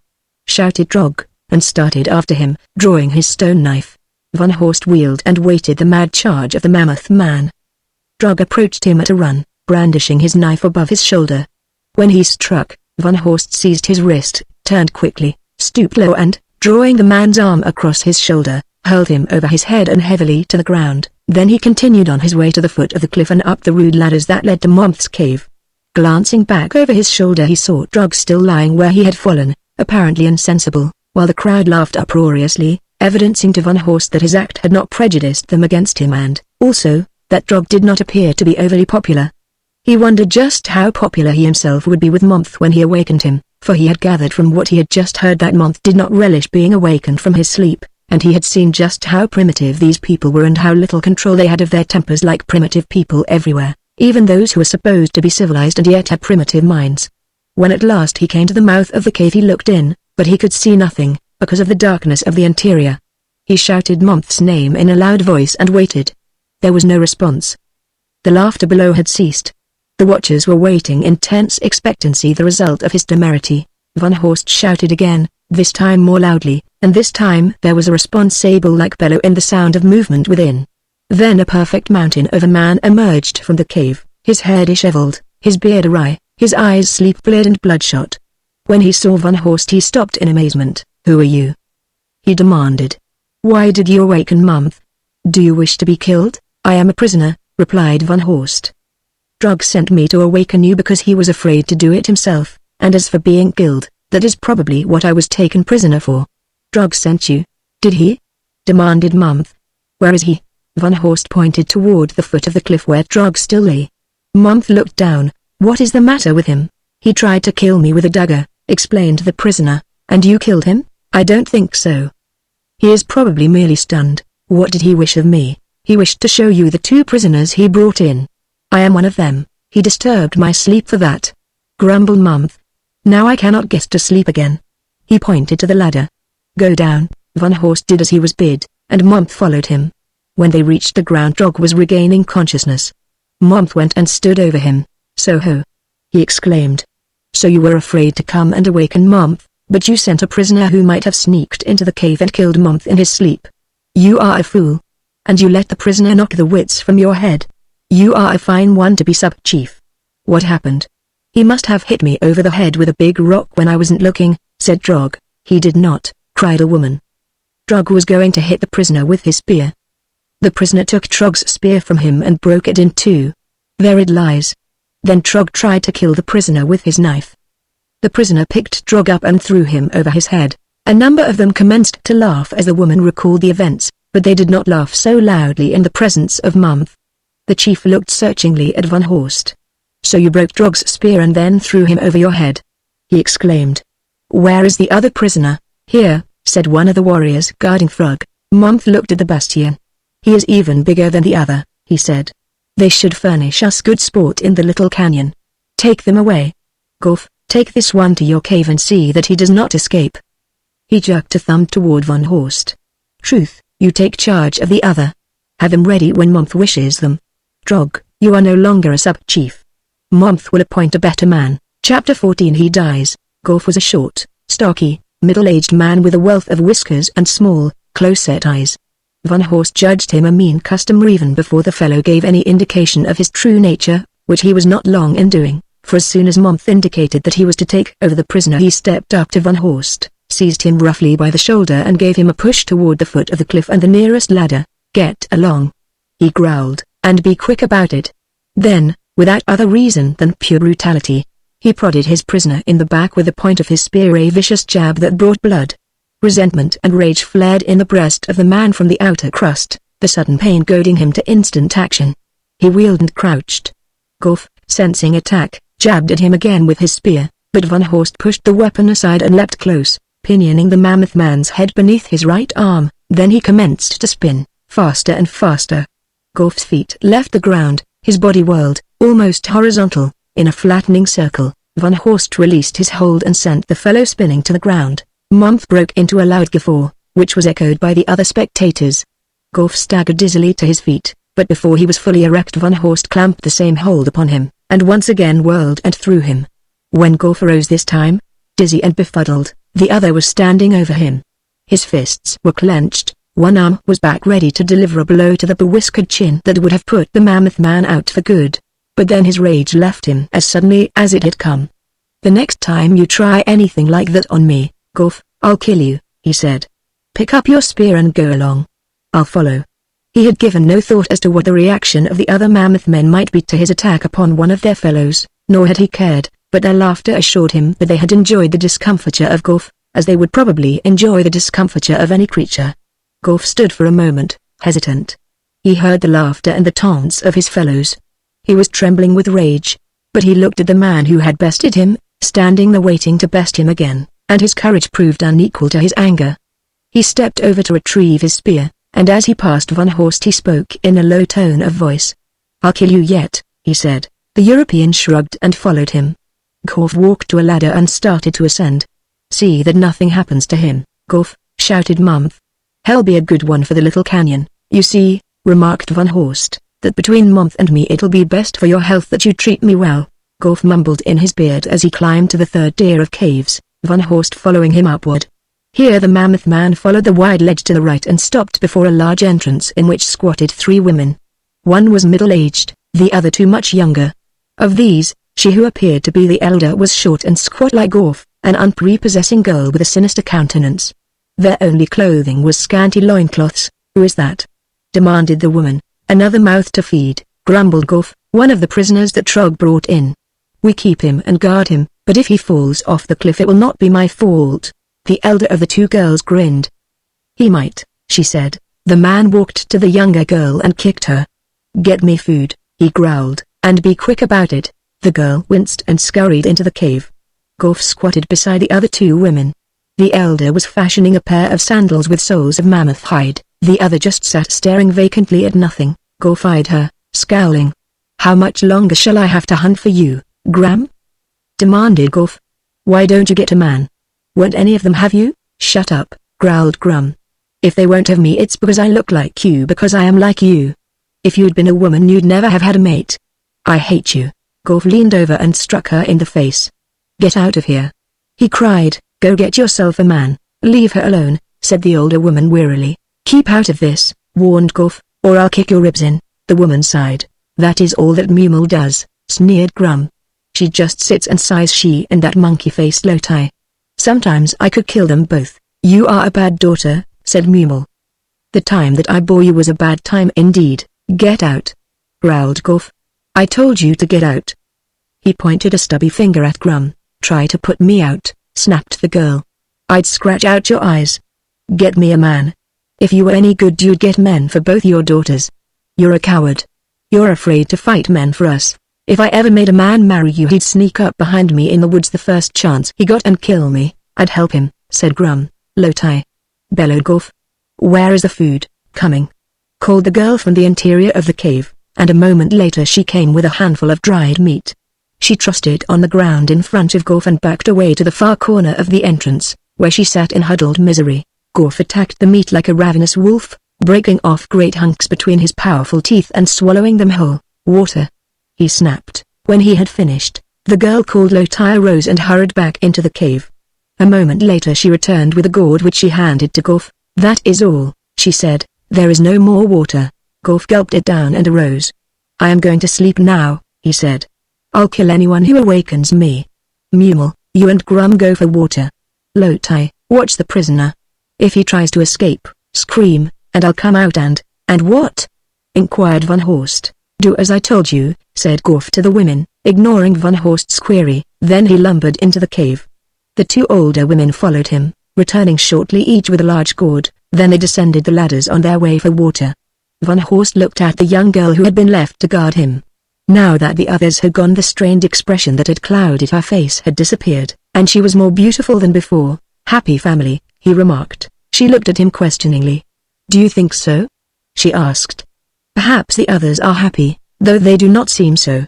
I know that I am not. Once again Van Horst was faced with the little-mindedness of the Stone Age. He was reminded of I was only laughing with words, he explained. Oh, she said, I see. You do not really think that we are happy? Is it always like this? He demanded. Sometimes it is worse, but when Mumel and I are alone, we are happy. Grum hates me because I am pretty and she is not. Golf hates everyone.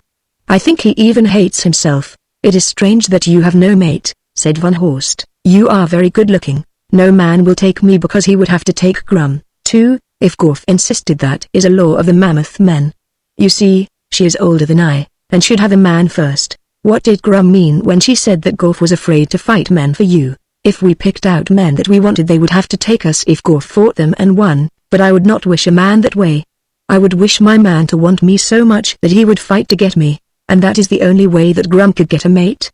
Asked Van Horst. Yes, because she has no brother to fight for her, nor any friend to do it for her. You mean that any man who would fight for her could get her a mate? Why, yes, but who would do it? A friend might, he said, or any man who wanted you badly enough. She shook her head. It is not so easy as that. If a man who was not her father or brother fought for her and lost, he would have to take her. And Grum has made it even worse by choosing Hogg as the man she wishes to mate with. No one could defeat Hogg.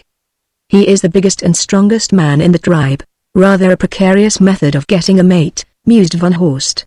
If your man is vanquished, you get him, but you may get a corpse. No, she explained. They fight with bare hands until one of them gives up. Sometimes they are badly hurt, but seldom is anyone killed. They sat in silence for a while, the girl watching the man intently. Van Horst was thinking of Lan, wondering what fate had befallen her. He was sad in the knowledge that she had passed out of his life forever, the haughty, imperious little slave girl who hated him. He wondered if she really did hate him. There were times when he doubted that she did. He shook his head. Who could ever understand a woman? Lotai stirred. What is your name?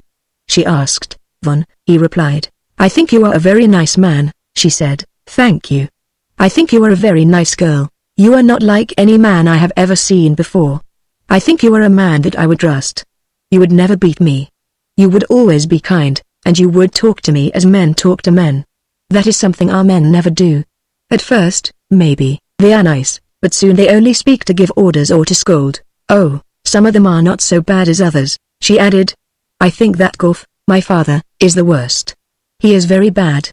He never says a pleasant word to any of us, and he is worse with me than with the others. He beats me and kicks me.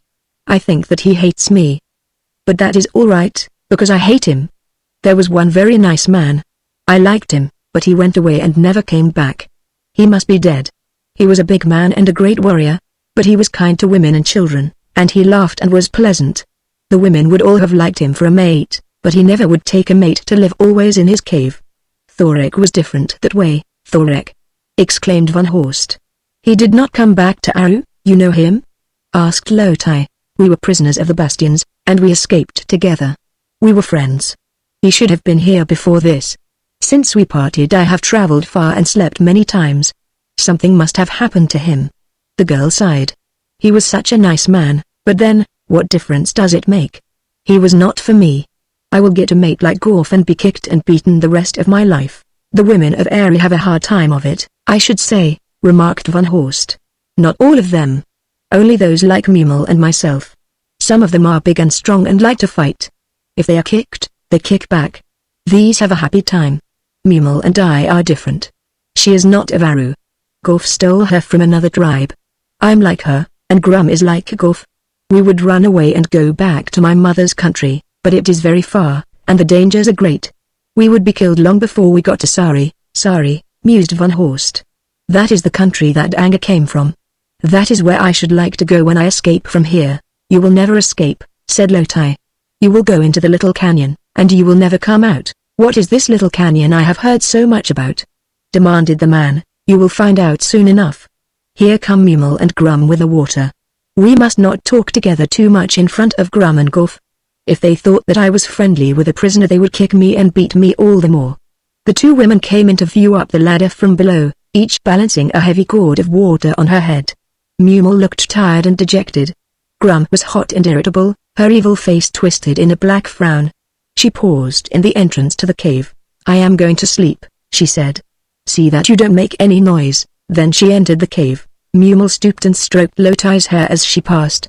I too am going to sleep, little one, she said. I should like to sleep myself, remarked Lotai after the others had entered the cave. Why don't you? Asked Van Horst. I have to watch you. I'll promise not to go away while you are guarding me, he assured her. Go in and sleep. I'd like to myself. She looked at him intently for a long time before she spoke. I believe that you would not try to escape if you told me you would not, she said, but if Gorf found you out here while I was asleep in the cave it would be just as bad for me as though you had escaped. If you will go in there and not come out while I am sleeping it will be safe. We can go into a far corner of the cave and sleep, and then they won't bother us. Van Horst was very tired, and he must have slept a long time. When he awoke, Lotai was not there. He found her with the others on the ledge before the cave. They were eating jerked venison, washing it down with great draughts of water. Gorf and Grum ate noisily, like beasts. No one offered Van Horst food. It lay in a little pile on a piece of skin in which it had been wrapped, filthy looking and malodorous, but it was food, and Van Horst was famished. He walked over to it where it lay close to Gorf, and stooped to take some. As he did so Gorf struck his hand away. This fine food is not for slaves, he growled. Go to the back of the cave and get the scraps and the bones that are there. From the vile odor that he had noticed in the cave, Van Horst could surmise the nature of the food that was intended for him, food that only actual starvation could drive him to eat. He knew that his future life with these people, however short or however long it might be, would depend largely upon the attitude that he took at this time.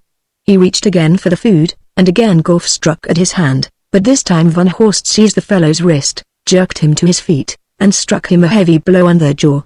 Gorf dropped in his tracks.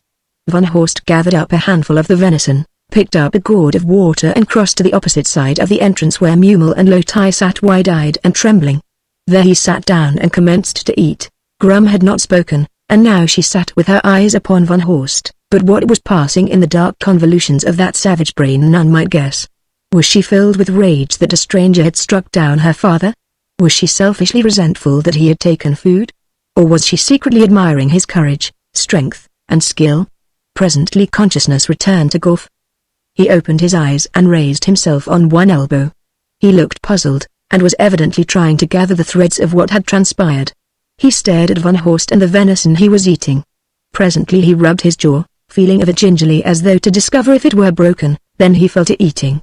During all that had transpired no one had spoken, but Van Horst was satisfied. He knew that he would not again be denied food and needed no verbal assurance of the fact. The endless Pellucidarian day dragged on. Van Horst ate and slept. Golf hunted, sometimes returning with the carcass of a kill or cuts from those he had hunted with companions, sometimes empty-handed. Van Horst saw parties of mammoth men come and go on their huge mounts. He talked with Lotai and with Mumel. Occasionally Grum joined in the conversations, but more often she sat in silence staring at Van Horst. The man wondered what his fate was to be and when he would know. The timelessness of Pellucidar offered no standard for the measurement of duration. It was this fact, he judged, that made the Pellucidarians seem so often to be dilatory. Immediately here might encompass the passage of an hour or a day of the outer crust's solar time or, conceivably, a much longer period. Perhaps Mum thought that he was handling the fate of the two prisoners with dispatch, but to Van Horst it seemed an eternity. He had never seen Frog since they had been separated at the foot of the cliff, and if he never saw him again it would be far too soon. On one occasion Van Horst was sitting on the ledge before the entrance to the cave thinking of La, as he often did, and wondering if she still lived. He was alone, for Gorf was hunting, Mumel and Lotai had gone up the canyon for a potato-like tuber, and Grum was asleep in the cave. He was enjoying the solitude, free from the scolding and cruelty of the family when either Grum or Gorf were present. He was daydreaming, recalling pleasant memories, conjuring the faces and figures of friends of bygone days, friends that he would never see again, but the thought did not make him particularly sad. It was good to recall the happier events of the past.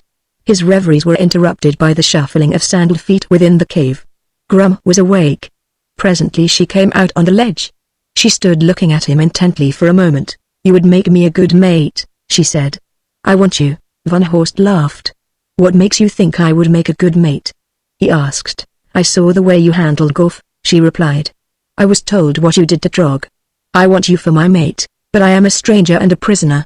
I think I've heard one of you say that your women couldn't mate with the men of other tribes. I will see Month about that." Perhaps he would consent. "You would make a good warrior for Month." Van Horst stretched comfortably and grinned. He felt quite safe. "Month would never give his consent," he said. "Then we will run away," announced Grum. "I'm tired of living here. I hate them all." "You've got it all figured out, haven't you?" "I have. It is all settled," replied Grum. "But suppose I don't want you for a mate?" he inquired. "It will be better than death," she reminded him. "If you stay here you will go to your death in the little canyon. We could not escape. If escape had been possible, I would have been gone long since. I have constantly watched for my chance." "We can escape," said Grum. "I know a way that you do not know of." "How about Hog?" he asked. "I thought you wanted Hog." "I do, but I can't get him." "If I helped you to get Hog, would you help me to escape?" he asked, as an idea suddenly developed in his mind. "How could you get Hog for me?" "I have an idea that I could. If we could go to Month together, and you asked him to let me be your mate, he would refuse. Then I could explain the plan I have that would get Hog for you. I think he would like it. Will you do it?" she demanded. "Will you help me escape?" "Yes," she promised. As they talked, Van Horst saw a party of mammoth men returning to the village on their huge mounts. They came with shouts and laughter, like conquering warriors. And there was one among them riding double behind another warrior, who was surrounded by a great crowd of jabbering, gesticulating natives as soon as he dismounted. The man from the outer crust watched them with but little interest and only casual curiosity. He could not know the cause of their exultation. Shortly after the return of the warriors, Van Horst noticed considerable activity in the grove at the foot of the cliff. Cooking fires were being built on the ground, which was unusual, as most of the cooking was done by individual families on the ledges before their caves. "There is going to be a karoo," said Grum. "We shall all go down and have much to eat and drink." "What is a karoo?" he asked. It was a word he had not heard before. Grum explained that it was a feast and celebration in honor of some noteworthy event, in which all of the members of the tribe joined. She did not know the reason for this karoo, but judged that it was to celebrate something important that the returning party had accomplished. "We can't go down until Gorf returns or Month sends for us," she said, "because my orders are to remain here and watch you. But when Gorf comes he will take you down, as otherwise one of us would have to remain here with you and miss the celebration. You are a nuisance. I wish you were dead." "Then you wouldn't get Hog," he reminded her. "I won't get him anyway." There is nothing that you can do to get him for me. I'll have to take you instead, but you're not the man that Hog is. Wait until you see him. Compared with you he is as the tander is to the thag, and, besides, he has a mighty beard. His face is not as yours, smooth like a woman's. Always you are scraping off your beard with the strange, shiny knife that you carry. Presently Lotai and Mumel returned to the cave, to be followed shortly by Gorf. The man carried the carcass of an antelope he had killed. The women, a supply of tubers, and after they had deposited these things in the cave Gorf ordered them all to descend to the ground. Here there was a considerable gathering, several hundred men, women, and children, comprising Van Horst concluded, the entire membership of the tribe. There was much talking and laughing. A holiday spirit seemed to possess the gathering, making a strange contrast to their usual demeanor. The strange warrior was still surrounded by such a large crowd that Van Horst did not catch a glimpse of him at first. Little attention was paid to the prisoners as Frug squatted disconsolately with his back to the bole of a tree, while Van Horst stood watching with interest the largest concourse of really primitive people that he had ever seen. Presently Mump discovered him. "Come here!" he shouted. Then, he turned to the warrior who seemed the center of attraction. "Here's a prisoner such as no man ever saw before. Take a look at him. He has a face as smooth as a woman's and yellow hair." He tossed Drog and Gorf around as though they were babies. "Come here you," he again commanded Van Horst. As the prisoner approached, their warrior pushed his way through the crowd to see him, and a moment later they stood face to face. "Thorek!" exclaimed Van Horst. Well, roared the mammoth man. "It is Van or I'm a Jalak. So this is the man who trusts Drog and Gorf around? I am not surprised. I can toss either of them, and he tossed me." "You know him?" demanded Mump. "Know him? We are friends. Together we escaped from Basti, taking the slaves with us." "Friends?" exclaimed Mump. "He is a stranger. Mammoth men do not make friends of strangers." "I did, and he made a good friend," retorted Thorek. "Because of that he should have the friendship of all mammoth men. He is a great warrior, and should be allowed to live with us and take a mate from among our women, or he should be permitted to go his way unmolested." The heavy visage of Mump was furrowed by a black scowl. "No," he shouted.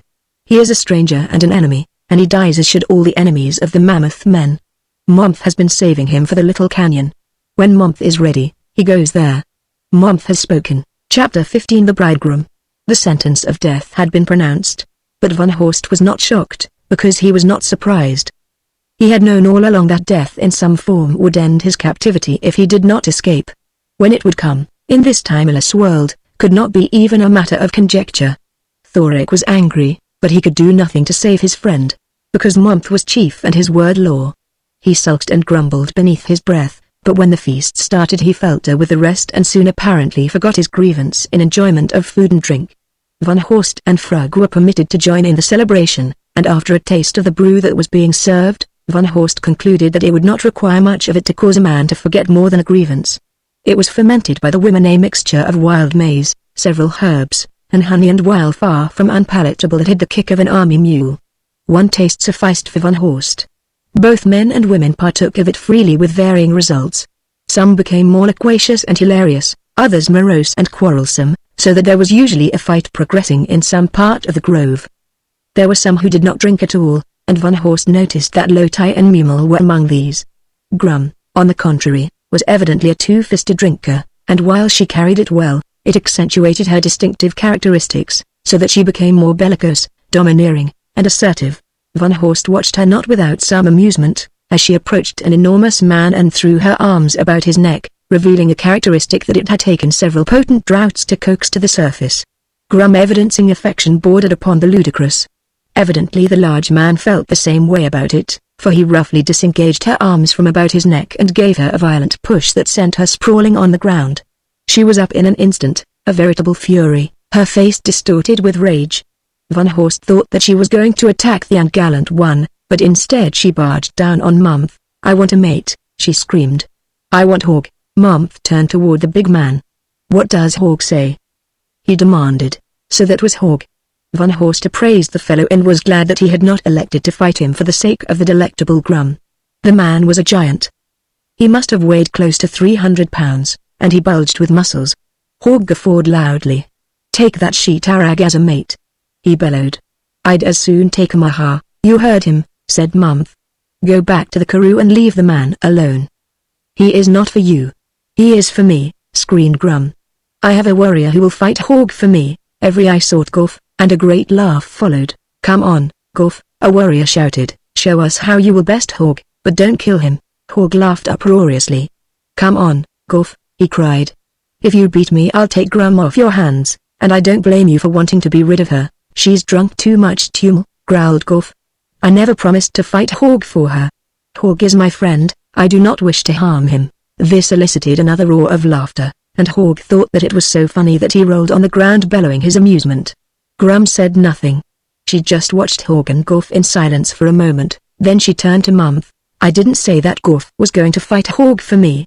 Golf is a coward. He would fight nothing if he could get out of it. I have a man who will fight Hog and do it now. Who is he? Demanded Mumf. Van Horst experienced a distinct sinking feeling around the pit of his stomach. He knew what was coming. Grum pointed a stubby, grimy finger at him. There he is, she cried in a loud voice. He's not a mammoth man, objected Mumf. How can he fight for you? Because no one else will, admitted Grum. Mumf shook his head, but he did not have time to voice a definite refusal before Hog spoke up. Let him fight me, he said. This is a karoo, and we should have some amusement. You will promise not to kill him? Demanded Mumf. I am saving him for the little canyon. I will not kill him, promised Hog. Van Horst approached the two. And when I have beaten you, he demanded, you will make Grum your mate. That is the way of the mammoth men, said Mumf. He will have to take her, but you will not beat him. Beat me, bellowed Hog. Let me get hold of him. How do we fight? Asked Van Horst. Are there any rules? You fight as the beasts fight, explained Mumf. You may use no weapon, no stone nor stick. You fight until one of you is unable to fight longer or gives up. I'm ready, said Van Horst. Are you ready, Hog? Demanded Mumf. Hog laughed nonchalantly and contemptuously. I'm ready, he said. Then fight, commanded Mumf. The spectators formed a circle about the combatants as the two approached one another. Hog was in fine spirits. The tumult he had drunk accounted partially for that, and certainty of an easy victory took care of the rest. He cracked jokes with his friends at the expense of both Van Horst and Grum. They were rather broad jokes and not at all of the parlor variety, but everyone enjoyed them immensely, that is, everyone but Grum. She was furious. Wait until I get you, she screamed. You'll wish you'd never been born. Van Horst grinned as he featured the life that was in store for Hog should the mammoth man lose. Death would be sweeter. Suddenly Hog made a rush at Van Horst, the brawny arms, the hammer-like hands endeavoring to close upon him. But Van Horst stooped and dodged beneath them, then he wheeled and struck Hog on the jaw, a blow that staggered him. Before the mammoth man could recover, he was struck again, and again his head rocked. Now he was furious. He cracked no more jokes. He bellowed like an angry elephant and charged again. Again Van Horst dodged him, and the great hulk went lumbering on a dozen paces before it could stop. When Hog turned he saw Van Horst charging him. This was what he wished. Now he could get hold of the fellow, and once he got hold of him he could crush him, break his bones if he wished unless he gave up. He stood waiting, his feet spread far apart, his arms open. Van Horst ran swiftly straight toward Hog. Just before he reached him he leapt into the air, flexed his knees, drawing his feet close to his body, and then with all his strength backed by the momentum of his charge he kicked Hog with both feet full in the face. The result was astonishing, especially to Hog.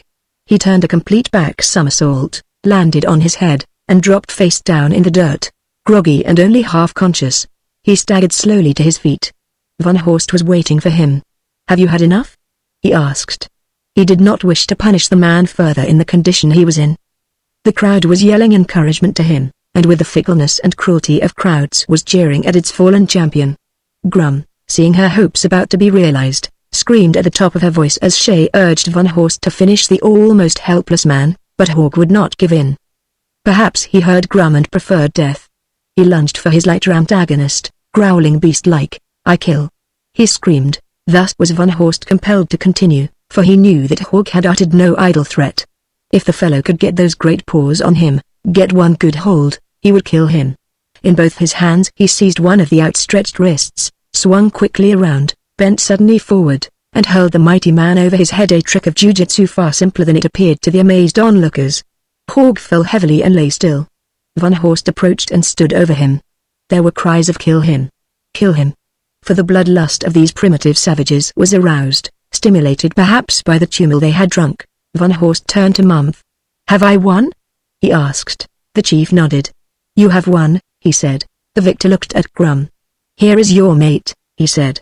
Come and take him. The woman ran forward and fell upon the prostrate Hogg, beating and kicking him. Van Horst turned away in disgust. The others, laughing, returned to the food in the tumel. Thorik came and slapped Van Horst on the back.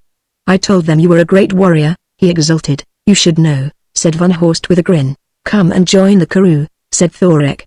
You have had nothing to eat or drink. That is not the way to make karoo. Why should I make karoo? Demanded Van Horst. I do not even know what is being celebrated. They have captured Old White, the killer. That is something to celebrate. There never was such a wise old mammoth, nor one as large. After the next sleep we shall start training him, and when he is trained Momth will ride him. He is a fit mammoth for a chief. I should like to see him trained, remarked Van Horst, for he thought it might be an interesting occasion if Old White objected, which he was sure that he would. I'll ask Momth if you can come, said Thorik. It will probably be after the next sleep. Everyone will wish to sleep after the karoo. The two men talked for a while, exchanging experiences that had befallen them since they had separated. Then Thorik wandered away to drink with his fellows, and Van Horst sought out Lotai. Together they watched the celebration, which was by this time loud and boisterous. Fights were more numerous, the laughter deafening. Usually dignified old warriors were performing foolish antics and laughing uproariously at themselves. Many of the women were thick-tongued and bleary-eyed. As Van Horst watched them he was struck by the very obvious fact that human nature had undergone little or no change from the Stone Age to the present time. Except for the difference in language and apparel, these might be people from any present-day country of the outer crust. Presently he saw Grum approaching unsteadily. For the moment she had relaxed surveillance over her new mate. Van Horst attracted her attention and beckoned to her. What do you want? She demanded. You have not forgotten our bargain? Inquired the man. What bargain? She asked. If I got Hogg for you, you were to help me escape. When they are asleep after the karoo I will show you the way. But you cannot go now. The Tarags would get you. After the prisoners are taken to the little canyon, the Tarags will be gone, then you can go. It will be too late then, he said, for I am to go to the little canyon, and if I have surmised correctly from what I have heard, I shall not return. No, she admitted with a shrug, you will not. But I promised to show you how you might escape. It is the only way I know. If you can't use it, that is not my fault. Then she staggered away in search of Hogg, and Van Horst returned to Lotai. The celebration dragged on interminably, it seemed to Van Horst. But at last those who could still walk reeled to their caves to sleep. Hogg had drunk himself into a stupor, and Grum was beating him over the head with a stick in an effort either to punish or arouse him, perhaps to kill him. Van Horst could not guess which. Lotai, Mumel, and Golf were climbing to their caves, the last so befuddled that climbing the ladder toward his ledge seemed to Van Horst almost to verge upon suicide. The European passed close to Gram. They are all going to their caves to sleep, he whispered. Now is your chance to tell me. Go to the ledge before Golf's cave, and wait there for me. As he climbed the ladders toward the ledge he could hear Grum berating Hogg as she beat him, and he smiled as he speculated on the similarity between the people of the old Stone Age and those of modern-day civilization. The principal difference seemed to lie in the matter of inhibitions. He had known women of the outer crust who were like Grum, their thoughts were talent. He sat down upon the ledge to wait. He was quite alone. The others had gone into the cave to sleep. He thought of Lotai and the sad lives that she and Mumel led. He thought too of La, and these thoughts were sad thoughts. It seemed strange that this little savage should have won to such a place in his life that a future without her loomed dull and grey. Could it be that he loved her? He sought to analyze his feelings that he might refute such a theory, but he only arrived at another sigh with the realization that no matter what logic he brought to bear, the fact remained that her passing from his life had left an emptiness that hurt. Presently Grum came. Her little eyes were bloodshot, her frowsy hair at its frowsiest. She was the personification of a stench, both morally and physically. Well, she said, I guess Hogg knows that he has a mate. Why did you beat him? Asked Van Horst. You've got to start right with them, she explained. If you give them the least little toehold you're lost, just as Mumel is. He nodded in understanding of her philosophy, for, again, he had known women of the outer crust who were like her. Perhaps their technique was more refined, but their aim was identical. Marriage to them meant a struggle for supremacy. It was a 50-50 proposition of their own devising. They took 50 and demanded the other 50. Now, he said, tell me how I may escape. There is a hole in the rear of Golf's cave, explained Grum. It drops down a few feet into a tunnel. When I was a little girl, Golf was beating me. I broke away and hid in this hole. I knew he would not dare to follow me, because he had always told us that this tunnel led to the Malopaz. Golf chased me and tried to get hold of me, reaching into the hole to seize me, so I had to move back into the tunnel to escape him. He threatened to kill me when I came out if I didn't fall into the Malopaz and get burned up. I was very much afraid of Golf then when I was a little girl. When this happened, he had been drinking too much tumel, and I knew that if I came out he really would kill me, so I determined to stay where I was until I thought he was asleep. Then I got to thinking about Malopaz. Perhaps I could go far enough in the tunnel to see it and return safely. After all, it didn't make much difference to me if I did fall into it. Golf was very cruel, and sooner or later he was sure to kill me. Of that I was convinced, so I thought I might as well take a chance with the Malopaz. Being young, I was very curious. The more I thought about it, the more I wished to investigate it. I decided to follow the tunnel and see the Malopaz. "What is the Malopaz?" asked Van Horst. "It is a sea of fire. Pellucidar floats upon it. We know that, because there are places in Pellucidar where the smoke and fire come up through the ground from the Malopaz. There are holes in mountains where melted rock flows up. The dead that are buried in the ground are taken down bit by little demons and burned up in Moloch, Arizona. There is no doubt about that, because when we dig up a body that has been buried we find that some of it has been carried away, perhaps all of it." "And did you find the Malopaz?" She shook her head. "No. The tunnel does not lead to Malopaz, it leads to the little canyon. From there, except at certain times, you could easily make your escape from Aru. Just go up the canyon and climb the cliff at the upper end. Beyond, you can drop down into another canyon that leads out of our country into a country where mammoth men seldom if ever go." "Thanks," said Van Horst. "But you can't go now. The Tarags would get you. They are in the far end of the tunnel. They will be there until the prisoners are taken to the little canyon." "What is the little canyon?" he asked. She looked at him in surprise. "What would a little canyon be but a little canyon?"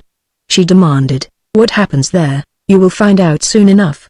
Now I am going back to Hog. You got him for me, and I have kept my promise. I don't know whether he was worth the trouble, but at least I shall have a cave of my own." She turned then and left him. "At least I shall have a cave of my own." Van Horst grinned. Evidently it was an immemorial custom that girls should wed to escape their families. Chapter 16. Noel D. White. Below him the leaves of the trees moved to a gentle breeze as Van Horst came from the cave after sleeping. The air was fresh and clear, and the breeze was cool, tempering the heat of the high sun, as though it blew across the snow of far mountains. The man looked about him and saw that life was astir again in the cliff village of the Mammoth Men. He heard his name called from below and saw Thoric beckoning to him to come down.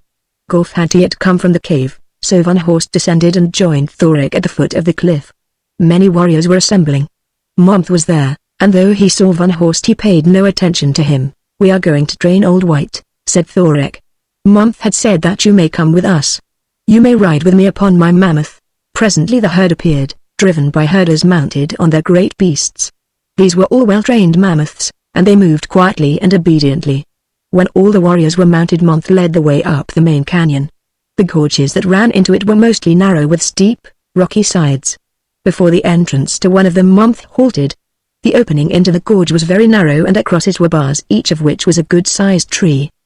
The top bar was roped securely into place by a large rope that had been made by braiding long grass. Warriors removed the rope, and two of the mammoths, directed by their riders, lifted the bars and removed them. Then the party filed into the gorge. Beyond the entrance it widened and the floor was level. They had ridden up it but a short distance when Van Horst saw a huge mammoth standing in the shade of a tree. It was swaying to and fro on its great feet, its head and trunk undulating to the cadence of its swaying body. On its left jowl was a patch of white hair. It was Old White, the killer. Van Horst would have recognized the huge beast among hundreds of its kind. At sight of the party the animal raised its trunk and screamed.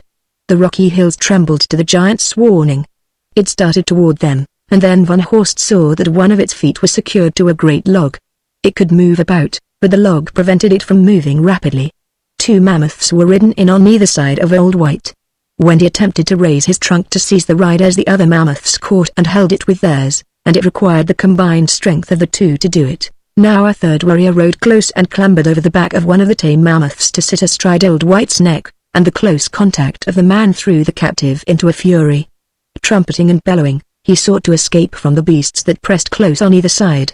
He fought to raise his trunk and snatch the man-thing from him as he lurched erratically about the floor of the gorge, dragging the great log in his wake. Old White, the killer, was wise with great age, and when he realized that he could accomplish nothing by force, he suddenly became quiet and apparently as docile as a lamb, then commenced his training. The rider struck him a sharp blow with the flat of his hand on his back just behind where the warrior sat, and simultaneously a mammoth in his rear and those on either side of him pushed him forward. A blow on the head in front of the rider was a signal to stop, and the three great training mammoths stopped him. Time and again he was rehearsed in these movements, then he was taught to turn to the right or left by a kick on the opposite jowl. Old White learned quickly. Mammoth was delighted. Here, indeed, was a powerful and intelligent beast worthy to be the mount of a chief. The trainers watched Old White carefully. His ears, his tail, his trunk, his eyes, for these were the indices of his temper, and they all proclaimed resignation and docility. "Never have I seen a wild mammoth subdued so easily or taught so quickly," exclaimed Mammoth. "He is already trained. Let him be ridden alone now without the other mammoths. Later we will remove the log." The riders withdrew the other three mammoths to a short distance from Old White, and the great beast stood gently swinging his trunk to and fro, a picture of contentment and docility. The young warrior riding him struck him sharply on the back, signaling him to move forward. As quickly as a snake strikes, Old White swung his trunk up and seized his rider, and simultaneously he was transformed into a raging devil of hate and fury. Screaming with rage, he raised the struggling warrior high above his head, then he dashed him heavily to the ground in front of him. The three warriors who had been assisting with his training urged their mounts in, but too late. Old White placed a great foot on the warrior and trampled him into the earth. Then he seized the warrior on the nearest mount and hurled him across the gorge, and all the while he trumpeted and bellowed. As he lunged for another of the warriors, the two turned their mammoths and retreated, but Old White pursued them, dragging the heavy log after him. That was the end of the mighty captive's training.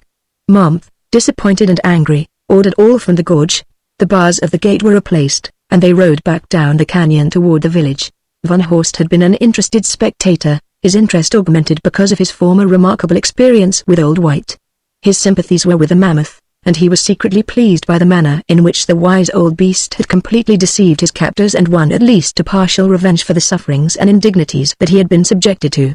Van Horst had also been interested in learning the method used by the mammoth men in controlling their ponderous mounts, and as they left the gorge he asked Thorek if he might pilot the animal the two were riding, and Thorek, amused, consented.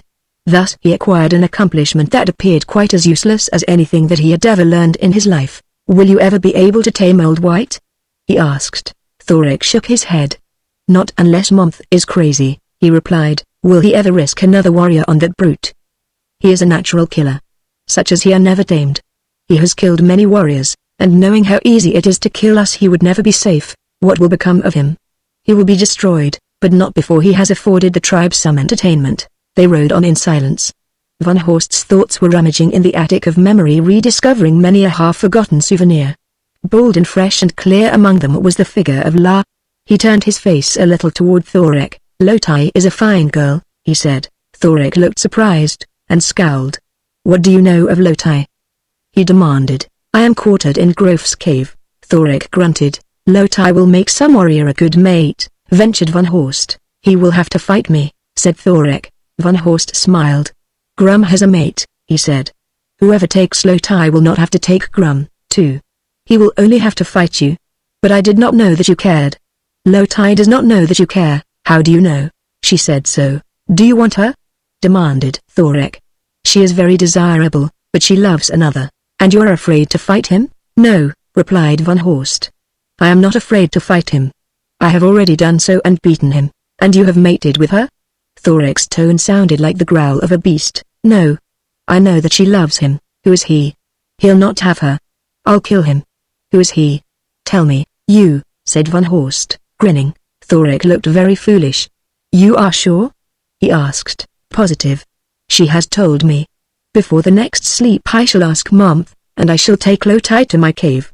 "Do you have to ask Mammoth?" "Yes. He is chief." "Ask him now," suggested Van Horst. "As well now as later," agreed Thorek. He urged his mount forward until he rode abreast of Mammoth. "I would take Lotai, the daughter of Golf, to be my mate," he said to the chief. Mammoth scowled. "No," he said. "Why?" demanded Thorek. "I am a great warrior. I have no mate." I want Lotai, so do I, said Month. Thorek flushed. He was about to make some rejoinder when Van Horst put a warning finger to his own lips and slowed the mammoth down until it had again taken its place in the column. I have a plan, said Van Horst. What sort of a plan? Asked Thorek. A plan whereby you may get Lotai and at the same time do something that will make her very happy. And what is that? She and her mother, Mumel, are very unhappy here.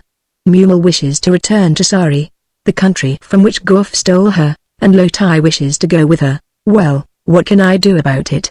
Demanded Thorek. You can take them. It is the only way that you can get Lotai. I cannot take them, said Thorek. I could never get them out of the village. Would you go to Sari with them if you could? I would only be killed by the men of Sari. The Sarians would not kill you. Mumel is a Sarian, and I have a friend named Anger who would see that you were taken into the tribe. He would do anything that I asked. It is useless, insisted Thorek. I could never leave the village with 2 women, would you, if you could? Demanded Van Horst. Yes, if Lotai would go with me I would go anywhere. In the back of Goff's cave there is an opening into a tunnel. Yes, I know of it. It leads to Molopaz. It leads to the little canyon. When the Tarags at the other end are gone you may go out that way with Lotai and Mumel. How do you know that it leads to the little canyon? Demanded Thorek. I have talked with one who went through it as far as the place where the Tarags are. Thorek rode in silence for a time before he spoke again. The party came to the village and dismounted. The herders drove the mammoths away. Month was irritable and glum. He turned on Van Horst. Get to Goff's cave, he ordered, and stay there. Perhaps before the next sleep we shall take you to the little canyon. That is the end for you, my friend, said Thorek. I am sorry. I thought that perhaps we might find a way for you to go with us to Sari, but the way will not be open. The Tarags will not be gone until after you have been taken to the little canyon. Then it will be too late. Van Horst shrugged. There is not very much that one can do about it, he said. There is nothing, asserted Thorek. He walked on beside Van Horst toward the ladder that led upward to Goff's cave. Perhaps this is the last time that we shall talk together, he said. Perhaps, agreed Van Horst. Will you speak to Lotai for me? Certainly. What shall I say? Ask her if she will go with me to Sari, she and Mumel. If she will, raise your right arm straight toward the sun when next you see me. If she will not, raise your left arm. I shall be watching. If they will go, tell them that when the others go to the little canyon, they must hide. I will do the same, and after all are gone we can enter the tunnel and go as far as the Tarags. When the tribe has left the little canyon, we can come out and go away in search of Sari. Goodbye, said Van Horst. They had reached the foot of the ladder. Goodbye and good luck. I will speak to Lotai as soon as possible. Van Horst found Lotai and Mumel alone in front of the cave, and immediately explained the plan that he and Thorek had discussed. Both women were delighted, and they sat for a long time planning on the future. Presently Goff came and demanded food. As usual he was surly and brutal. He glowered and growled at Van Horst. I shall not have to feed you again, he said. Month has spoken, and soon all will be in readiness in the little canyon. You will be taken there with the other prisoners, and you will not come back. I shall miss you, Goff, said Van Horst. The mammoth man looked at him in stupid amazement. I shall not miss you, he said. I shall miss your pleasant ways and your hospitality. You're a fool, said Goff. He gobbled his food and arose. I am going into the cave to sleep, he said. If word is passed that we are going to the little canyon, wake me. As he crossed to enter the cave he aimed a vicious kick at Lotai, which she dodged by rolling quickly out of the way. Why don't you get a man? He demanded. I am sick of seeing you around. I am tired of feeding you. Then he passed on into the cave. The 3 sat in silence. They dared not plan for fear they might be overheard. The thoughts of the women were filled with happiness, thoughts of escape, of Sari, of love, and of happiness. The man thought not of the future but of the past, of the world of his birth, of his friends, and his family, of a beautiful girl who had touched his life briefly and yet had filled it. There was no future for him, only a brief interval of uncertainty and then death. A young man climbed agilely up the ladders to the ledge before Goff's cave. He halted and surveyed the 3, his eyes resting on Lotai. You are to go to the cave of Month, he said. He has chosen you to be his mate. Lotai turned very white. Her wide eyes were horror-filled. She tried to speak, but she only gasped, her fingers clutching at her throat. Van Horst looked at the messenger. Tell Month that Lotai has been ill, he said, but that she will come presently. She had better not be long, warned the man, if she doesn't want a beating. After he had departed the 3 sat whispering together for some time, then Lotai arose and went into the cave. Van Horst and Mumel remained where they were for a short time, then they too, feeling the urge to sleep, went into the cave. Van Horst was awakened by loud voices outside the cave, then Golf entered, calling Lotai. There was no reply. Van Horst sat up. Lotai is not here, he said. Don't make so much noise, I want to sleep. Where is she? Demanded Golf. She has got to be here, perhaps, but she is not. Month sent for her to come to his cave. Go and inquire of Month where she is. 2 warriors entered the cave. She did not come to Month's cave, said one of them. He sent us to fetch her. Perhaps something happened to her, suggested Van Horst. The 2, with Golf, searched the cave. They questioned Mumel, but she only replied as had Van Horst that Month had sent for Lotai. At last they departed, and the others followed them to the ledge. Presently Van Horst saw a number of warriors commence a search of the village. They searched every cave, but they did not find Lotai. Van Horst could see Month standing among the trees at the foot of the cliff, and he guessed from his gestures that he was very angry. Nor was he mistaken. Presently the chief came himself to the cave of Golf and searched it, and he questioned Golf, and Mumel, and Van Horst. He wanted to blame one or all of them, but he had no evidence to support him. He stopped in front of Van Horst, scowling. You are bad luck, he said, but it will not be for long. We go now to the little canyon. To the little canyon. The end of his adventure in Pellucidar was approaching. Well, what of it? One must die. It is little easier one time than another. Even the very old and hopeless cling tenaciously to life. They may not wish to, but they cannot help it. It is just another of nature's immutable laws. He followed the warriors down the ladders to the foot of the cliff. Here the clan was gathering, men, women, and children. A herd of mammoths was being driven into the village, and the great beasts were lifting men, women, and children to their backs. Van Horst looked about in search of Thorek, but he could not find him. Then he was ordered to the back of a mammoth, where he sat behind a warrior. He saw Frog on another beast, as well as other prisoners similarly mounted. There were men from Amda, from Gohal, from Lohar. Van Horst had never met any of the other prisoners except Frog, but he had heard them spoken of by Mumel, Grum, and Lotai. He would have been glad to have talked with the man from Lohar, because that was Laz country. Because of that he felt closer to him. His heart might have warmed even to the redoubtable Gaz. Presently he caught sight of Thorek. He was standing at one side among the trees staring steadily at Van Horst, and the instant that the man from the outer crust caught his eye, he raised his right arm aloft toward the sun. Thorek nodded and turned away. Immediately thereafter Month moved off upon his great mount, and the others followed. The hairy warriors with their women and children, the monstrous beasts that bore them, presented a picture of primitive savagery that thrilled Van Horst despite its sinister connotation. It was indeed an inspiring prelude to death. He looked about him. Riding beside and almost abreast of him, he discovered Golf alone upon the back of his mammoth. Where is Mumel? Inquired Van Horst. Golf looked at him and scowled. She is sick, he said. I hope she dies, then I could get me a good mate. I will not hunt for 2 of them and their brats. Presently the trail wound up the side of the canyon to the summit of a ridge that paralleled a steep-sided canyon.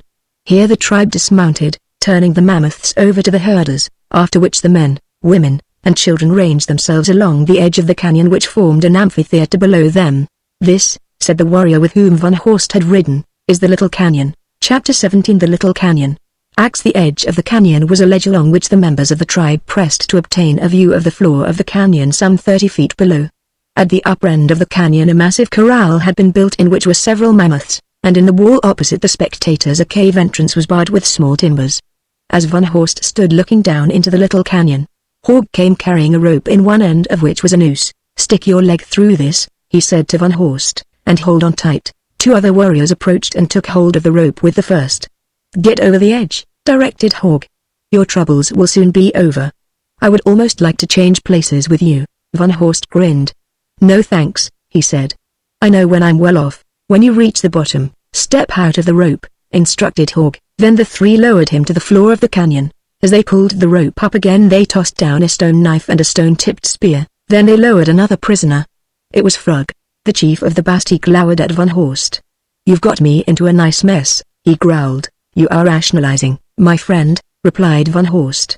You are also passing the buck, as my American friends so quaintly put it, all of which confirms an opinion I have long held that styles in whiskers and bowler hats may change, but human nature never. I don't know what you are talking about. It is quite immaterial. If I am any sort of a judge, nothing that we may or think down here at the bottom of the little canyon will ever be material to anyone, not even to ourselves." From above were dropped weapons for Frog, and then, one by one, the 3 remaining prisoners were lowered and armed. The 5 doomed men stood in a little group waiting for death, wondering, perhaps, in what form the Grim Reaper would present himself. They were stalwart men, all, and each in his own mind had doubtless determined to sell his life as dearly as possible. The fact that they had been armed must have held out a faint hope that they might be given a chance, however slender, to win life and freedom in combat. Van Horst was scrutinizing the 3 he had not previously seen. "Which of you is from Lohar?" he asked. "I am from Lohar," said the youngest of the 3. "Why do you ask?" "I have been long with a girl from Lohar," replied Van Horst. "Together we escaped from Basti, where we were being held in slavery. We were on our way to Lohar when 2 men from Basti stole her from me while I slept." "Who was this girl?" inquired the man from Lohar. "La." The man whistled in surprise. "The daughter of Brun, the chief," he said. "Well, you are just as well off here as you would have been had you succeeded in reaching Lohar with her." "Why?" demanded Van Horst. "What do you mean?" "I mean that you can only be killed here, and if you had reached Lohar with La, Gaz would have killed you. He has been on the warpath ever since La disappeared. It is a good thing for the Bastions that he did not know who stole her. Gaz is a mighty man. Single-handed he might destroy a whole tribe such as the Bastions." "Gaz again." Van Horst was almost sorry that he was never to have the opportunity to see this doughty warrior. He turned to Frog. "The man from Lohar doesn't think much of you Bastions," he taunted. "Is he a Bastion?" demanded the Loharian. "He is the chief," explained Van Horst. "I am Daj of Lohar," cried the young warrior. "You stole the daughter of my chief, you eater of men. I kill." He leapt toward Frog, holding his stone-tipped spear like a bayoneted rifle. Frog sprang back, parrying the first thrust. A shout of approval rose from the savage audience on the ledge above. Then the 2 men settled down to a stern, relentless duel. Frog outweighed his opponent by 50 pounds, but the other had the advantage of youth and agility. The former sought to rush Daj and bear him down by sheer physical weight, but Daj was too quick for him. Each time, he leapt aside, and on Frog's 3rd attempt, Daj dodged as he had before. Then he wheeled quickly and jabbed his spear into the bar's side. The mammoth men shouted their approval. "Kill! Kill!" they screamed. Frog roared with pain and rage, wheeled again and lumbered down upon Daj. This time the Loharian stood his ground until Frog was almost upon him, then he crouched suddenly beneath the extended weapon of his adversary and thrust viciously upward into the belly of the Bastion. As Frog writhed, screaming, upon the ground, Daj wrenched his weapon from the other's belly and plunged it through his heart. Thus died the chief, Frog of Basti. Thus was La avenged by one of her own clan. Amidst the shouts and yells of the mammoth men, the man from Amdar shouted, "Look! Tarags! There!" and pointed toward the opposite side of the canyon. With the others, Van Horst looked. The grating that had been before the entrance to the cave had been raised by warriors from above, and now 5 great Tarags were slinking onto the floor of the canyon. 5 mighty, saber-toothed tigers, Tandors! exclaimed the man from Gohal. "They are turning the Tandors loose on us.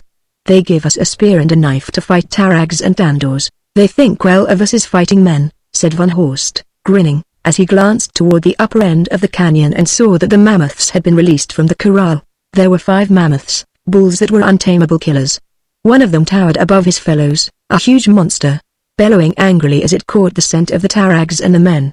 The 5 moved ponderously down toward the center of the canyon, while the great cats crossed directly toward the 5 men awaiting their doom. Thus the paths of the beasts seemed certain to meet before the Tarags reached the men.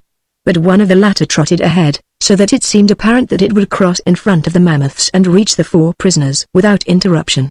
Van Horst was sufficiently familiar with the tempers of both mammoths and tigers to know that, being hereditary enemies, they would attack one another if they came in contact.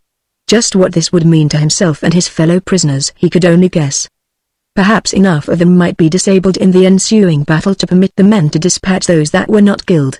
Whether or not they would be any better off then, he did not know. It might be that those who survived would be released. He asked Daj of Lohar about it. "The mammoth men never let a prisoner escape if they can help it," replied Daj. "If we are not killed by the beasts, we shall be killed in some other way. If we can reach the upper end of the canyon," said Van Horst, "we may be able to escape. I see a little trail running from beside the corral to the summit." I have been told that if we can escape in that way the mammoth men will not pursue us, as it would take them into a country that, for some reason, they never enter. The Tarags and the Tandors will never permit us to reach the upper end of the canyon, replied Daj. The Tarag that was in the lead was preparing to charge. He crouched low, now, and crept forward. His sinuous tail twitched nervously. His blazing eyes were fixed upon Van Horst, who stood a little in advance of his fellows. Behind this Tarag the others had met the Tandors. The canyon thundered to the roaring and trumpeting and screaming of the challenging beasts. Run for the upper end of the canyon, Van Horst called back to his companions. Some of you may escape. The Tarag charged, his lips stretched in a hideous snarl that bared his great saber teeth to the gums, his jaws distended. Roaring, he charged upon the puny man-thing. Once before had Van Horst stopped the charge of a Tarag with a stone-tipped spear. That time he had accorded the palm to luck. It seemed incredible that such luck would hold again. Yet, had it been wholly luck? Skill and strength and iron nerve had been contributing factors in his victory. Would they hold again against this devil-faced demon?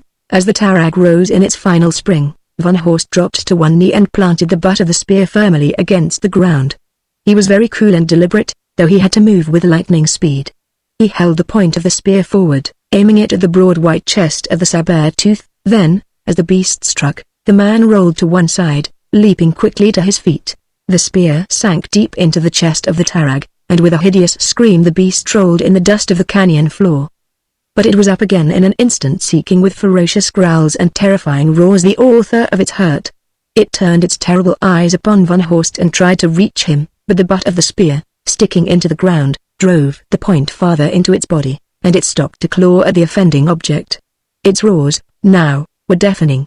But Van Horst saw that it was reduced to nothing more menacing than noise and looked about him to see what chance he had to reach the upper end of the canyon. His companions were moving in that direction.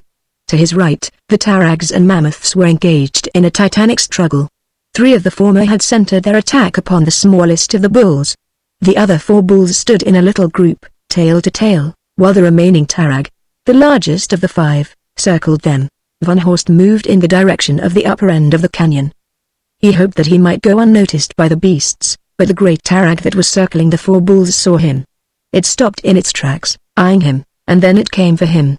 No longer was there a spear with which to dispute the outcome of the encounter with a fanged and taloned beast, an outcome that now must be a foregone conclusion. The man gauged the distance to the end of the canyon. Could he reach it before the mighty carnivore overtook him? He doubted it. Then he saw the huge bull that he had noticed before break from the group and start forward as though to intercept the Tarag.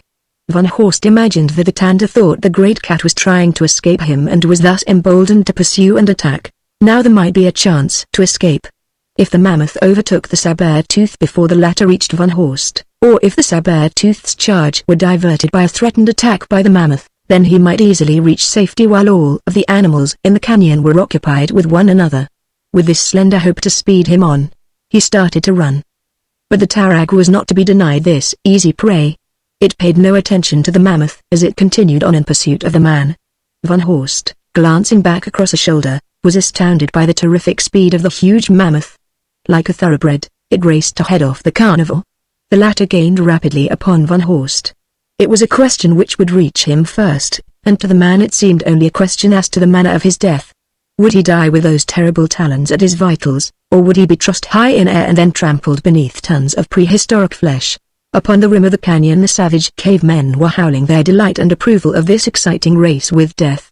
Momph had discovered that 3 of his prisoners had located the path at the upper end of the canyon and were on their way to freedom. That the path was not guarded was due to the fact that the mammoth men believed that no one but themselves knew of it, and it was so faintly traced upon the canyon's wall that no one who did not know of its existence could have discovered it. But now that Momph saw that the 3 had reached the end of the canyon and started to ascend, he hurriedly sent warriors to intercept them. Whether they would reach the head of the canyon in time to do so was problematical. Below, on the floor of the canyon, the Tarag leapt to seize Van Horst.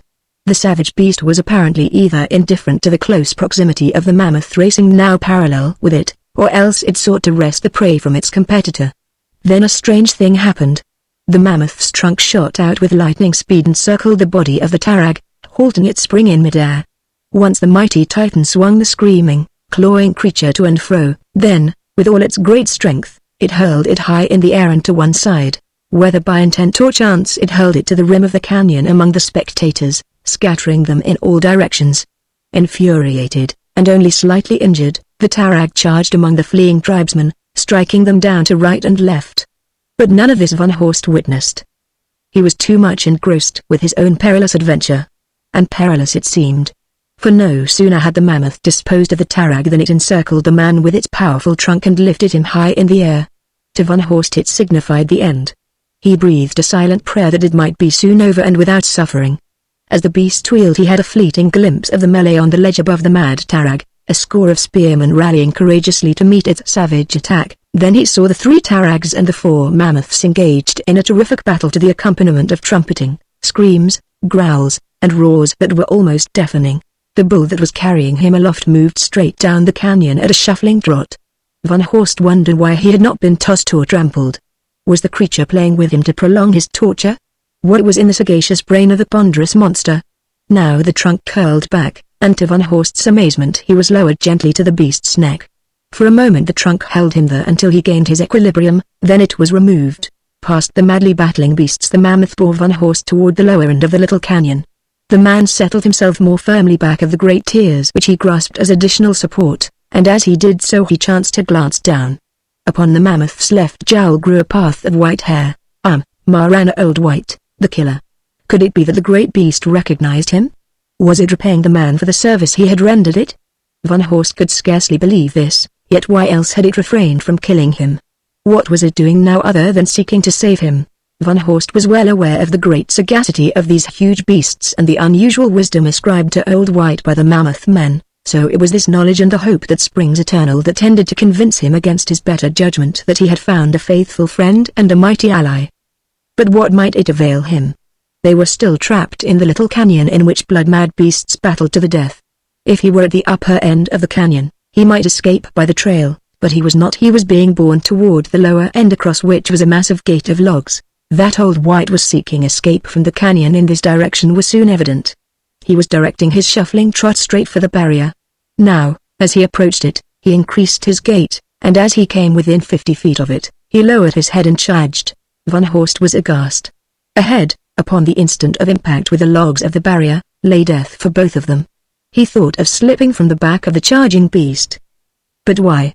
Death beneath the fangs and talons of the great cats might be far more hideous than that which lay just ahead. That terrific impact and then oblivion. There would be no suffering. The mammoth seems a slow-moving, ungainly animal, but it is far from such. Now, in the full rush of its charge, Old White bore down upon the gate of logs with the speed of an express train, a living battering ram of incalculable power. Van Horst lay flat, his arms hooked beneath the great ears.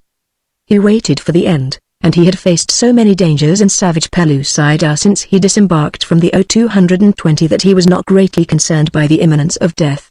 Perhaps, now that he had lost Ladjar, it would be a welcome surcease of constant battling for survival.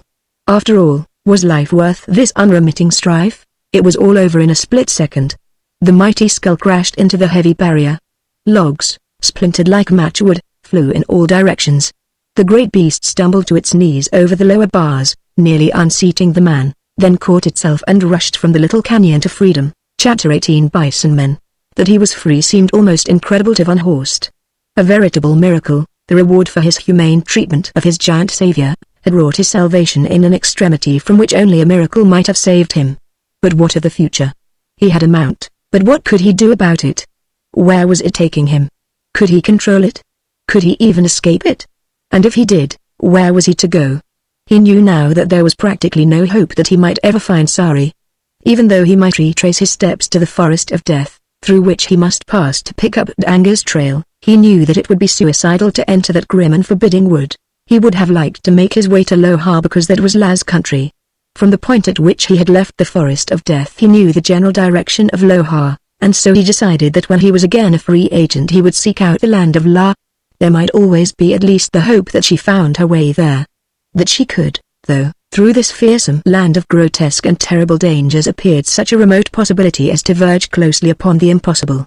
And how was he to reach it even though chance might put him on the right trail? He was unarmed except for the crude stone knife the mammoth men had given him and the now useless belt of cartridges which he had clung to for some reason almost as inexplicable as the fact that his captors had not taken it from him. It is true that the time he had spent in Pellucidar and his increased knowledge of her ways had given him greater confidence in his ability to take care of himself, but it had also impressed upon him a healthy respect for the dangers that he knew must confront him. So much for the future. How about the present? Old White had reduced his speed and was ambling down the main canyon away from the village of the Mammoth Men and the Little Canyon. No sign of pursuit had developed, and Van Horst thought it probable that the tribesmen had been so occupied with the saber-toothed tiger rampant among them that they had failed to notice the sudden departure of Old White and himself. Presently the mammoth came out of the foothills and set its course down toward the river upon the banks of which Van Horst had come upon it and where he had later been captured by the Mammoth Men. The gentle slope of the plain ahead was dotted with feeding animals, sight of which raised the question in Van Horst's mind as to how he was to procure food with only a stone knife as a weapon. He was also concerned with the destination of Old White. Were the animal to leave him in the open plain, he might never pass through these great herds to the trees by the river, and he must reach the sanctuary of trees if he were to have even a chance for survival. There he could find partial concealment and the materials for the bow and arrows and the spear he must have to wage the eternal battle for life which constitutes the whole existence of man in that savage world. But now Old White was veering off to the left on a course parallel to the river. Van Horst did not want to go in that direction, for the country lay open and only sparsely treed as far as the eye could reach. Trees, plenty of them, trees beside water he must reach. He had witnessed the unsuccessful attempt to tame Old White. He had seen him obey the signals of his rider before he killed him, and he wondered if the great beast remembered what he had learned, or, remembering, if he would obey. Perhaps an attempt to guide him would recall to the mammoth the indignities that had been heaped upon him by his captors and the manner in which he had rid himself of his last rider. Van Horst hesitated a moment, then he shrugged and kicked Old White with his left foot. Nothing happened. He kicked again several times. Now the beast changed its direction toward the right, and Van Horst kept on kicking until it was headed straight for the river. Thereafter he kept the beast on this course by the signals he had learned from the Mammoth Men that they had both learned thus. When the river was reached, Van Horst struck Old White a sharp blow on top of the head, and the beast stopped. Then the man slipped to the ground. He wondered what the animal would do now, but it did nothing, only stood placidly waving its trunk to and fro. Van Horst stepped in front of its shoulder and stroked its trunk. "Good boy," he said in quiet tones, as a man speaks to his horse.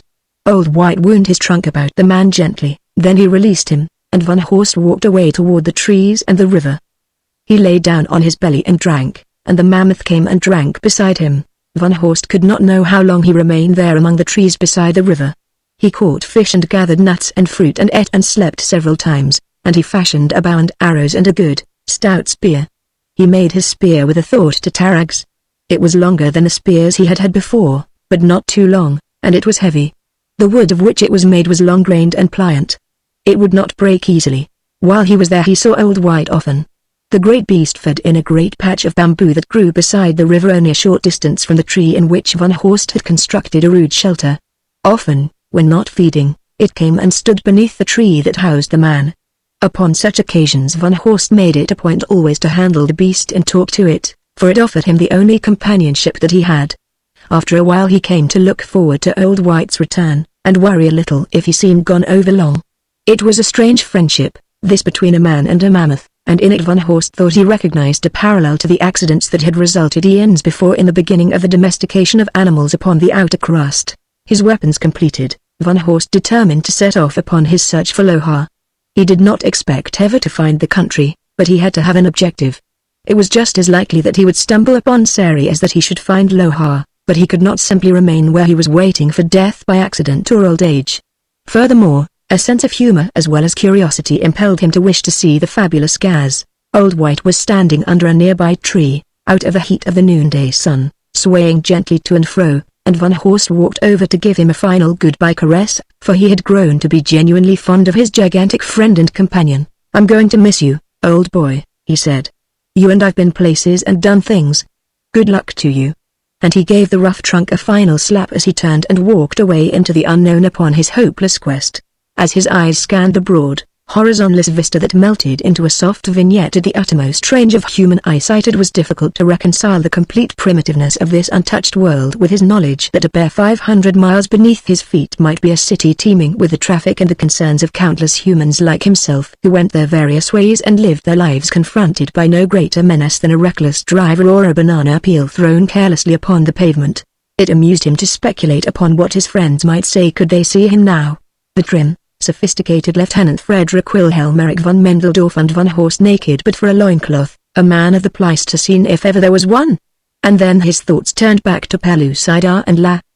He wondered why she disliked him so, and he winced at the insistent realization this reverie conjured.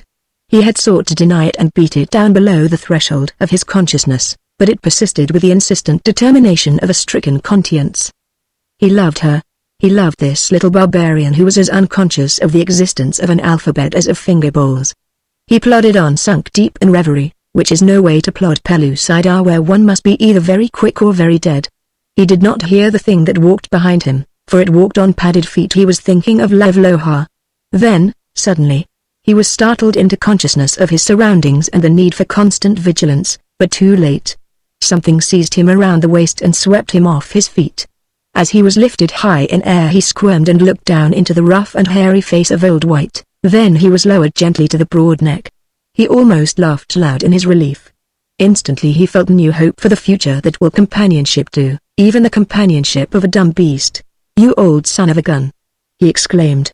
"You nearly scared the breechcloth off me, but I am glad to see you. Guess you get lonesome, too, eh? Neither of us seems to have many friends. Well, we'll stick together as long as you'll stick." Through dangers that must otherwise have seemed fatal, Old White bore the man thing for whom he had conceived this strange attachment. Even the mighty Tarag slunk aside out of the path of the mammoth, no bull of the great herds through which they passed charged. Once a thipter circled about them, the great pteranodon of Ilias, which could carry off a full-grown bulbos. Beneath the shadow of its 20-foot wingspread they moved, the mammoth unconcerned, the man apprehensive, but it did not dive to the attack. They stopped at intervals to feed and water and to sleep, but as time meant nothing in this timeless world, von Horst made no effort to compute it. He only knew that they must be a long way from Aru. Often he walked to rest his muscles, and Old White plodded so close to him that his hairy trunk usually touched the naked body of the man. To occupy his mind, von Horst had taught the beast several things: to raise him to its head upon command and to lower him to the ground, to kneel and to lie down, to walk or trot or charge at the proper signal, to lift and carry objects, to place his head against a tree and push it down, or to encircle one with its trunk and uproot it. Old White seemed to enjoy learning and to be proud of his accomplishments. That he was highly intelligent, von Horst had long realized. And there was one characteristic of the mighty beast that proved it to the man beyond doubt. That was Old White's sense of humor. It was so well developed that there could be no mistaking it, and there were occasions when von Horst could have sworn that the mammoth grinned in appreciation of his own jokes, one of which was to seize the man by an ankle from behind and swing him into the air, but he never dropped him nor ever hurt him, always lowering him to the ground gently. Again, if he thought von Horst had slept too long, he would place a foot upon his body and pretend to trample him, holding him down, or he would fill his trunk with water and shower him. The man never knew what to expect nor when to expect it, but he soon learned that Old White would never harm him. Von Horst had no idea how far they had traveled, but he knew it must have been a considerable distance, yet they had passed no village nor seen a human being. He marveled at the vast expanse of uninhabited country given over entirely to wild animals. Thus had been the outer crust at one time. Yet, as he thought of conditions there now, it seemed incredible. Whether he was nearer to Lohar than before he could not guess. Often the excursion seemed harebrained and hopeless. But what else was there for him to do? He might as well keep moving, whether in the right direction or the wrong. Had he had a human companion, had La been with him, he might have been reconciled to settle permanently in one of the many beautiful valleys he had crossed, but to live always alone in one place was unthinkable. And so he pushed on, exploring a new world that no one might ever know about but himself. Each new rise of ground that he approached aroused his enthusiasm for the unknown. What lay beyond the summit? What new scenes would be revealed? Thus once, as Old White moved ponderously up a slight acclivity, the man's mind conjectured what might lie beyond the summit they were approaching, his anticipation of new scenes and his enthusiasm seemingly undiminished. Then he heard a deep bellow, followed by others. Mingled with them seemed to be the voices of men. To von Horst men meant enemies, so definitely had he habituated himself to the reactions of the Stone Age, but he determined to have a look at these people. Perhaps they were Loharians. Perhaps he had reached Lohar. The sound suggested men driving a herd of cattle in which were many bulls, for the deep tones of the bellows gave color to his belief that there were mostly bulls beyond the ridge. Slipping from Old White's back, von Horst ordered the great beast to remain where it was, then he crept stealthily forward, hoping to reach the summit of the ridge unobserved. In this he was successful, and a moment later he was looking down upon a scene that might well have made him question the credibility of his eyesight. He lay upon the edge of a low cliff, and below him were 4 creatures such as might have materialized only from a bad dream. They had the bodies of men, squat, stocky men. Their faces, their shoulders, and their breasts were covered with long, brown hair. From opposite sides of their foreheads protruded short, heavy horns much like the horns of a bison, and they had tails with a bushy tuft of hair at the end. From their throats issued the bull-like bellows he had heard, as well as the speech of men. They carried no weapons, and it was evident that they were being held at bay by some creature or creatures that were hidden from the sight of Van Horst by the overhanging of the cliff upon which he lay, for every time they started to approach closer to the cliff fragments of stone would fly out and drive them back. This always set them to bellowing angrily, and sometimes one or another of them would stamp the ground or paw up the dust with a foot, for all the world like a mad bull, so that Van Horst thought of them then and always as the bison men. From the fact that missiles were being hurled at these creatures by their prey, Van Horst assumed that the latter might be human beings, though, of course, in Pellucidar there might be any strange variety of man or beast. That they were bison men, he doubted, as he noticed that none of the 4 threw rocks in return, as he was reasonably certain they would have done had they been sufficiently intelligent. Occasionally he caught a word or two as the 4 spoke to one another, and he discovered that they spoke the common language of the human beings of Pellucidar. Presently one of them raised his voice and shouted to whatever it was they had brought to bay at the foot of the cliff. "Stop throwing rocks, Gilek," he said. "It will only go worse with you when we get you, and we shall get you, be sure of that. You have neither food nor water, so you must come out or starve. What do you want of us?" demanded a voice from the bottom of the cliff. "We want the woman," replied the bison man who had previously spoken. "You don't want me?" demanded the voice. "Only to kill you, but if you give us the woman, we will spare you." "How do I know you'll keep your word?" "We do not lie," replied the bison man. "Bring her here and we will let you go." "I bring her," announced the voice from below. "The son of a pig!" ejaculated Van Horst beneath his breath. A moment later he saw a man emerge from below the overhang of the cliff, dragging a woman by the hair. Instantly he was upon his feet, charged with horror and with rage. For at the first glance he had recognized them. Scruff and La. A sheer drop of 30 or 40 feet to the ground below left him temporarily helpless, and for a moment he could only stand and look down upon the tragedy. Then he fitted an arrow to his bow, but Scruff was partially shielded by the body of the girl. Van Horst could not shoot without endangering her. "La!" he cried. The girl tried to turn her head back in the direction of his voice. Scruff and the bison men looked up at the figure standing upon the top of the cliff. "One side, La!" he called. "Go to one side." Instantly she swung to the right, turning Scruff sideways so that he was fully exposed to the archer whose bow was already drawn. The bowstring twanged. Scruff screamed and went down, clutching at the feathered shaft sunk deep in his body, and as he fell he released his hold upon La's hair. "Run!" commanded Van Horst. "Run parallel to the cliff and I will follow until I find a way down."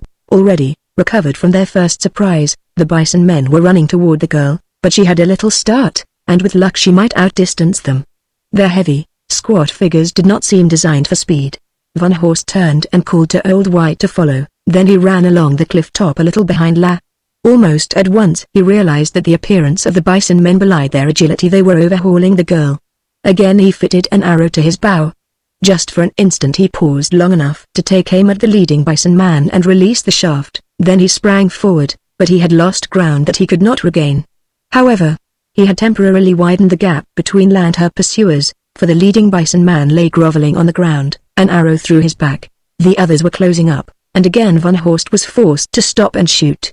As before, the girl's closest pursuer pitched to the ground. The fellow rolled over and over, but when he stopped he lay very still. Now there were only 2, but again Van Horst had lost distance. He tried to gain on them but he could not. At last he halted and sent 2 more arrows after the remaining bison men. The nearer fell, but he missed the other. Twice after that he loosed his shafts, but the last one fell short, and he knew that the man was out of range and rapidly gaining on his quarry. Just ahead of the fleeing girl loomed a forest of giant trees. If she could reach these she might elude her pursuer, and she was fleet of foot. In silence the 3 raced on, Van Horst on the cliff top barely maintaining his ground. Then the girl disappeared among the boles of the great trees, and a moment later the bison man followed her. Van Horst was frantic. The interminable cliff offered no avenue of descent. There was nothing to do but continue on until he found such a place, But in the meantime, what would become of La? To have found her so unexpectedly, to have been so close to her, and then to have lost her left him heartsick and hopeless. Still, he knew now that she lived, and that was something. And now, close behind him, he heard the familiar trumpeting of Old White, and a moment later a hairy trunk encircled him and swung him to the now familiar seat in the hollow back of the massive skull. Just beyond the edge of the forest they came upon a rift in the escarpment, and here the mammoth, finding precarious foothold, picked his way carefully down. Von Horst turned him back to the point at which La had disappeared, but here he was forced to dismount, as the trees grew too closely to permit the great beast to enter the forest, and he could neither uproot nor push over the giant boles. As Von Horst left Old White to enter the forest, he had a premonition that this was the last time that he would ever see his faithful friend and ally, and it was with a heavy heart that he passed into the grim, forbidding wood. Only for an instant was his mind occupied with thoughts of Old White, for at a distance he heard a faint scream, and then a voice called his name twice. Von. The voice of the woman he loved. Chapter 19 KIU. Guided only by the memory of that faint cry in the distance, Von Horst pushed on into the forest. Never had he seen trees of such size growing in such close proximity, often so near to one another that there was just room for him to pass between. There was no trail, and because of the zigzag course he was forced to pursue, he soon lost all sense of direction. Twice he had called La's name aloud, hoping that she would reply and thus give him a new clue to her whereabouts, but there had been no answer. He realized that about all he had accomplished had been to apprise her captor that he was being pursued and thus put him on his guard, so, though he moved as rapidly as he could, he was most watchful. As he hurried on he became more and more imbued with a sense of frustration and the futility of his search, feeling that he was quite probably moving in circles and getting nowhere. He was even impressed by the probability that he might never even find his way out of this labyrinthine maze of gloomy trees, to say nothing of reaching La in time to be of any service to her. And thus his mind was occupied by gloomy thoughts when he came suddenly to the end of the forest. Before him lay the mouth of a canyon leading into low but rugged hills, and here at last was a trail. It wound, well marked, into the canyon. With renewed hope Von Horst stepped confidently out to follow wherever the way might lead, for a brief examination told his now practiced eyes that someone had recently entered the canyon at this point, and faintly in the dust of the trail he saw the imprint of a tiny foot. The canyon was little more than a narrow, rocky gorge winding snake-like into the hills, and as he proceeded he passed the mouths of other similar gorges that entered it at intervals, but the main trail was plain, and he continued upon it, certain now that he must soon overtake La and her captor. He had been for some little time in the gorge and was becoming impatient with each fresh disappointment when he rounded a bend and did not see those he sought ahead of him, when he heard a noise behind. He turned quickly and saw a bison man creeping stealthily upon him. The instant that the fellow realized he had been discovered he voiced a bellow that might have issued from the throat of an angry bull. It was answered from down the gorge and from up, and then others came rapidly into view both in front and behind. Von Horst was trapped. Upon either side the walls of the canyon, while not high, were unscalable, and behind him were bison men cutting off retreat, and in front were bison men effectually blocking his advance. Now they were all bellowing. The rocky walls of the gorge reverberated the angry, bestial chorus of challenge and of menace. They had been waiting for him. Von Horst knew it now. They had heard him call to La. They had known he was following, and they had waited in the concealment of one of the gorges he had passed. How easily they had trapped him. But what might he have done to prevent it? How else might he search for La without following where she went? What was he to do now? The bison men were coming toward him very slowly. They seemed to hold him in great respect. He wondered if the abductor of La had had either the time or opportunity to tell his fellows of the havoc this strange Giluk had played with the four that had first met him. That was one of the tantalizing characteristics of the inner world, that one might never know the measure of elapsed time, which might easily gauge the difference between life and death. "What are you doing here in our country?" demanded the nearest of the bison men. "I have come for the woman," replied Von Horst. "She is mine." "Where is she? Who are you?" "We never saw a Giluk like you before, or one who could send death from a long way off on little sticks." "Get me the woman," demanded Von Horst, "or I'll send death to you all." He withdrew an arrow from his quiver and fitted it to his bow. "You cannot kill us all," said the creature. "You have not as many sticks as there are Ganaks." "What are Ganaks?" asked Von Horst. "We are Ganaks. We will take you to Driven. If he says not to kill you, we will not kill you." "Is the woman there?" "Yes." "Then I will go." "Where is she?" "Follow the Ganaks in front of you up the gorge." They all moved on then in the direction that Von Horst had been going, and presently they came to a large, open valley in which there were many trees dotted picturesquely over gently rolling ground. Out upon the plain a short distance lay what appeared to be a circular, palisaded village, and toward this the bison man led the way. As he came nearer, Van Horst saw that there were fields of growing crops outside the village and that in these fields men and women were working human beings like himself, not Ganaks, but there were many Ganak bulls loitering around.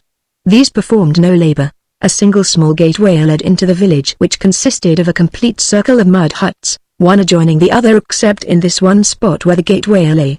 Trees grew all around the circle in front of the huts, spreading shade trees.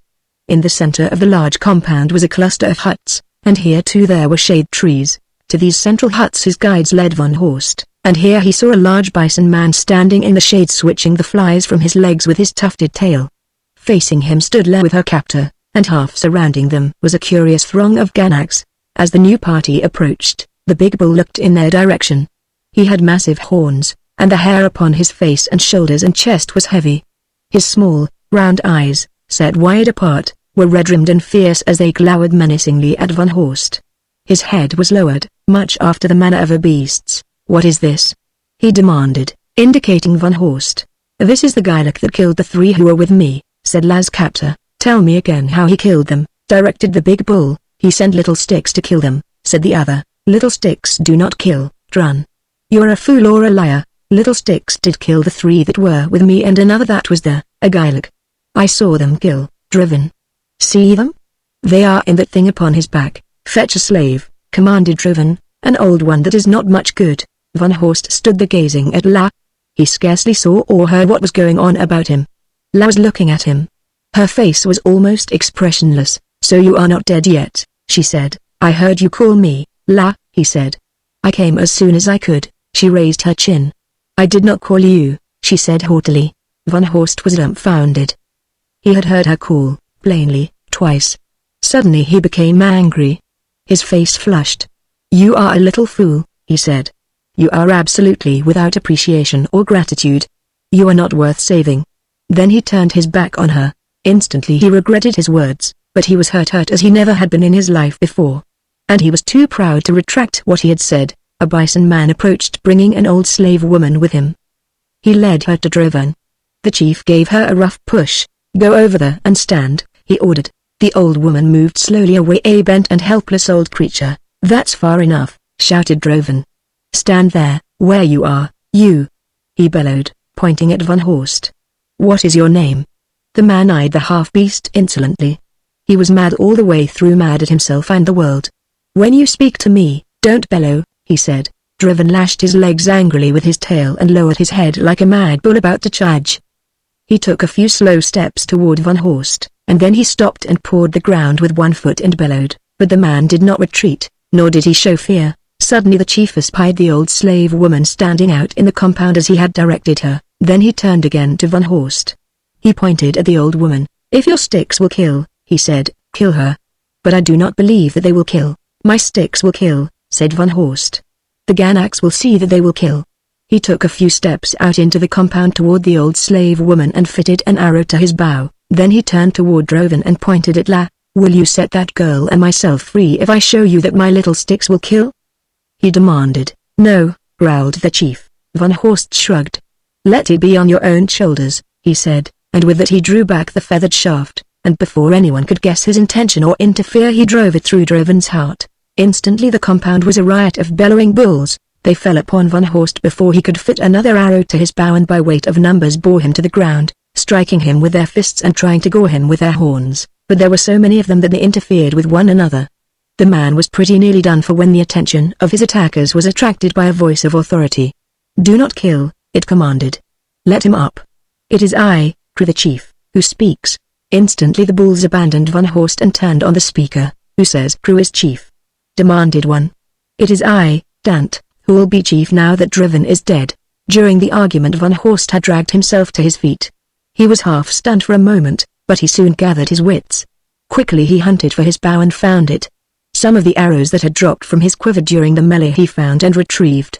Now his mind was alert. He looked about him. All the bulls were watching the two claimants for the chieftainship, but some of them were ranging themselves closer to Crew than to Dant. A few went hesitantly to Tant's side. It looked like Crew to Van Horst. He stepped over near those who were assembling around Gru. Surreptitiously he fitted an arrow to his bow. He knew that he was taking a wild chance, and his better judgment told him to mind his own business, but he was still angry and indifferent as to whether he lived or not. Suddenly he straightened up. "Gru is chief," he cried. Simultaneously he drove an arrow into Tant's chest. "Are there any others who will not accept Gru as chief?" he demanded. Some of them who had gathered around Tant ran to strike him down. They charged with lowered horns like bulls. But those about Gru charged to meet them, and as they fought, Van Horst moved backward slowly until he stood with his back against the chief's hut. Close to him stood La. He paid no attention to her, although it was plain to her that he was aware of her presence. The man was engrossed in the strange tactics of these half-beasts. When they did not clinch they dove with lowered heads for the belly of an antagonist, seeking to disembowel him with their heavy horns. Oftentimes they met head-on with such terrific force that both were knocked down. When they clinched, each antagonist seized another by the shoulders, and, straining and tugging, they sought to gore each other in the face or neck or chest. It was a scene of savage fury made more terrifying by the bellowing and snorting of the combatants, but it was soon over, for those who opposed Gru were few in numbers and without a leader. One by one, those who survived broke away and retreated, leaving the field to Gru. The new chief, overcome by his importance, strutted about pompously. He sent immediately for the women of Driven and Tant, of which there were about 30, and after selecting half of them for himself turned the others over to his followers to be divided by lot. In the meantime Van Horst and La remained in the background practically unnoticed by the bison men, nor did they call attention to themselves, as it was obvious that the bulls were worked up to a frenzy of hysterical excitement by all that had so recently transpired and by the sight and smell of blood. Presently, however, the eyes of an old bull fell upon them, and he commenced to bellow deep in his chest and paw the ground. He approached them, lowering his head as though about to charge. Van Horst fitted an arrow to his bow. The bull hesitated, then he turned toward Gru. "The Gilaks," he said. "When do we kill the Gilaks or set them to work?" Gru looked in the direction of the speaker. Van Horst waited for the chief's answer. It had been upon the hope of his gratitude that he had based his hopes for liberty for himself and La, for he was still thinking of the girl's welfare. He found that he could not do otherwise, no matter how ungrateful she might be. He wondered how much gratitude, then, he might expect from this brutal bison man if La accorded him none. "Well," said the old bull, "do we kill the Gilaks or do we put them to work in the fields?" "Kill the she," cried one of the women. "No," growled Gru, "the she shall not be killed. Take them away and put them in a hut and guard them. Later Gru will decide what to do with the man." Van Horst and La were taken to a filthy hut. They were not bound. The man's weapons were not taken away from him, and he could only assume that their captors were too stupid and unimaginative to sense the necessity for such precautions. La went to one side of the hut and sat down, Van Horst to the other. They did not speak. The man did not even look at the woman, but her eyes were often upon him. He was unhappy and almost without hope. If she had been kind to him, even civil, he might have envisioned the future worth fighting for with enthusiasm, but now, without hope of her love, there seemed nothing. The knowledge that he loved her aroused in him only self-contempt, while it should have been a source of pride. He felt only a dull sense of duty to her because she was a woman. He knew that he would try to save her.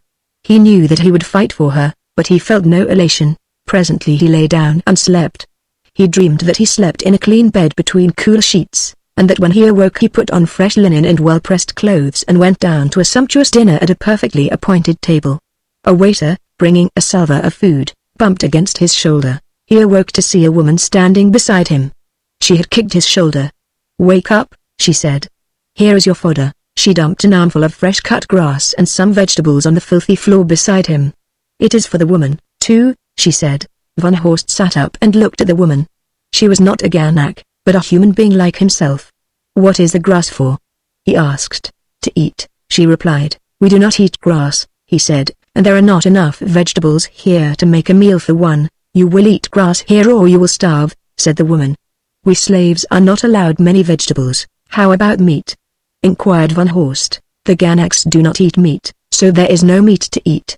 I have been here for more sleeps than I can remember, and I have never seen anyone eat meat. You'll get used to the grass after a while." "Do they put all their prisoners to work in the fields?" asked Van Horst. "You never can tell what they will do. As a rule they keep the women and work them in the fields until they get too old, then they kill them. If they are short of slaves they keep the men for a while, otherwise they kill them immediately. They have kept me for many sleeps." I belong to Splay. They will give this woman to someone, because she is young. They will probably kill you, as they have plenty of slaves now, more than they care to feed." When the woman had gone, Van Horst gathered up the vegetables and placed them beside La. The girl looked up at him. Her eyes flashed. "Why do you do such things?" she demanded. "I do not want you to do anything for me. I do not want to like you." Van Horst shrugged. "You are succeeding very well," he said, dryly. She mumbled something that he could not catch and commenced to divide the vegetables into 2 parts. "You eat your share and I shall eat mine," she said. "There are not enough for 1, let alone 2. "You'd better keep them all," he insisted. "Anyway, I don't care much for raw vegetables." "Then you can leave them." "I'll not eat them." "If you don't like the vegetables, eat the grass." Van Horst relapsed into silence and commenced to gnaw on a tuber. It was better than nothing. That was about all he could say for it. As the girl ate, she occasionally glanced at the man furtively. Once he glanced up and caught her eyes on him, and she looked away quickly. "Why do you dislike me, La?" he asked. "What have I done?" "I don't wish to talk about it." "I don't wish to talk to you at all. You're not fair," he remonstrated. "If I knew what I'd done, I might correct it. It would be much pleasanter if we were friends, though we may have to see a lot of each other before we get to Lohar." "We'll never get to Lohar. Don't give up hope. These people are stupid. We ought to be able to outwit them and escape." "We won't, but if we did, you wouldn't be going to Lohar." "I'm going wherever you go," he replied doggedly. "Why do you want to go to Lohar?" "You'd only be killed. Gaz would break you in 2. "But why do you want to go at all?" "Because you are going," he said. He spoke scarcely above a whisper, as though to himself. She looked at him intently, questioningly. Her expression underwent a barely perceptible change, which he did not note because he was not looking at her. It seemed a little less uncompromising. There was the difference between granite and ice. Ice is very cold and hard, but it does thaw. "If you would only tell me what I have done," he insisted. "Why you do not like me." "That, I could not say to you," she replied. "If you were not a fool, you'd know." He shook his head. "I'm sorry," he said, "but I guess I am, so please tell me because I'm such a fool." "No," she replied emphatically. "Couldn't you give me a clue? Just a little hint?" She thought for a moment. "Perhaps I could do that," she said. "You remember that you struck me and carried me away from Basti by force. I did it for your own good, and I apologized," he reminded her. "But you did it." "Yes, and you didn't do anything about it," she insisted. "I don't know what you mean," he said hopelessly. "If I believed that, I might forgive you, but I don't believe anyone can be such a fool." He sought to find some explanation of the riddle, but though he racked his brains, he could think of none.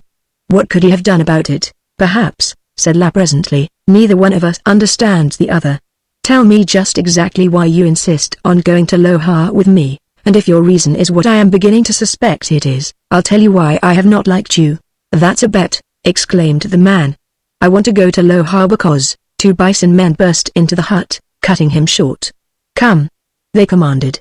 "Now Crew is going to have you killed." Chapter 20. The bellowing herd. The 2 Ganaks motioned La to accompany them. "Crew has sent for you, too," they said, "but he is not going to kill you," they added, grinning.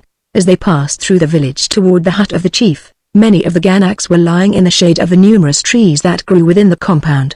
Some were eating the grass that had been cut by the slaves, others were placidly chewing their cuds, drowsing with half-closed eyes. Some of the children played sporadically and briefly, but the adults neither played nor laughed nor conversed. They were typical ruminants, seemingly as stupid. They wore neither ornaments nor clothing, nor had they any weapons. To their lack of weapons, coupled with their stupidity, Van Horst attributed the fact that they had not relieved him of his. He still had his bow and arrows and a knife, though he had not recovered his spear which he had dropped during the fight following his slaying of Driven.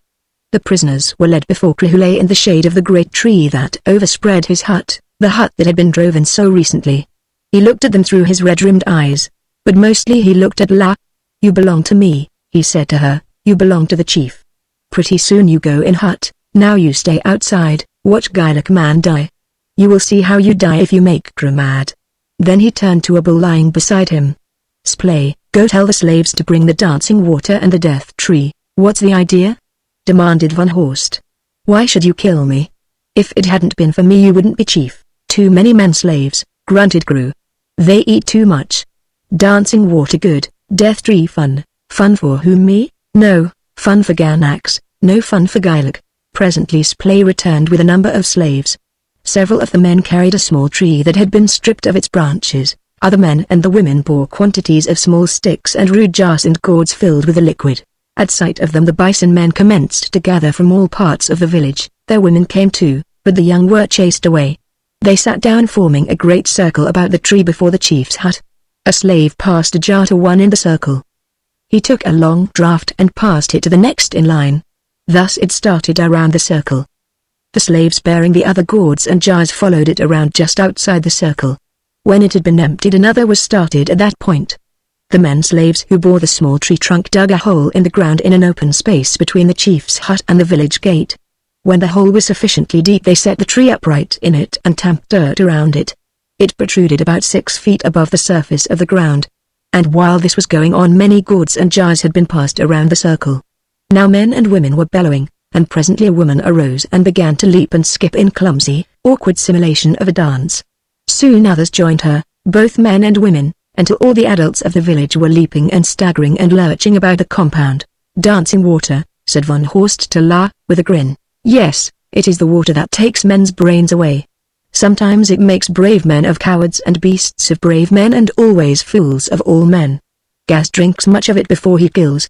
That must be the tree of death over there." Von Horst nodded in the direction of the sapling the slaves had finished setting up. Now they were piling dry grass and leaves and sticks all around it. "The death tree," whispered La. "What is it for?" "For me," said the man. "But how? I do not understand. It can't be that they are going to." "Oh, no, they can't be, but they are, La. Odd, isn't it?" "What is odd?" "That these creatures that are so near the beasts couldn't think of such a thing by themselves nor accomplish it.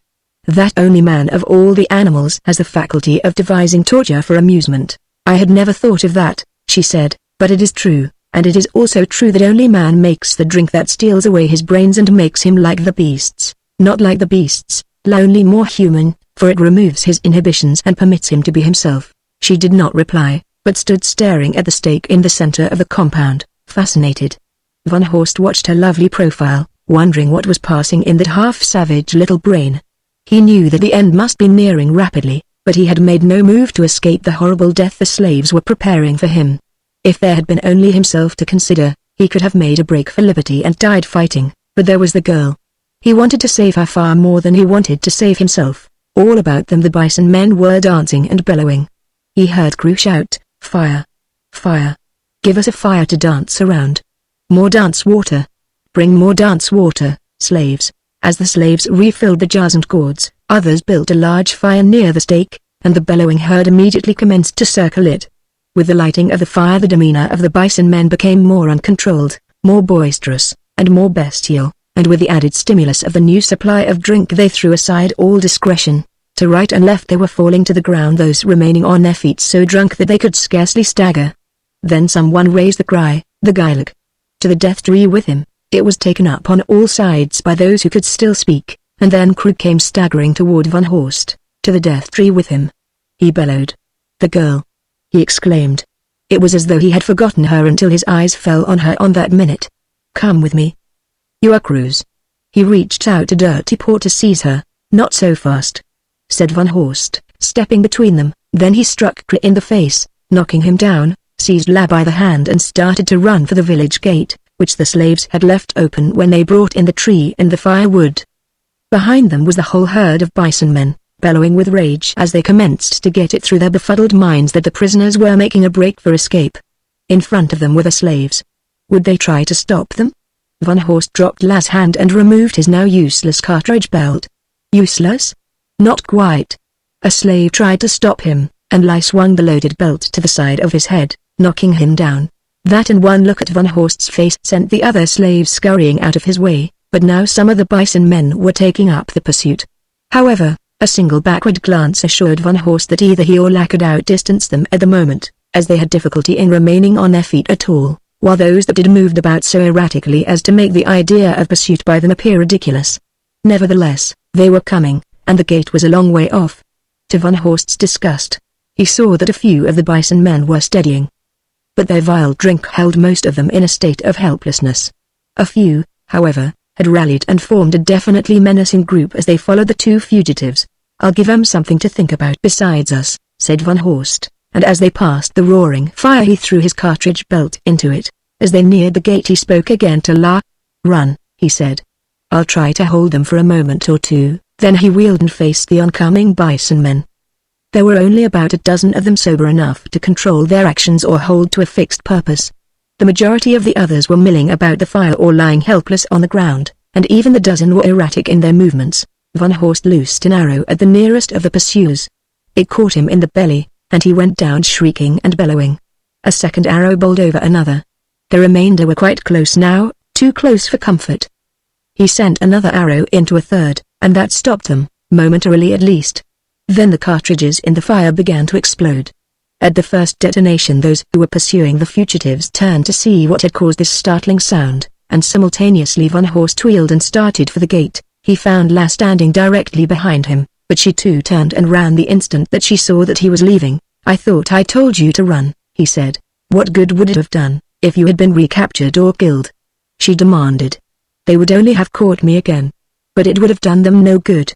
Who would not have had me?" He saw then that she carried her stone knife in her hand, and a lump rose in his throat from pity for her.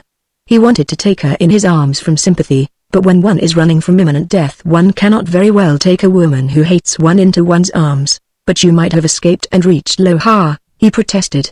"There are other things in the world beside reaching Lohar," she replied enigmatically. They were past the gates now. Behind them rose the din of exploding cartridges and the mad bellowing of the bison men. Before them stretched an open, rolling, tree-dotted valley. To their left was the great forest, to their right a fringe of trees at the base of low, wooded cliffs. Von Horst bore to the right. "The forest is closer," suggested La. "It is in the wrong direction," he replied. "Lohar should lie in the direction we are going." "It does, doesn't it?" "Yes, in this general direction, but more important is the fact that if we got into the great forest we'd lose ourselves in no time and no telling where we'd come out." La glanced back. "I think they're gaining on us," she said. "They are very fast." Von Horst realized that they'd never reach the cliffs ahead of their pursuers, that their break for liberty had only delayed the inevitable. "I have a few more arrows left," he said. "We can keep on until they overtake us. Something may happen, a miracle, and it will have to be a miracle. If nothing does, we can make a stand for it. I may be able to kill off enough of them to frighten the others away while we make a fresh start for the cliffs." "Not a chance," said La. "Look back near the village." Von Horst whistled. More warriors were emerging from the gateway. Evidently Crew was sending all who could stand on their feet to join in the pursuit. "It looks like a hard winter," he remarked. "Winter?" queried La. "I see nothing but Ganax. Where is the winter?" She was panting from exertion, and her words came in little gasps. "Well, let it pass. We'd better save our breath for running." Thereafter they bent all their energies to the task of outdistancing the bison men, but without hope. Constantly they lost ground, yet they were nearing the cliffs and the little fringe of wood that half hid them. Von Horst did not know why he felt so certain that they might be safe if they reached the cliffs, yet he did feel it, and his judgment seemed justified by the fact that the bison men appeared so anxious to overtake them as quickly as possible. If they had known that the fugitives could not escape even after reaching the cliffs, it seemed reasonable to assume that they would have shown less haste and excitement and would have trailed more slowly and with far less exertion. Presently La stumbled and fell. Von Horst wheeled and was at her side instantly. She seemed very weak as he helped her to her feet. "It's no use," she said. "I cannot go on. I have been running away from Scruff for a long time, always without sufficient food or rest. It has made me weak. Go on without me. You might easily save yourself.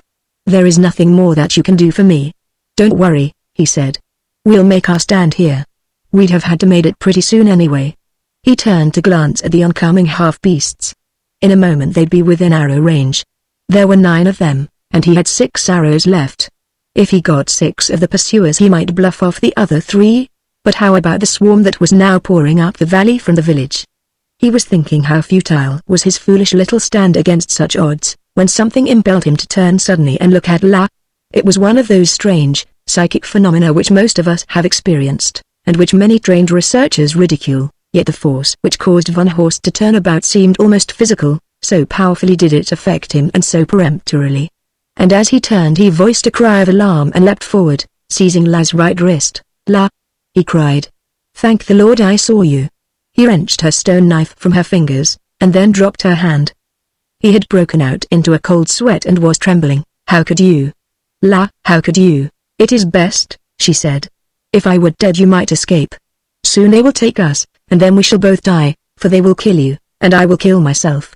I will not let Cree have me. No, he said, that is right.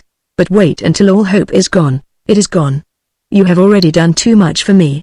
The least I can do is to make you free to save yourself. Give me back my knife. He shook his head. But if they get me, and I have no knife, how can I escape, Crew? I'll let you have it, he said, if you'll promise not to do that until after I am dead. As long as I live there is hope, I promise, she said. I do not want to die. I just wanted to save you, because you hate me? He asked with a half smile. Perhaps, she replied unsmilingly. Perhaps I do not want to be under such obligations to one I don't like, or perhaps. He handed the knife back to her. You have promised me, he reminded her. I shall keep my promise. Look, they are very close. He turned then and saw that the bison men were almost within bowshot. He fitted an arrow and waited. They saw, and came more slowly. Now they spread out to afford him a poorer target. He had not given them credit for that much sense. I'll get some of them. He called back to La. I wish you would run for the cliffs. I think you could make it. I am sure I can hold them for a while. The girl did not reply, and he could not take his eyes from the bison men long enough even to glance back at her. His boat wanged. A bison man screamed and fell. I'm getting pretty hot at this archery stuff, he commented aloud. This evidence of childish pride upon the very threshold of death amused him, and he smiled. He thought that if he were home he could give exhibitions at town fairs. Perhaps he could even learn to shoot backward through a mirror as he had seen rifle experts do. It was all very amusing. He pictured the embarrassment of his fellow officers and other friends when they saw large colored lithographs announcing the coming of Lieutenant Frederick Wilhelm Erich von Mendeldorf and von Horst, champion archer of the world. Admission 25 pfennigs. He loosed another arrow, still smiling. I think I shall charge more admission, he mused as another bison man dropped. I'm pretty good. La interrupted his amusing train of thought with an exclamation of despair. A tanda is coming, Von, she cried. It is coming for us. Its tail is up, and it is coming straight for us. It must be an old bull that has gone mad. They are terrible. Von Horst glanced back. Yes, a mammoth was coming, and it was coming straight as an arrow in their direction. There could be no doubt but that it had seen them and was trotting up to charge. When it got closer it would trumpet, its tail and trunk and ears would all go up, and it would barge down on them like a runaway locomotive. There would be no escaping it. Bison men in front, a mad mammoth in the rear. This doesn't seem to be our lucky day, he said. Day? Inquired La. What is day? The bison men were watching the mammoth. Behind them their fellows were approaching rapidly. Soon there would be fully 100 of them. Von Horst wondered if they would stand the charge of a mammoth. They bore no arms. How could they defend themselves? Then he glanced back at the mammoth, and his heart leapt. It was quite close now, and it was about to charge. He could see the patch of white hair on its left jowl quite plainly. He voiced the call with which the great beast had been so familiar. Simultaneously the great trunk went up, a thunderous trumpeting shook the earth, and Old White charged. Von Horst swept into his arms and stood there in the path of the gigantic monster. Could it be that Old White did not know him, or had he really gone mad and bent on killing, no matter whom, just for the sake of milling? The girl clung to the man. He felt her arms about his neck, her firm young breasts pressed against his body, and he was resigned. If it were death, he could not have chosen a happier end in the arms of the woman he loved. With a squeal of rage, Old White brushed past them so close that he almost bowled them over and bore down upon the bison men. These scattered, but they did not run. Then it was that Von Horst saw how they fought the mighty tanda. Leaping aside, they sprang in again, goring at the great beast's side and belly as he raced past. They were thrown down by the impact, but they were on their feet again instantly. As a group lured Old White in one direction, 50 Ganaks rushed in upon his sides and rear seeking to reach and tear him with their stout horns. Perhaps they had overcome other mammoths in this way, for it was evident that they were but following an accustomed routine, but Old White was not as other mammoths. When he had felt a few horns tear his tough sides he ceased charging. He did not let any of them get behind him again. He moved slowly toward them, reminding Von Horst of a huge cat stalking a bird. The bison men waited for the charge, ready to leap aside and then in to gore him, but he did not charge. He came close and then made a short, quick rush, seized a bison man, raised him high above his head and hurled him with terrific force among his fellows, downing a dozen of them. Before they could collect themselves, Old White was among them, trampling and tossing, until those who managed to elude him were glad to run for their village as fast as they could go. The mammoth pursued them for a short distance, picking up a few stragglers and hurling them far ahead among the frightened, bellowing herd. Then he turned about and came at his slow, swinging pace toward Van Horst and the girl. "Now he will kill us," she cried. "Why didn't we run away while we had the chance?" Chapter 21 Deserted. "He won't hurt us," Van Horst assured her. "How do you know he won't?" she demanded. "You saw what he did to the Ganaks. We are friends, Old White and I. This is no time to laugh with words," she said. "It is very brave, but it isn't good sense." The mammoth was nearing them. La involuntarily pressed close to Van Horst. He threw a protective arm about her and held her still closer. He was aware that her attitude seemingly belied her repeated assurances of dislike and wondered if fear could so quickly overcome her pride. That did not seem at all like La. He was puzzled, but he was not too insistent upon questioning any circumstance that brought her into his arms. The fact was enough. All that he could do was acknowledge another debt of gratitude to Old White. The mammoth stopped in front of them. He seemed to be questioning the presence of the girl. Van Horst's only fear was that the great, savage beast might not accept her. He had known but one human friend. All others had been enemies to be killed. The man spoke to him and stroked the trunk that was reaching tentatively toward the girl. Then he gave the command to lift them to his back. There was a moment's hesitation as the sensitive tip moved slowly over La. The girl did not shrink. For that Van Horst was thankful. How very brave she was. The trunk encircled them, and again the girl's arms went around the man's neck. Old White tightened his grip. Van Horst repeated the command to lift them, and they were swung from the ground and deposited just behind the great head. At the man's signal, the mammoth moved off in the direction of Lohar. La breathed a little sigh that was half gasp. "I do not understand," she said. "How can you make a wild Tanda do what you tell him to do?" Van Horst told her then of his first encounter with Old White and of all that had occurred since his captivity among the mammoth men, of the little canyon, and of his eventual escape. "I saw you attack Frog," she said, "and then Scroof dragged me across the river, and I never knew whether you were killed by Frog or by the mammoth men, or if they captured you. Scroof hid with me in a cave beside the river. He put a gag in my mouth so that I couldn't cry out and attract the attention of the mammoth men. We heard them hunting us. I would rather have been captured by them than taken back to Basti, and Scruff knew it. I thought you might be a prisoner among them, too." She caught herself quickly, as though she had spoken without thought. "Of course I didn't care. It was only that the country of the mammoth men is much nearer Lohar than Basti is. I did not want to be taken all the way back to Basti. We hid for a long time, then we started out again, but at the first sleep I escaped. The thongs he tied me with were so loose that I slipped my hands from them. I ran away toward Lohar. I went a long way and thought that I was safe. I slept many times, so I know I must have come far. I was very lucky. I met only a few of the flesh-eaters, and these always when there was a place to hide, a tree or a cave with a very small entrance. I saw no man until once I looked behind me from the top of a low hill and saw Scruff following me. He was a long way off, but I knew him at once. He saw me. It was very plain that he saw me, for he stopped suddenly and stood still for a moment, then he started after me at a trot. I turned and ran. I tried every way that I knew to throw him off my track, and after a long time I thought that I had succeeded. But I had not. He came upon me while I was sleeping, and started to drag me back to Basti. It was then that the bison men discovered us. You know the rest. You have had a hard time of it, La, said Van Horst.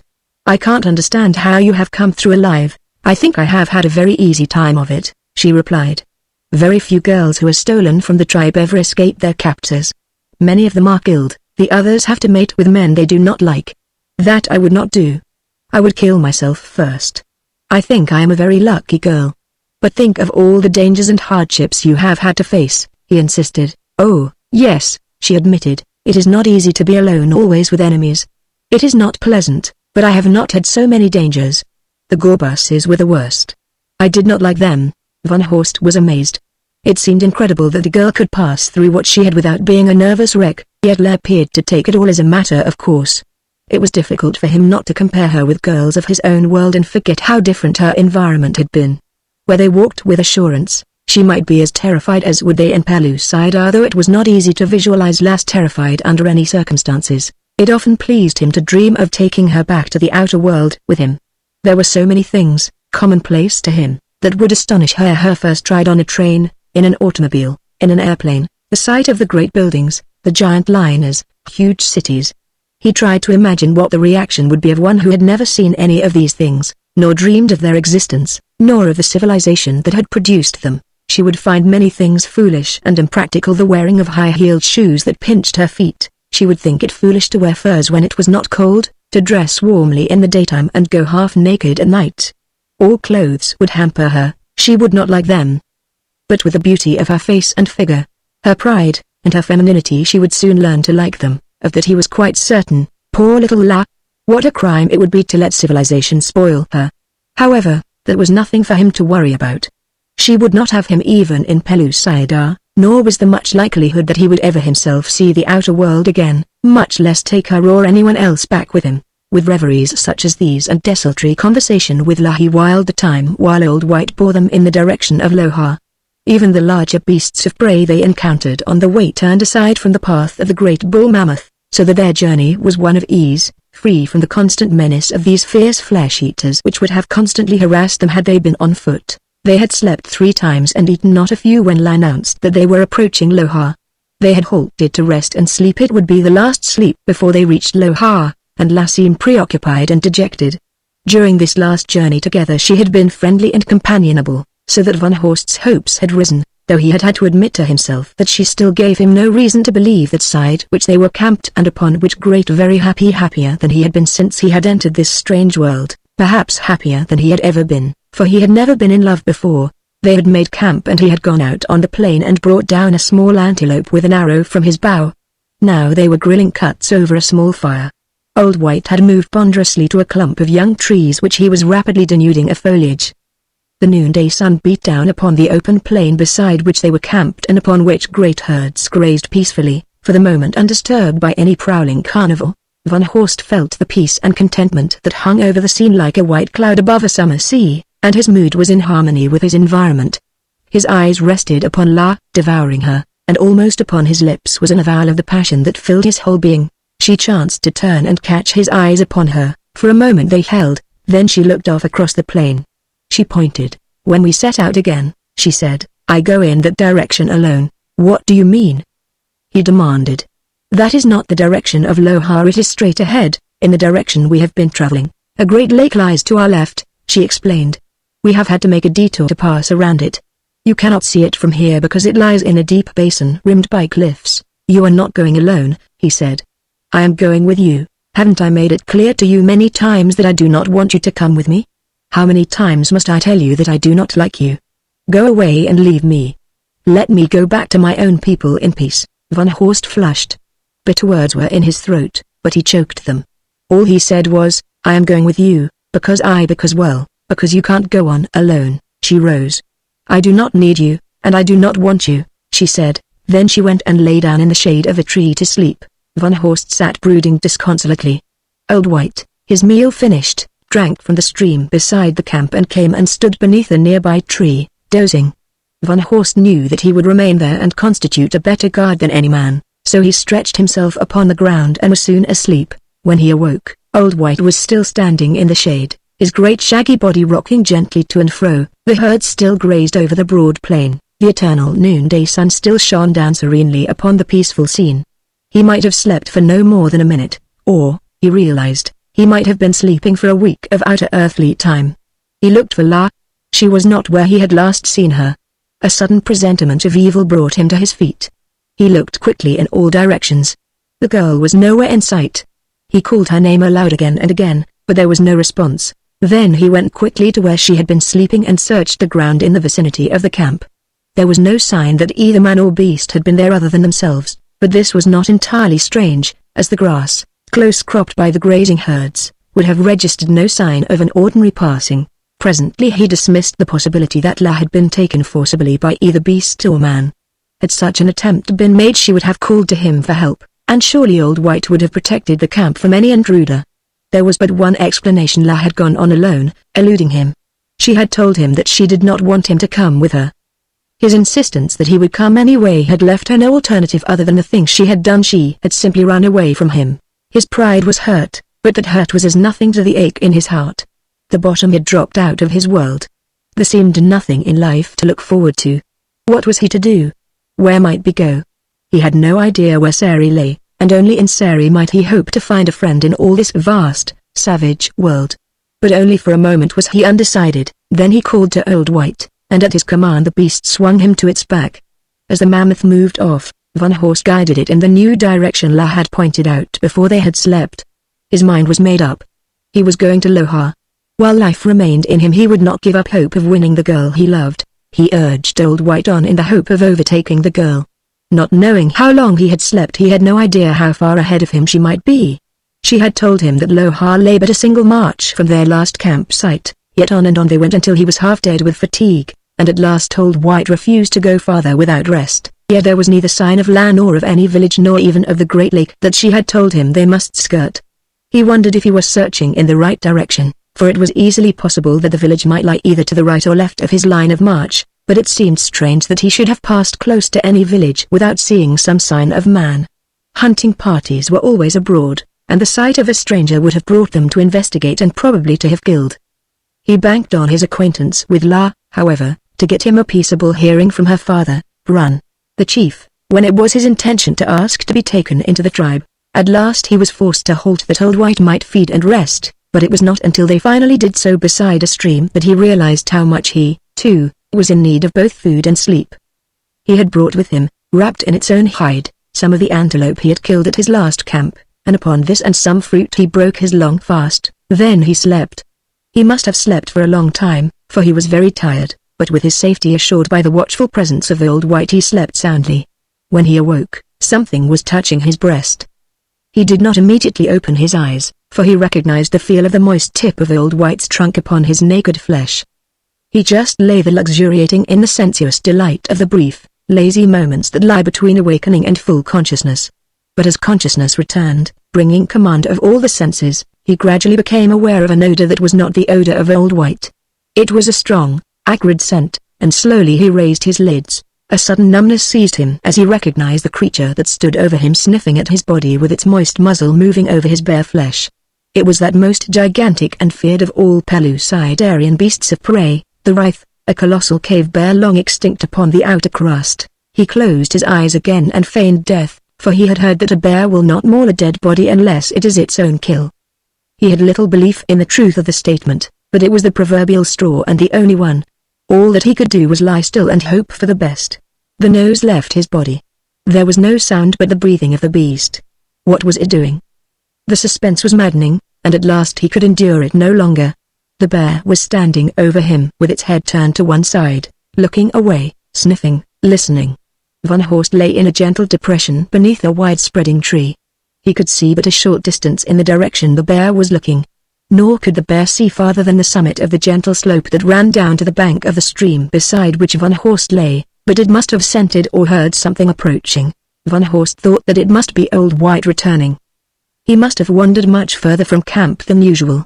There would be a battle royal when he returned and saw the wraith menacing his friend.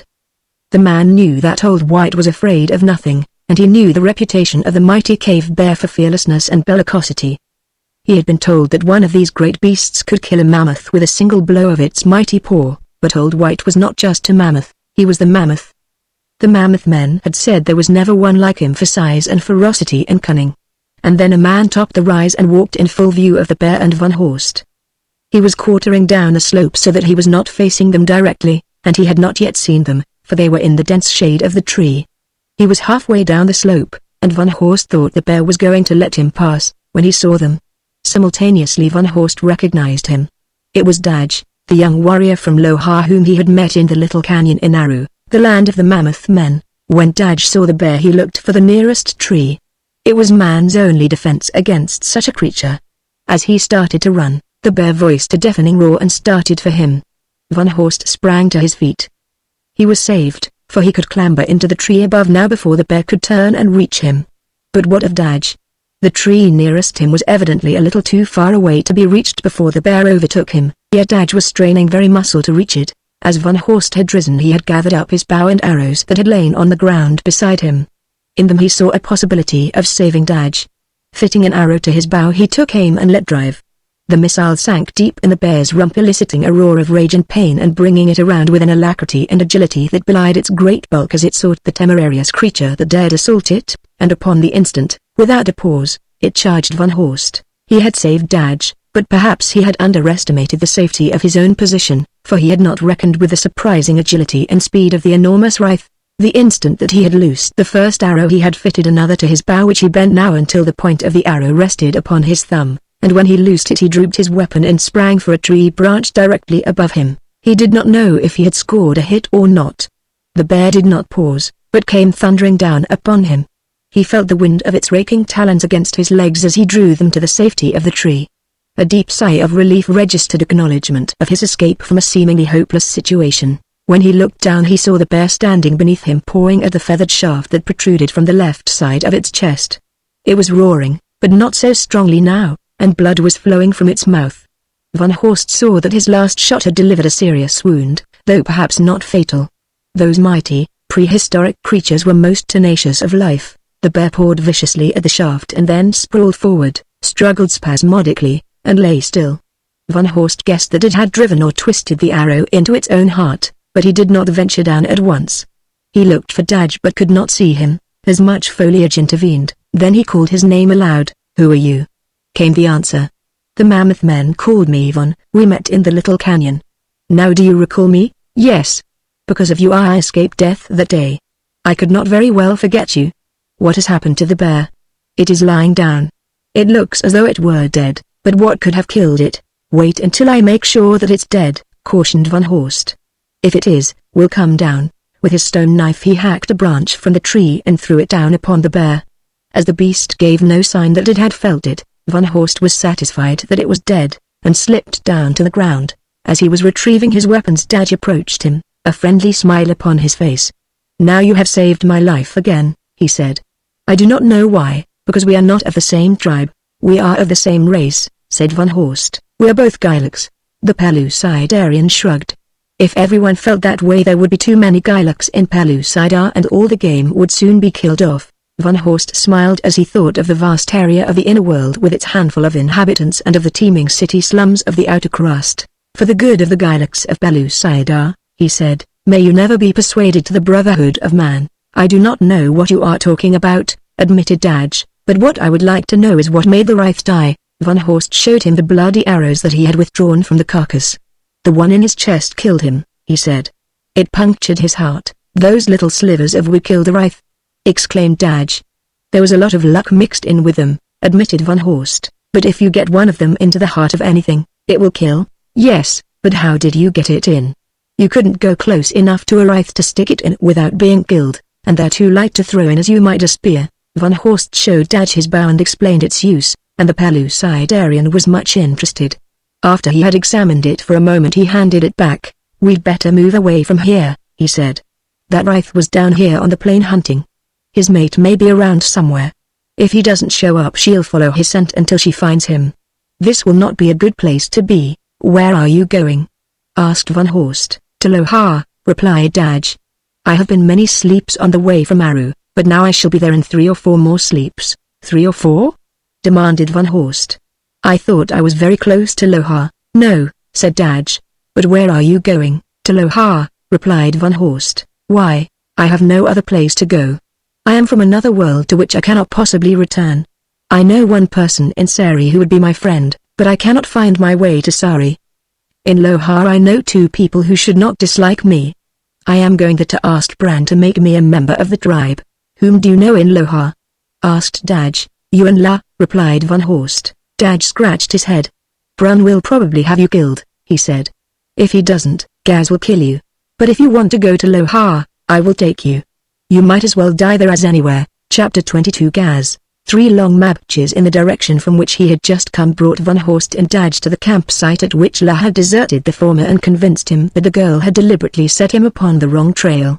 The realization of this fact, coupled with the desertion of Old White, disheartened him to such an extent that he seriously considered abandoning his evidently futile pursuit of La. But when Daj was ready to set out after they had slept, Van Horst accompanied him, though it only added to his depression when he found that the route toward Lohar was that which he and La had been following up until the moment that she had sent him off in the wrong direction. One long march brought them to a sandstone canyon and the cliff dwellings of Lohar, where Daj was received with more show of enthusiasm and affection than Van Horst had previously seen exhibited by the humans of Pellucidar. but of Van Horst they were wary and suspicious, appraising him with hostile eyes while Daj explained innumerable times that the stranger was a friend who had liberated him from captivity and twice saved his life. "What does he want in Lohar?" demanded the sentry who had first halted them at a safe distance from the village, and the question was constantly repeated by others as they advanced. In reply Daj explained that Van Horst was a great warrior from another world who wished to come and live in Lohar, joining the tribe, and all the while, paying no attention to the muttering and grumbling about him, Van Horst searched for La with eager eyes. "Where is Brun?" demanded Daj. "He will decide whether or not the stranger remains." "Brun is not here," replied a warrior. "Where is he?" "Perhaps he is dead. Many sleeps have passed since he went away to search for La, his daughter." "Then who is acting chief now?" asked Daj. "Gaz," replied the other. Daj appeared puzzled. "He was chosen by the warriors?" he asked. The other shook his head. "No. He took the power, threatening to kill any who interfered. Gaz is a mighty man. No one has as yet disputed his right, though many would do so if they were not afraid, for we are not happy under Gaz." "Where is he?" Daj's eyes were wandering about the village. "He was gone after La." Van Horst was instantly alert and attentive. "Where has she gone?" he asked. Both the warrior and Daj looked at him questioning, for Daj knew nothing of Van Horst's love for La. "Why do you want to know, stranger?" demanded the warrior suspiciously. "If I know where the woman has gone, I shall be able to find the man." Daj and the warrior nodded. "That is right," said the former, and then he asked a question that Van Horst had wished to ask but had not dared. "Why has Gaz gone after La? She has been missing for many sleeps, and her father has already gone after her. If Gaz were going after her, why didn't he go before this?" "You do not understand," said the warrior. "La returned a few sleeps ago, and Gaz claimed her as his mate, but she would have nothing to do with him. When he would have taken her to his cave by force, she eluded him and ran away." "And Gaz?" asked Van Horst. "He followed her. Doubtless before this he has caught her and she is his mate. It is well for a girl, especially a chief's daughter, to show spirit. Gaz will like her better for it. Those who are too easy to get are not liked for so long a time as the others." Perhaps La only ran away out of sight of the village and then waited for Gaz. "Many a girl has done this. Which way did she go?" demanded Van Horst again. His voice was hoarse and dead in his throat. "If you know what is well for you, you will not interfere with Gaz now but wait until he returns. He will be bad enough then. If I were you, stranger, I'd get as far away from Lohar as I could before Gaz comes back." "Which way did he go?" repeated Van Horst. The warrior shook his head. "That way," he said, pointing up the canyon. "Beyond the divide at the head of the canyon is a beautiful valley. It is such a place as a man might take his woman or a woman lure her man." Van Horst shuddered, then without a word he set off toward the head of the canyon in the beautiful valley to which a woman might lure her man. The warrior and Daj stood looking after him. The latter shook his head. "It is too bad," he said. "He is a great warrior and a good friend." The warrior shrugged. "What difference does it make?" he asked. "Gaz will only kill him a little sooner, that is all." As Van Horst clambered the steep ascent at the head of the canyon, his mind was a turmoil of hopes and fears and passion of love and hate. The last vestige of centuries of civilization had fallen away, leaving him a stark caveman of the Stone Age. As some primitive ancestor of the outer crust may have done eons before, he sought his rival with murder in his heart. As for the woman he desired, he would take her now whether she wished it or not. Beyond the summit he looked down into the most beautiful valley he had ever seen, but he gave it scarcely a glance. What his eyes sought was something far more beautiful. He sought for some sign of the direction in which the two had gone as he dropped down toward the floor of the valley, and at last he found it in a well-marked game trail that wound beside a little stream that meandered down toward a larger river that he could faintly distinguish in the haze of the distance. Here was an occasional print of a tiny sandal foot and often overlapping them those of a large foot that could have belonged only to a huge man. Van Horst started along the trail at a trot. He wanted to call the girl's name aloud, but he knew that she would not reply even though she heard him. For had she not made it plain that a love such as his could arouse no corresponding emotion? He wondered vaguely what had become of his pride, that he could pursue a woman who hated him and have it in his heart to take her by force against her will. He thought that he should be ashamed of himself, but he was not. For a while he was puzzled, and then he realized that he had changed, that he was not the same man who had entered the inner world God only knew how long ago. Environment had metamorphosed him. Savage Pellucida had claimed him as her own. The very thought of Gaz raised him to a fury. He realized that he had been hating the man for longer than he knew. He had no fear of him, as he had no fear of death. Perhaps it was the latter that kept him from fearing Gaz, for from all that he had heard of the man Gaz spelled death. At a steady trot he pushed on. How far ahead they were he had no way of knowing. How much of truth or falsity there was in the insinuations of the warrior who had set him on the trail he could not even guess. The very thought of them made him frantic, the thought that he might be too late. But what was even worse was the haunting fear that La had come willing and waited. She had told him that it was her duty to mate with a mighty warrior, and why not Gaz? Van Horst groaned aloud and quickened his pace. If ever a man suffered the tortures of the damned, it was he. He came upon a place where the trail branched, a smaller, less worn trail running off at right angles toward the stream that lay to his right. After a moment's careful inspection he determined that the two he sought had taken the smaller trail, and in the mud of both river banks at the crossing he again found the spoor, this time well defined. From the trail ran directly into the mouth of a small side canyon, and afterward he had only to follow the floor of the canyon upward. Presently he heard a commotion ahead and the hoarse voice of a man shouting. He could not distinguish the words. The voice came from beyond a bend in the canyon which hid the speaker from his sight. From now on he should have gone cautiously, but he did not. Instead he pushed on even faster, taking no precautions, and thus he came suddenly upon Gaz and La. The latter was clinging precariously to a tiny ledge upon the face of a lofty escarpment. Her feet rested upon this narrow support, her body was flattened against the face of the cliff, her arms were outspread, her palms pressed tightly against the hard stone. Gaz, unable to scale the cliff, stood on the ground below shouting orders for La to descend to him. At sight of the two and their positions that so eloquently told a story, Van Horst breathed a sigh of relief. He had not been too late. Suddenly Gaz picked up a rock and hurled it at La. "Come down," he roared, "or I'll knock you down." The rock struck the face of the cliff close beside La's head. Gaz stooped to take up another. Van Horst shouted at him, and the man wheeled in surprise. The man from the outer crust reached over his shoulder for an arrow to fit to his bow. He had no compunctions whatsoever about shooting down a man armed only with a crude spear and a stone knife. To his astonishment, he found that his quiver was empty. Where could his arrows have gone? He was sure he had had them when he entered the village. Then he recalled how the natives had pulled and hauled him around, milling and pressing against him. It must have been then that someone had taken his arrows. Gaz was coming toward him belligerently. "Who are you?" he demanded. "What do you want here?" "I have come for you, Gaz," replied Van Horst. "I have come to kill you and take the girl for myself," Gaz roared and came on. He thought it a huge joke that any warrior should challenge his supremacy. La turned her head far enough so that she could look down. What were her feelings when she recognized Van Horst, as she must have done immediately? Who may know? As a matter of fact she gave no indication that she even saw him, but once, a moment later, when he glanced away from Gaz momentarily, Van Horst saw that the girl was descending. What her intentions he could not even guess. She might be going to help the man of her choice in the impending battle, or she might be going to take advantage of the preoccupation of the two men to run away again. "Who are you?" demanded Gaz. "I never saw you before. I am Van Horst, and La's my woman," growled the other. "Do you know who I am?" "You're the man I've crossed a world to kill," replied Van Horst. "You're Gaz, go away," shouted La. "Go away before Gaz kills you." "I won't have you. Not if you killed 1,000 Gazes would I have you. Run. Run while you can." Van Horst looked at Gaz. He was a monster man, an enormous, bearded fellow who might have weighed well over 300 pounds, and he was as gross and repulsive and brutal in appearance as he was large. His snaggle teeth were bared in a snarl as he charged Van Horst. The latter had no fear. He had met warriors of the Stone Age before. They had no skill, and the hairy, massive bodies of some of them suggested strength far greater than they possessed. Van Horst had discovered that he was stronger than any he had met.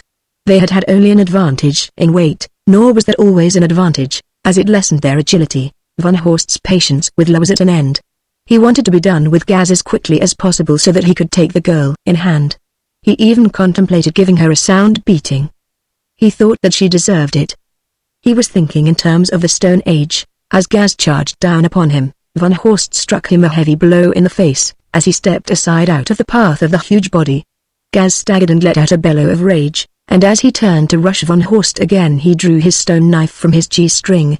He, too, wished to end the duel at once, for he was crazed with chagrin that this smaller man had defied him and had done the first damage in the fight, all in the presence of the woman he had chosen to be his mate. Much more of the same and he would be the laughing-stock of the village.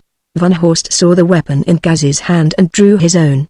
This time he waited, and Gaz came in more slowly.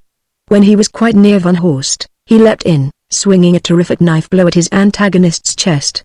Van Horst parried with his left arm, plunged his blade into Gaz's side, and leapt away, but as he did so his foot struck a stone protruding above the ground, and he went down.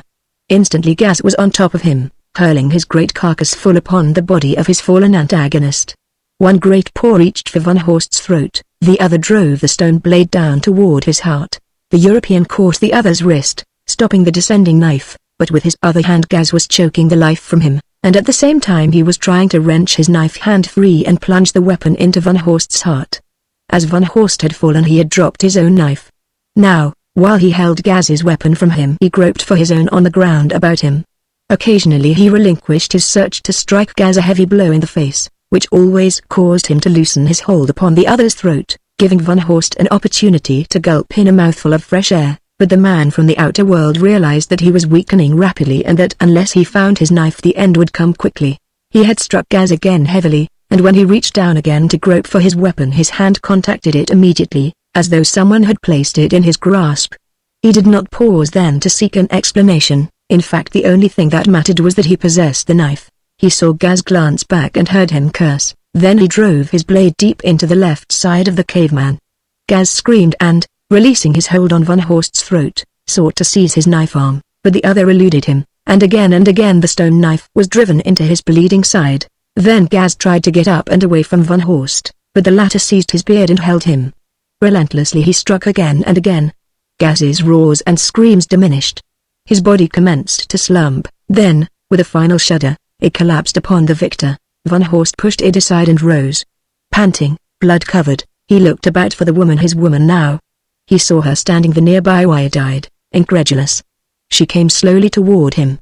"You have killed Gaz," she said in an awed whisper. "And what of it?" he demanded. "I didn't think you could do it. I thought that he would kill you." "I'm sorry to disappoint you," he snapped. "I wonder if you realize what it means." "I am not disappointed," she said. "And what does it mean?" "It means that I am going to take you. You are mine. Do you understand? You are mine." A slow smile broke like sunlight through the clouds of doubt. "I have been yours almost from the first," she said, "but you were too stupid to realize it." "What?" he ejaculated. "What do you mean? You have done nothing but repulse me and try to drive me away from you. When I slept, you ran off and left me after directing me on the wrong trail." "Yes," she answered, "I did all those things. I did them because I loved you. I knew that if I told you I returned your love you would follow me to Lohar, and I thought that if you came here you would be killed. How could I guess that you could kill Gaz, whom no man has ever before been able to kill?" "La," he whispered, and took her in his arms. Together they returned to the village of Lohar. Their warriors and the women clustered about them. "Where is Gaz?" they asked. "Gaz is dead," said La. "Then we have no chief." "Here is your chief," replied the girl, laying a hand upon Van Horst's shoulder. Some of the warriors laughed, others grumbled. "He is a stranger. What has he done that he should be chief? When Bran went away, you let Gaz be chief because you were afraid of him. You hated him, and he was a poor chief, but none of you was brave enough to try to kill him. Van killed Gaz in a fair fight with knives, and he has taken the daughter of your chief as mate. Until Bran returns, what warrior among you is better qualified to be chief than Van? If any thinks differently, let him step forward and fight Van with his bare hands." And so Lieutenant Frederick Wilhelm Erich von Mendelsdorf and Van Horst became chief of the cliff dwellers of Lohar. He was a wise chief, for he combined with the psychology of the caveman, that he had acquired, all the valuable knowledge of another environment. He became almost a god to them, so that they no longer regretted the loss of Bran. And then, after a while, came rumors of a strange people that were reported to have come up out of the south. They had weapons against which neither man nor beast could stand, weapons that made a great noise and vomited smoke and killed at a distance. When Van Horst heard these rumors he thrilled with excitement. Such men could only be members of the company that had come from the outer crust in the giant dirigible Lo-220, his friends. Doubtless they were searching for him. He called his warriors to him. "I am going out to meet these strangers of whom we have heard rumors. I think they are my friends. But if they are not my friends, they will be able to kill many of us with the weapons they have before we can get near enough to kill them. How many of you wish to go with me?" They all volunteered, but he took only about 50 warriors. La accompanied them, and when they set out they had only the vaguest of rumors to guide them.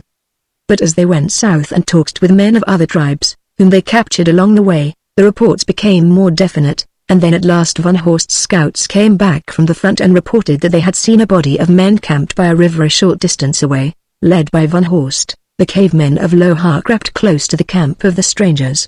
Here Von Horst saw armed men who bore rifles and bandoliers of cartridges. The arrangement and discipline of the camp, the sentries, the military air assured him that these people had had contact with civilization. But he was still too far away to recognize faces if there were any that he knew. But of one thing he was confident: this was no party from the O220. He whispered to his warriors for a moment, then he rose alone and walked slowly down toward the camp. He had taken but a few steps in the open before a sentry discovered him and gave the alarm. Von Horst saw men rise all about the camp and looked toward him. He raised both hands above his head as a sign that he came in peace. No one spoke as he crossed the open ground to the very edge of the camp. Then a man ran forward with glad cry, "Von!" It was a moment before Von Horst recognized who it was that spoke his name. It was Edgar, and behind Edgar were Thorek, Lotai, and Munnel. Von Horst was astounded. How had these come together? Who were the armed men? Presently a tall, fine-looking man came forward. "You are Lieutenant Von Horst?" he asked. "Yes, and you, David Innes?" When the O220 returned to the outer crust and Jason Gridley decided to go back with it, he made me promise that I would equip an expedition and then make a thorough search for you. I did so immediately. I returned to Sari. I had no luck until some of my men met Edgar returning to Sari after a long absence. He guided us to the Forest of Death. Once we had passed through that, we had no idea in what direction to search until we came upon Thorek, Lotai, and Mummel escaping from the land of the Mammoth Men. They told us that they believed that you had escaped, and they thought you might be searching for Lohar. We had never heard of Lohar, but we succeeded in taking a prisoner who knew the direction in which the country lay. Later we came upon a man named Scruff whom you had wounded with an arrow. We promised him protection and he directed us to the village of the Bison Men. Now we were nearing Lohar, but still it was difficult to find. These people only knew the general direction in which it lay. Our one hope was to capture a Loharian. This we did before the last sleep. He is with us now and guiding us much against his will toward his own country, for he thinks we will turn upon him and his people. Who is he?" asked Von Horst. "Bran, the chief of the Loharians," replied Innes. Von Horst signaled for his tribesmen to come into the camp, and asked that Bran be brought. Innes sent for him, telling him that some of his own people had come to meet him. But when Bran came and saw Von Horst, he drew himself up very proudly and turned his back. "I do not know this man," he said. "He is not of Lohar." "Look at those who are coming, Bran," suggested Von Horst. "You will know them all, especially La, exclaimed the chief. "I had given her up for dead. I have searched a world for her." The men of Lohar camped with the men of Sari in friendship, and there was much palaver, and a great deal of food was eaten, and they slept twice in that one camp before they spoke of breaking it. "You will come back to Sari with us, Lieutenant?" asked Innes. "Gridley may come back on another expedition at any time now. It may be your only chance to return to the outer crust." Von Horst glanced at a little, yellow-haired cave girl gnawing on a bone. "I'm not at all sure that I care to return to the outer crust," he said.